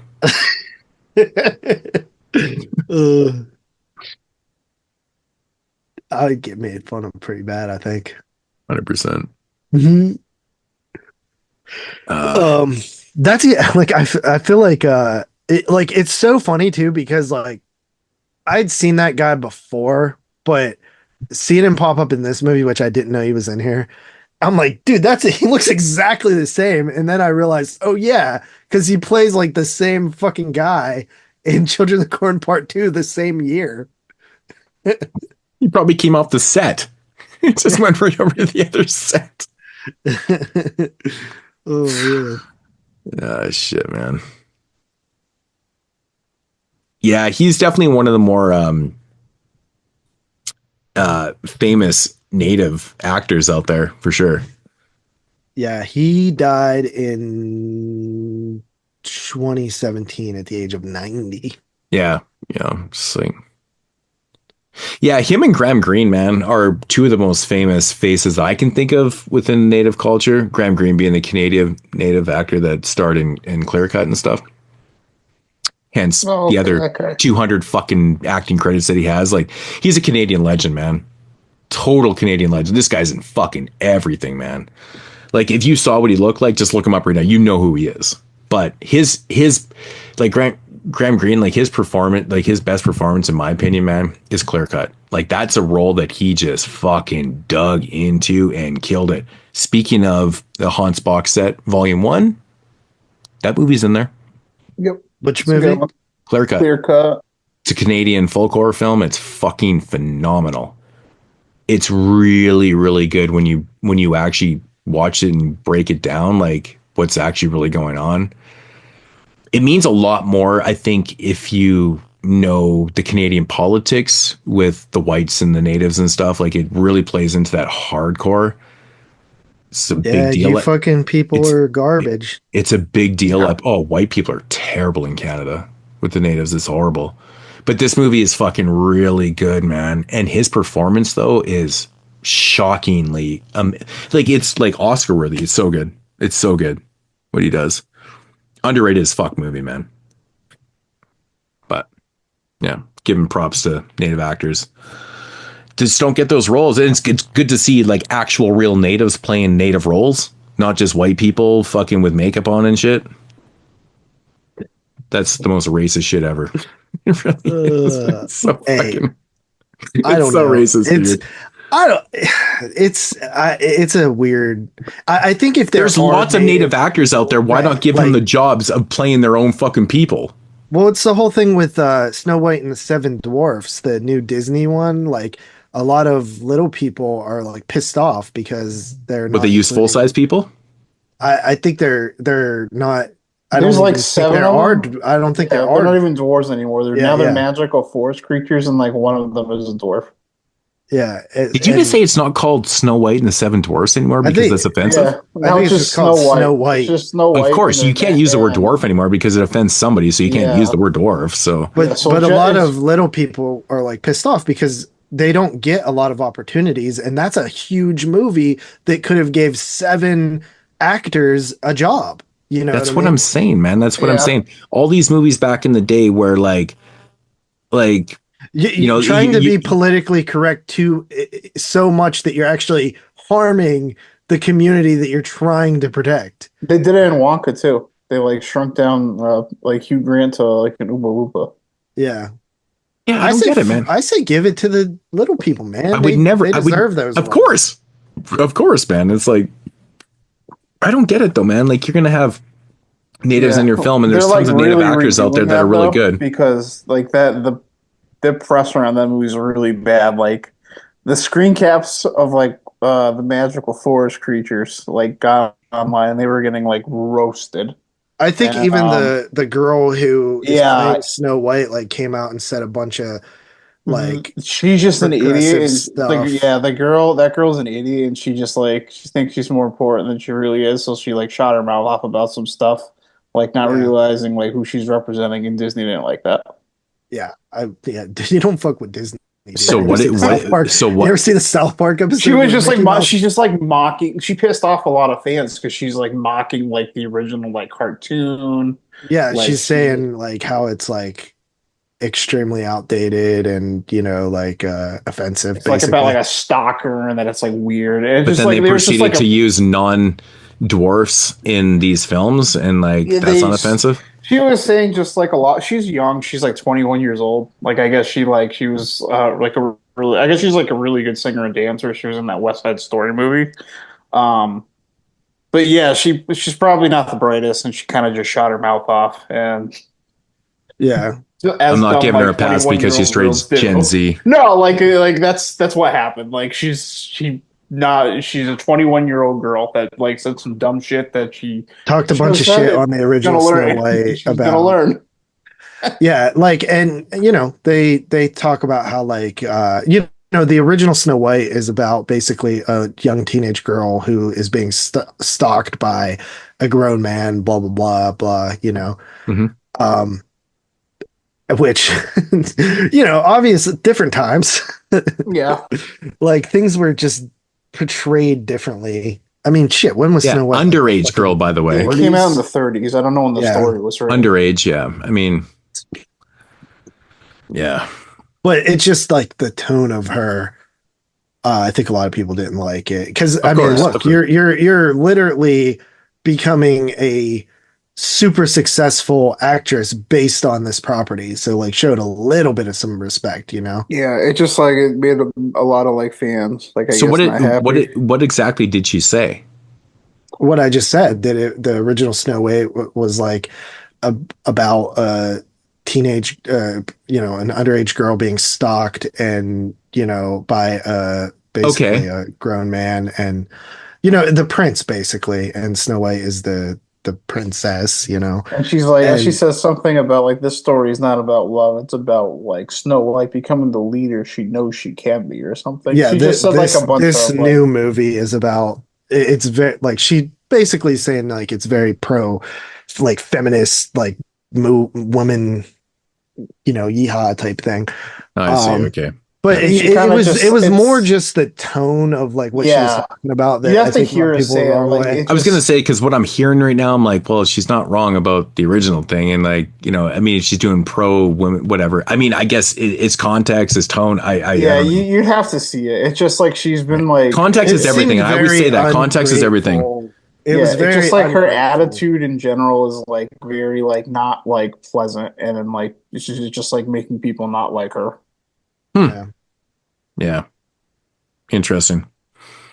Yeah. It almost came off like, oh, if you're a fan of the original, like you're a bad person type thing, That's how it came off. But I mean, it's such a young thing to say because like it is. It's different times. Things were acceptable at different times. Like you can't compare things from the 30s and 40s to now. I think that's the problem with a lot of like the battle between that's people what we're our age and the younger generation is they want to actually remove the stuff that is offensive, whereas I just want context applied to it.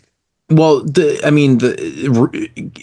playing on the, you can't remove shit, man. I mean, society's progressive, right? We're supposed to be, and we learn from mistakes from the past and stuff. Like, I don't agree. Like, this whole shit with like, these studios re-releasing films from the 80s that are cutting out the word faggot and gay and fucking mother. They're cutting out words.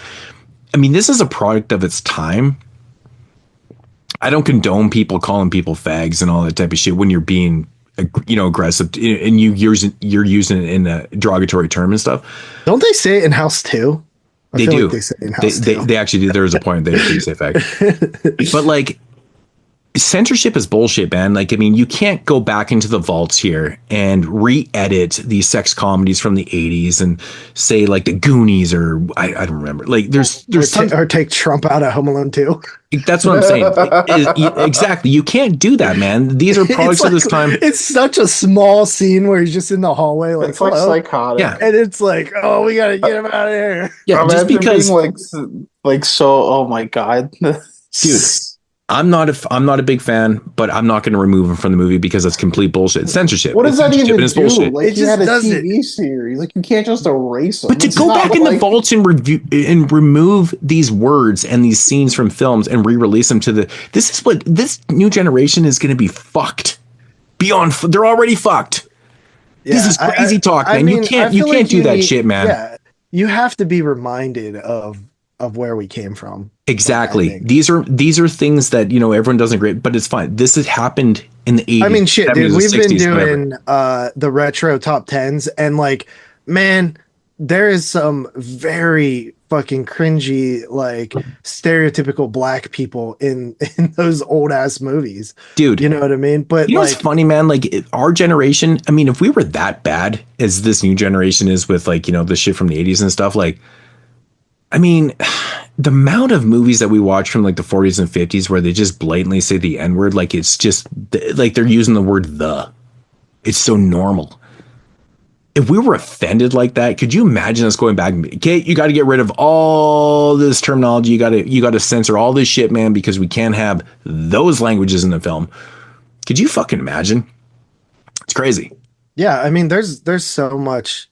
The funny thing about it too is like Disney actually did a lot of stereotypes in their films throughout history. Disney, you know? Disney made some of the most horrific films ever made in the 80s. Like them shits were brutal, man. Like, yeah. But like I just think of like Aristocats with the Asian cats. Exactly. Like, exactly. It's so ridiculous. Yep. But yeah, like, I remember a couple of years ago. But you can't find them on streaming anymore because they cut them all out of the streaming because they know they're wrong. So No, those are still in the stream. We actually watched that. Are they really? On Disney Plus a couple of years ago, but before like the movie started, a warning came on screen. Which I'm totally fine with. Yeah. I like the warning. I think the warning is. But for me, it's funny because I never found like that was just normal shit we grew up with, man. Yeah, but like, the world is created to be so offensive. I mean, I was like, what in this movie is fuck, so you got offensive Asians that out they there had to going, put a that's warning funny on as hell. there? Like, yeah. fuck. It made me laugh. So I was like, what's so bad in here that they had to put a warning on here? And then like that scene came, I was like, oh, honestly, this is what the warning the most offended people are white people. Yeah, on behalf they of get other the most. people. They get offended on behalf of minorities, Which is so ironic, right? Because they're the ones that created everything. Dude, like I guess it's whites are the worst. So I mean, it's kind of I feel yeah, like you guys are the worst, man. Yeah, yeah. Like the thing is about that too, like minorities. I would know I'm not white, so yeah, you two are, both of you guys. No, I'm a quarter Filipino. I got some. That is true. No, I'm actually 100% fucking English. Like I couldn't be any. That's white. What are you talking about? Oh no, I just said I couldn't be any more white. Oh, I was about to say. Wait a minute. No, my mom's side and my dad's side, generations deep, are completely from England. It's fucked. See, me and Tyler bring a little bit of culture to the podcast, whereas Moodz is just white. Well, I mean, English have a fucking history. Then they do some shit. Hence the drinking, man. So yeah, I can. But anyway, House 4. Yeah, man. House 4. I don't really know where we left off. I don't know. What do you guys got on House 4? Well, what are your thoughts on House 4? Just start from there. I mean, it's such a disappointing like return to like when you think about it on the surface, like House 4. Okay, William Katt's coming back. You know, it's an actual like house film. Yeah. It's actually going to be connected to the first film, which had never happened before. You know, you got Harry Manfredini, you got Cunningham producing. You have probably Kane Hodder somewhere doing stunt work. Yeah, he's on the movie. He's yeah. He's the pizza. He coordinates everything. Yeah. Yeah, like you think like if you just told me all that stuff without telling me the plot or anything, or maybe if you do tell me like, oh, Roger Cobb moves into another haunted house type thing that his father owned, like, okay, I'm like, okay, this is gonna be probably at least decent. But it's like they took like all the stuff they had, they fucking wasted it. Yeah. Like they didn't. The story is like really dumb. It's overly cheesy than even the first two House movies. Mm-hmm. It doesn't have the charm or the imagination of the other House films. Yeah, absolutely. The closest thing we get to that is like the pizza. Even though it's cheesy. Oh God. Worse than that joke or what? It's also anchovy. which is such a played out fucking stereotype of people not liking anchovies, yet there's always anchovy pizza. I love anchovies. I'm sorry, but whatever. They're not good. But I've actually never ate anchovies on pizza before, but I will crack a can and just fucking eat that shit straight out of the can, man. Gross. Love anchovies. So I love anchovies on pizza. Just makes it taste like you dumped a salt packet on your pizza. Well, I would imagine the texture being weird. Didn't the 90s make you feel like anchovies are going to be like a way more relevant thing in your life? Yes, and especially because dude, everything from like Goosebump books to like fucking every pop cultural TV sitcom show. What's an idiot? Fucking Bass missed another one. Fucking piece of shit. Oh wow, you're actually ahead of me. That's normally not the case. God damn motherfucking idiot. But anchovies is like such a 90s like thing that kids were worried about. Because like every old person seemed to love anchovies. Like I could just picture like Rugrats, like Grandpa Stu or Grandpa Stu was his name. Grandpa. Yeah, it was just Grandpa. Grandpa like getting pizza with anchovies or something. Like I just picture it, you know. Mm-hmm. But yeah, House 4. It's just it was a very disappointing watch for me. I don't think it's like a horrible movie. Like it's watchable, but it's not what I wanted with the players and stuff involved. I just feel like the narrative, and it feels lower budget as well. Yeah, I feel like the narrative sucks. Like I said before, like to bring back Cobb and kill him off and then have the family move in there. For me, it doesn't work. I think it's a stupid narrative. I think it sucks. So right there, the whole movie sucks for me. Like there's some cool sequences in the film, but like it's another one of those films. It's nothing but fucking daydreams and freakouts and just stupid shit and stuff. But I just don't like the narrative. I think it's dumb. You don't bring back the main character to kill him off to have the wife and kid that he didn't even have before move into this fucking house of his already dead father. Wouldn't you have preferred if they just recasted but kept the same characters? Like if it was his ex-wife and a little boy? Exactly. It would have been fine. It would have made a lot more sense. Why not just do that? I'm honestly really curious of the story, how this movie came to be. I just don't understand how they fucked the narrative up like that, though. Like, it's got 4 writers, so I think that's what happened. But you think with 4 writers, with 4 minds, somebody would be like, oh, well, I think this what doesn't probably make any happened sense. is people like kept getting passed around. I also, here's another thing too. I think Sean Cunningham like strikes gold and then gets mad at it. Like he gets sick of it and wants to do something. Like, because he's the reason that Jason Goes to Hell kind of ended up like it did, because he's like, I don't care what you have to do, get that goddamn hockey mask off of him. And it's like, dude, that's what people like though. Yeah. You know what I mean? Like, it's like I think Sean S. Cunningham is like kind of a bit of a hack. Well, this movie is like, it shares a lot of DNA from, the first 2 that are really what makes this franchise work. It just doesn't do it well. Right from the setup is stupid. Like the whole brother thing is fucking ridiculous. And the whole spirits thing, there's a point in this film where it doesn't even make sense, because like the native explains away that like the spirits, Roger's spirit is trapped in there, and he's like, he's trying to show them what is going on. He's trying to help and stuff like that. And then there's a scene where the house is burning towards the end of the film where, the daughter's in there and the wife is running into the house to grab the daughter and stuff. And then all of a sudden the door fucking slams in her face. And I'm like, what?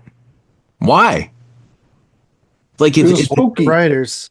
And I'm like, where did these demonic forces come from? Because the forces were supposed to be like, it's fucking weird how it plays out. It doesn't make sense. It doesn't make sense. It doesn't make any sense. It's like they want it both ways. And then she wakes up and then saves her daughter and stuff. And I'm like, why the fuck did the door shut in the first place? Because they literally just told you that Roger was the one. And not even 2 minutes before that, they literally showed her how he died. He got set up with the gunshot to the fucking tire and stuff.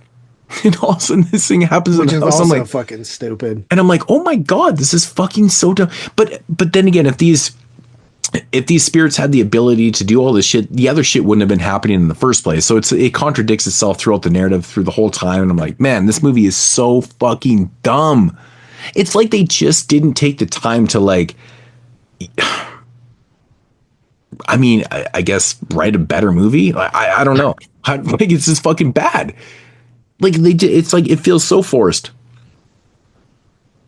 Sorry. I was checking a clip. It feels so fucking forced and completely not in sync with anything. Like everything just seems so off in this movie. It's really bad. It's actually really bad. It's funny because it's entertaining for the most part. But when you start breaking down everything that's happening in the film, you're like, man, this movie is really bad. There's nothing in this film that actually works. So is it a top 10er of 1992 then, or maybe? You never know. It just sucks, man. It's honestly one of those movies that's totally watchable, but it's really bad. You know what I mean? Like, I mean, I can tolerate it. It's fine. But man, does this movie suck narrative? Like, they did such a bad job at this. Such a shame. Because I would have rather saw Grandpa return. Yeah.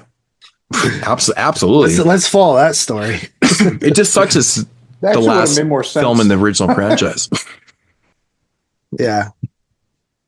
Yeah, I feel like this franchise is dead. Like I don't even like a remake is going to be nothing but CG, which is going to destroy. It won't be the same. It won't be the same vibe or anything like that. Yeah, it's because you can only kind of do that in the 80s. The only take you can do is make a serious movie. Yeah, but I don't know. I think you just leave it. You think that Rehash is going to be a serious one? If they ever come out with it, I have no idea what's going on with that shit, but yeah, well, I feel like you almost have to. Like if you just try to do House again, like how the original was with the tone. Yeah, I just feel like you're gonna fail. There just aren't movies like that anymore. No, 100%. That would be kind of a cool show to do, like, or at least a topic to discuss. Like, just pick like I don't know, like 10 or 15 franchises, and just pick like what could be done with them. Mm-hmm. Yeah. No, I agree. Yeah.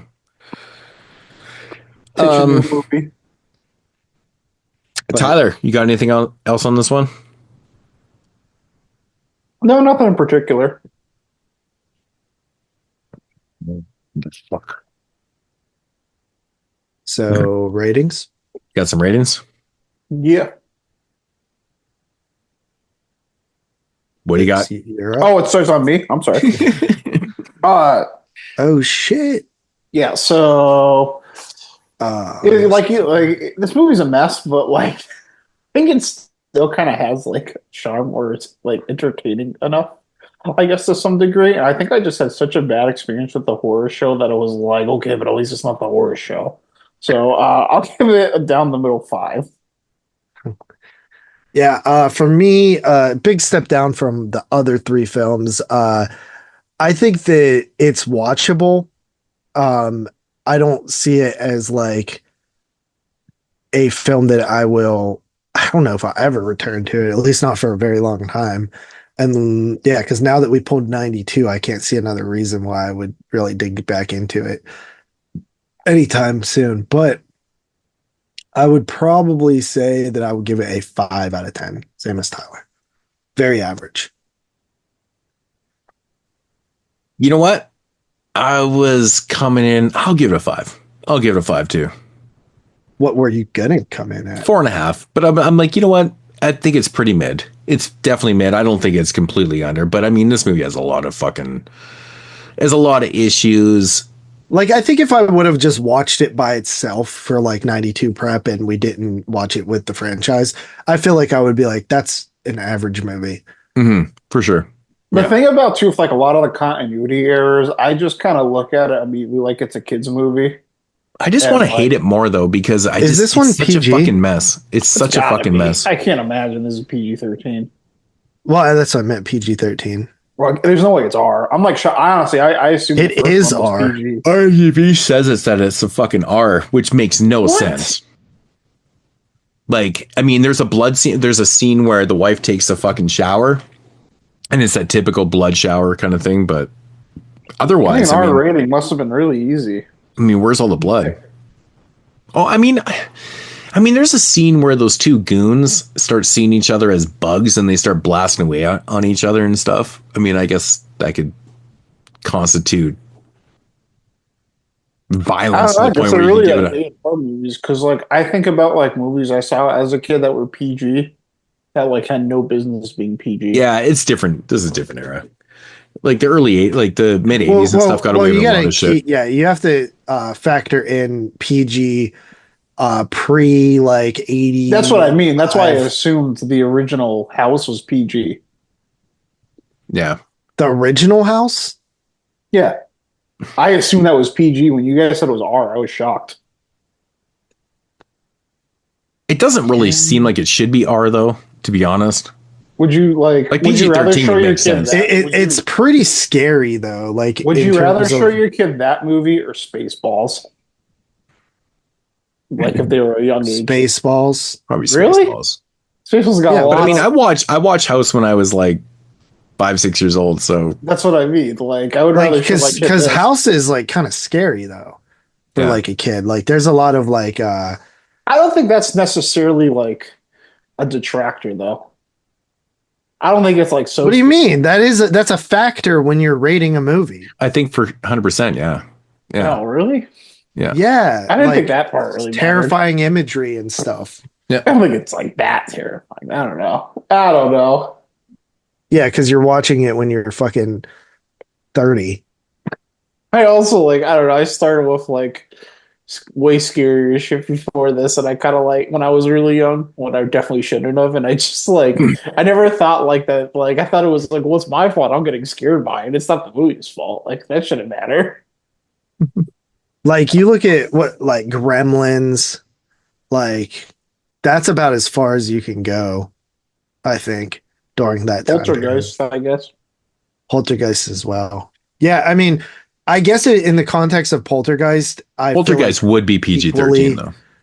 Yeah, for sure. Now this movie would be PG-13 too, but like I would think this would be a PG before an R. Yeah, there was no PG-13 when Poltergeist came out.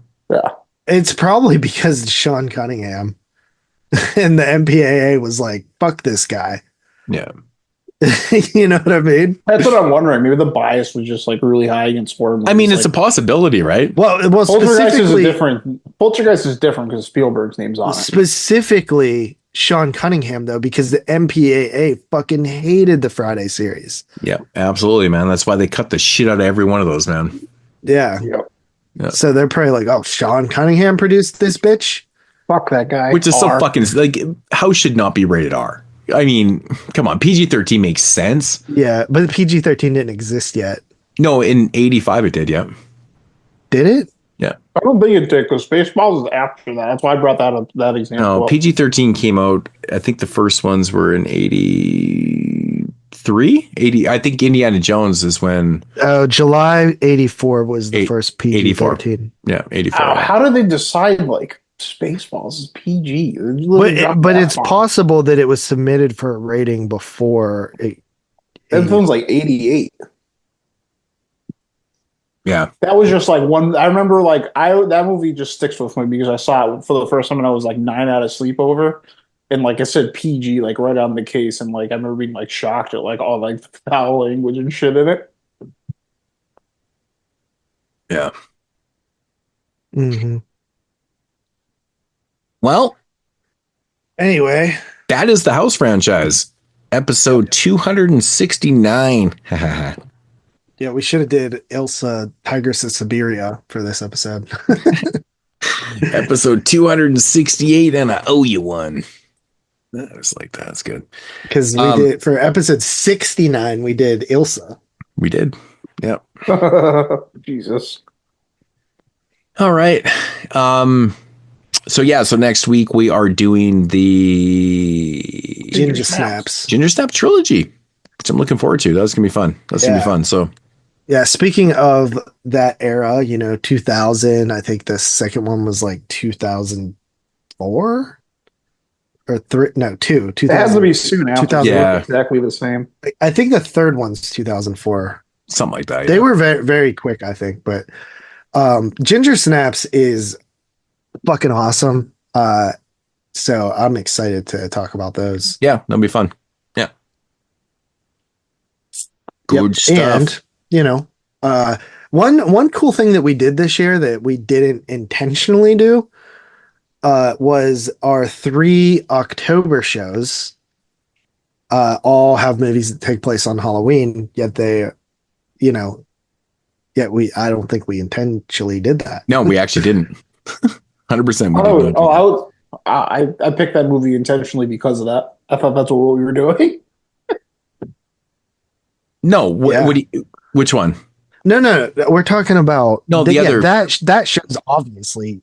Oh, I thought that's what you were talking about. I was like, the House franchise has a film set on Halloween. Ginger Snaps has a film set on Halloween. So I get what you're saying. Yeah, you're right. Of course, we're picking the Halloween show as intentional. We're going to set those things. Guy. We're going to do fucking Christmas films on there. We can do President's Day one, man. Maybe a Valentine. I was like, oh, we weren't? Wow, that's weird. That just turned out that way then. So let me ask you this, Tyler, because I haven't seen it yet. Is Terrifier 3 like a Christmas horror movie, or is there just like a scene with Christmas? No, it's a Christmas horror movie. That's cool. Yeah, it's definitely. Yeah, it's a straight Christmas horror movie. That's awesome. I can't wait to see it. Yeah, me too, man. I guess I don't think it's set like on Christmas Day, but it's like Christmas season. Like there's that's fine. That's fine. That's all that matters. Yeah, that's pretty cool. I'm a big fan of Christmas horror, so yeah, you guys will definitely both like this movie. Like I hated the first scene. I thought this was like a big step up. See, I thought the first one, like Terrifier, was a little overrated when it came out, but I fucking love Terrifier 2. I'm just hoping that in Terrifier 3 they start to explain some of the questions that I had in part 2, because they spent 2.5 hours building up this narrative, trying to explain shit, and then they give you nothing. Not a fucking thing. That's why I couldn't stand it. I was like, this is like 2.5 hours of like a bunch of story that just goes nowhere that I don't care about. But I know the director had part 3 already in mind when he did part 2, so I'm like, he's got to explain what he was doing in part 2 and part 3. He has to, right? Honestly, I still do think the movie's a little bit long, but it's not like long for the same reasons. Like I like watching Terrifier 2. I was legitimately bored. I thought there was just so much extra bullshit in there that just like it brought the pacing down, and like the kills weren't like so like shocking or so well done. Though I was like, oh, well, I guess I was waiting for that. But I was never bored in Terrifier 2 at all. I was just waiting for, not knowing that there was going to be a part 3. I was waiting for some explanations here. But I thought like the whole story, like the whole writing, like the sword and stuff was just like bad too. But that's what's dude. Listen, you are overly critical on the Terrifier movies. Like I like this one. They're not. I would give this one. There's nothing in those movies that is downright bad, and you keep. I think that whole thing he wrote about the daughter is fucking bad. You're bad. You're fucking bad. But what they did do in this though is they do like tie those in, and they do just like roll with it. But they like don't spend time on it. Like they spent so much time on like this dumb family stuff in the second one that I did not like, and they don't do that in this one. They just like they kind of like tie in those movies quickly. They do it like in kind of a fashionable way that doesn't like kill the pacing or anything. This one's definitely more violent, and I think there's like less just like downtime. Another thing about 2024 that I thought was funny was I watched that Halle Berry movie, Never Let Go, and I was like, isn't that the movie Moodz talked about? And it was. And then I looked and he didn't like it, but I actually really liked it. Really? Even the fact that they show their cards so fucking early in that movie, you're just like, you know exactly what's going on the whole fucking time. Do they? Dude, 100%. Everyone, I mentioned that and like 4 people said right away, like, oh yeah, bang on. Like they show you what's going on, and I'm in the theater. I'm like, they did not just do that, did they? Do they though? Yeah, I'll watch it soon enough. I didn't think it was that good. I mean, obviously, what was going on? Like, I mean, Did you guys get any 2024s in this week? The narrative of, I don't want to give it away because people haven't really fucking seen it. So yeah. I saw that Netflix movie too. What's Inside, like the party game one. I watched Platform 2 as well. Yeah, you were saying you watched that one. Yeah, I thought it was pretty good. Yeah, most people say it wasn't good. Oh, the third act was a bit rough for me, but like I thought it was pretty cool idea of continuing that story. I watched that movie As Real too, and I thought that was just like about as average as possible. Yeah.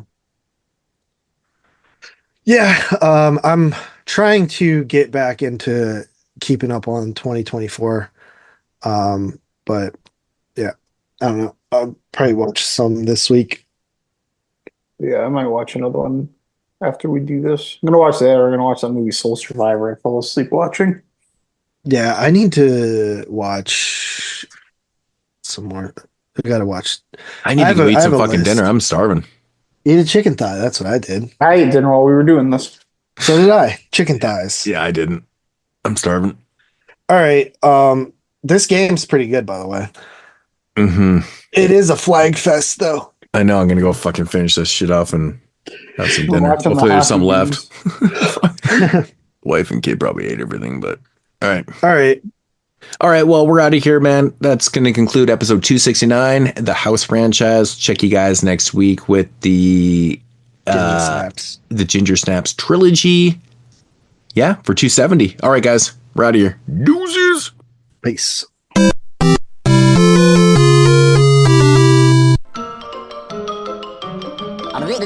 That's all, folks.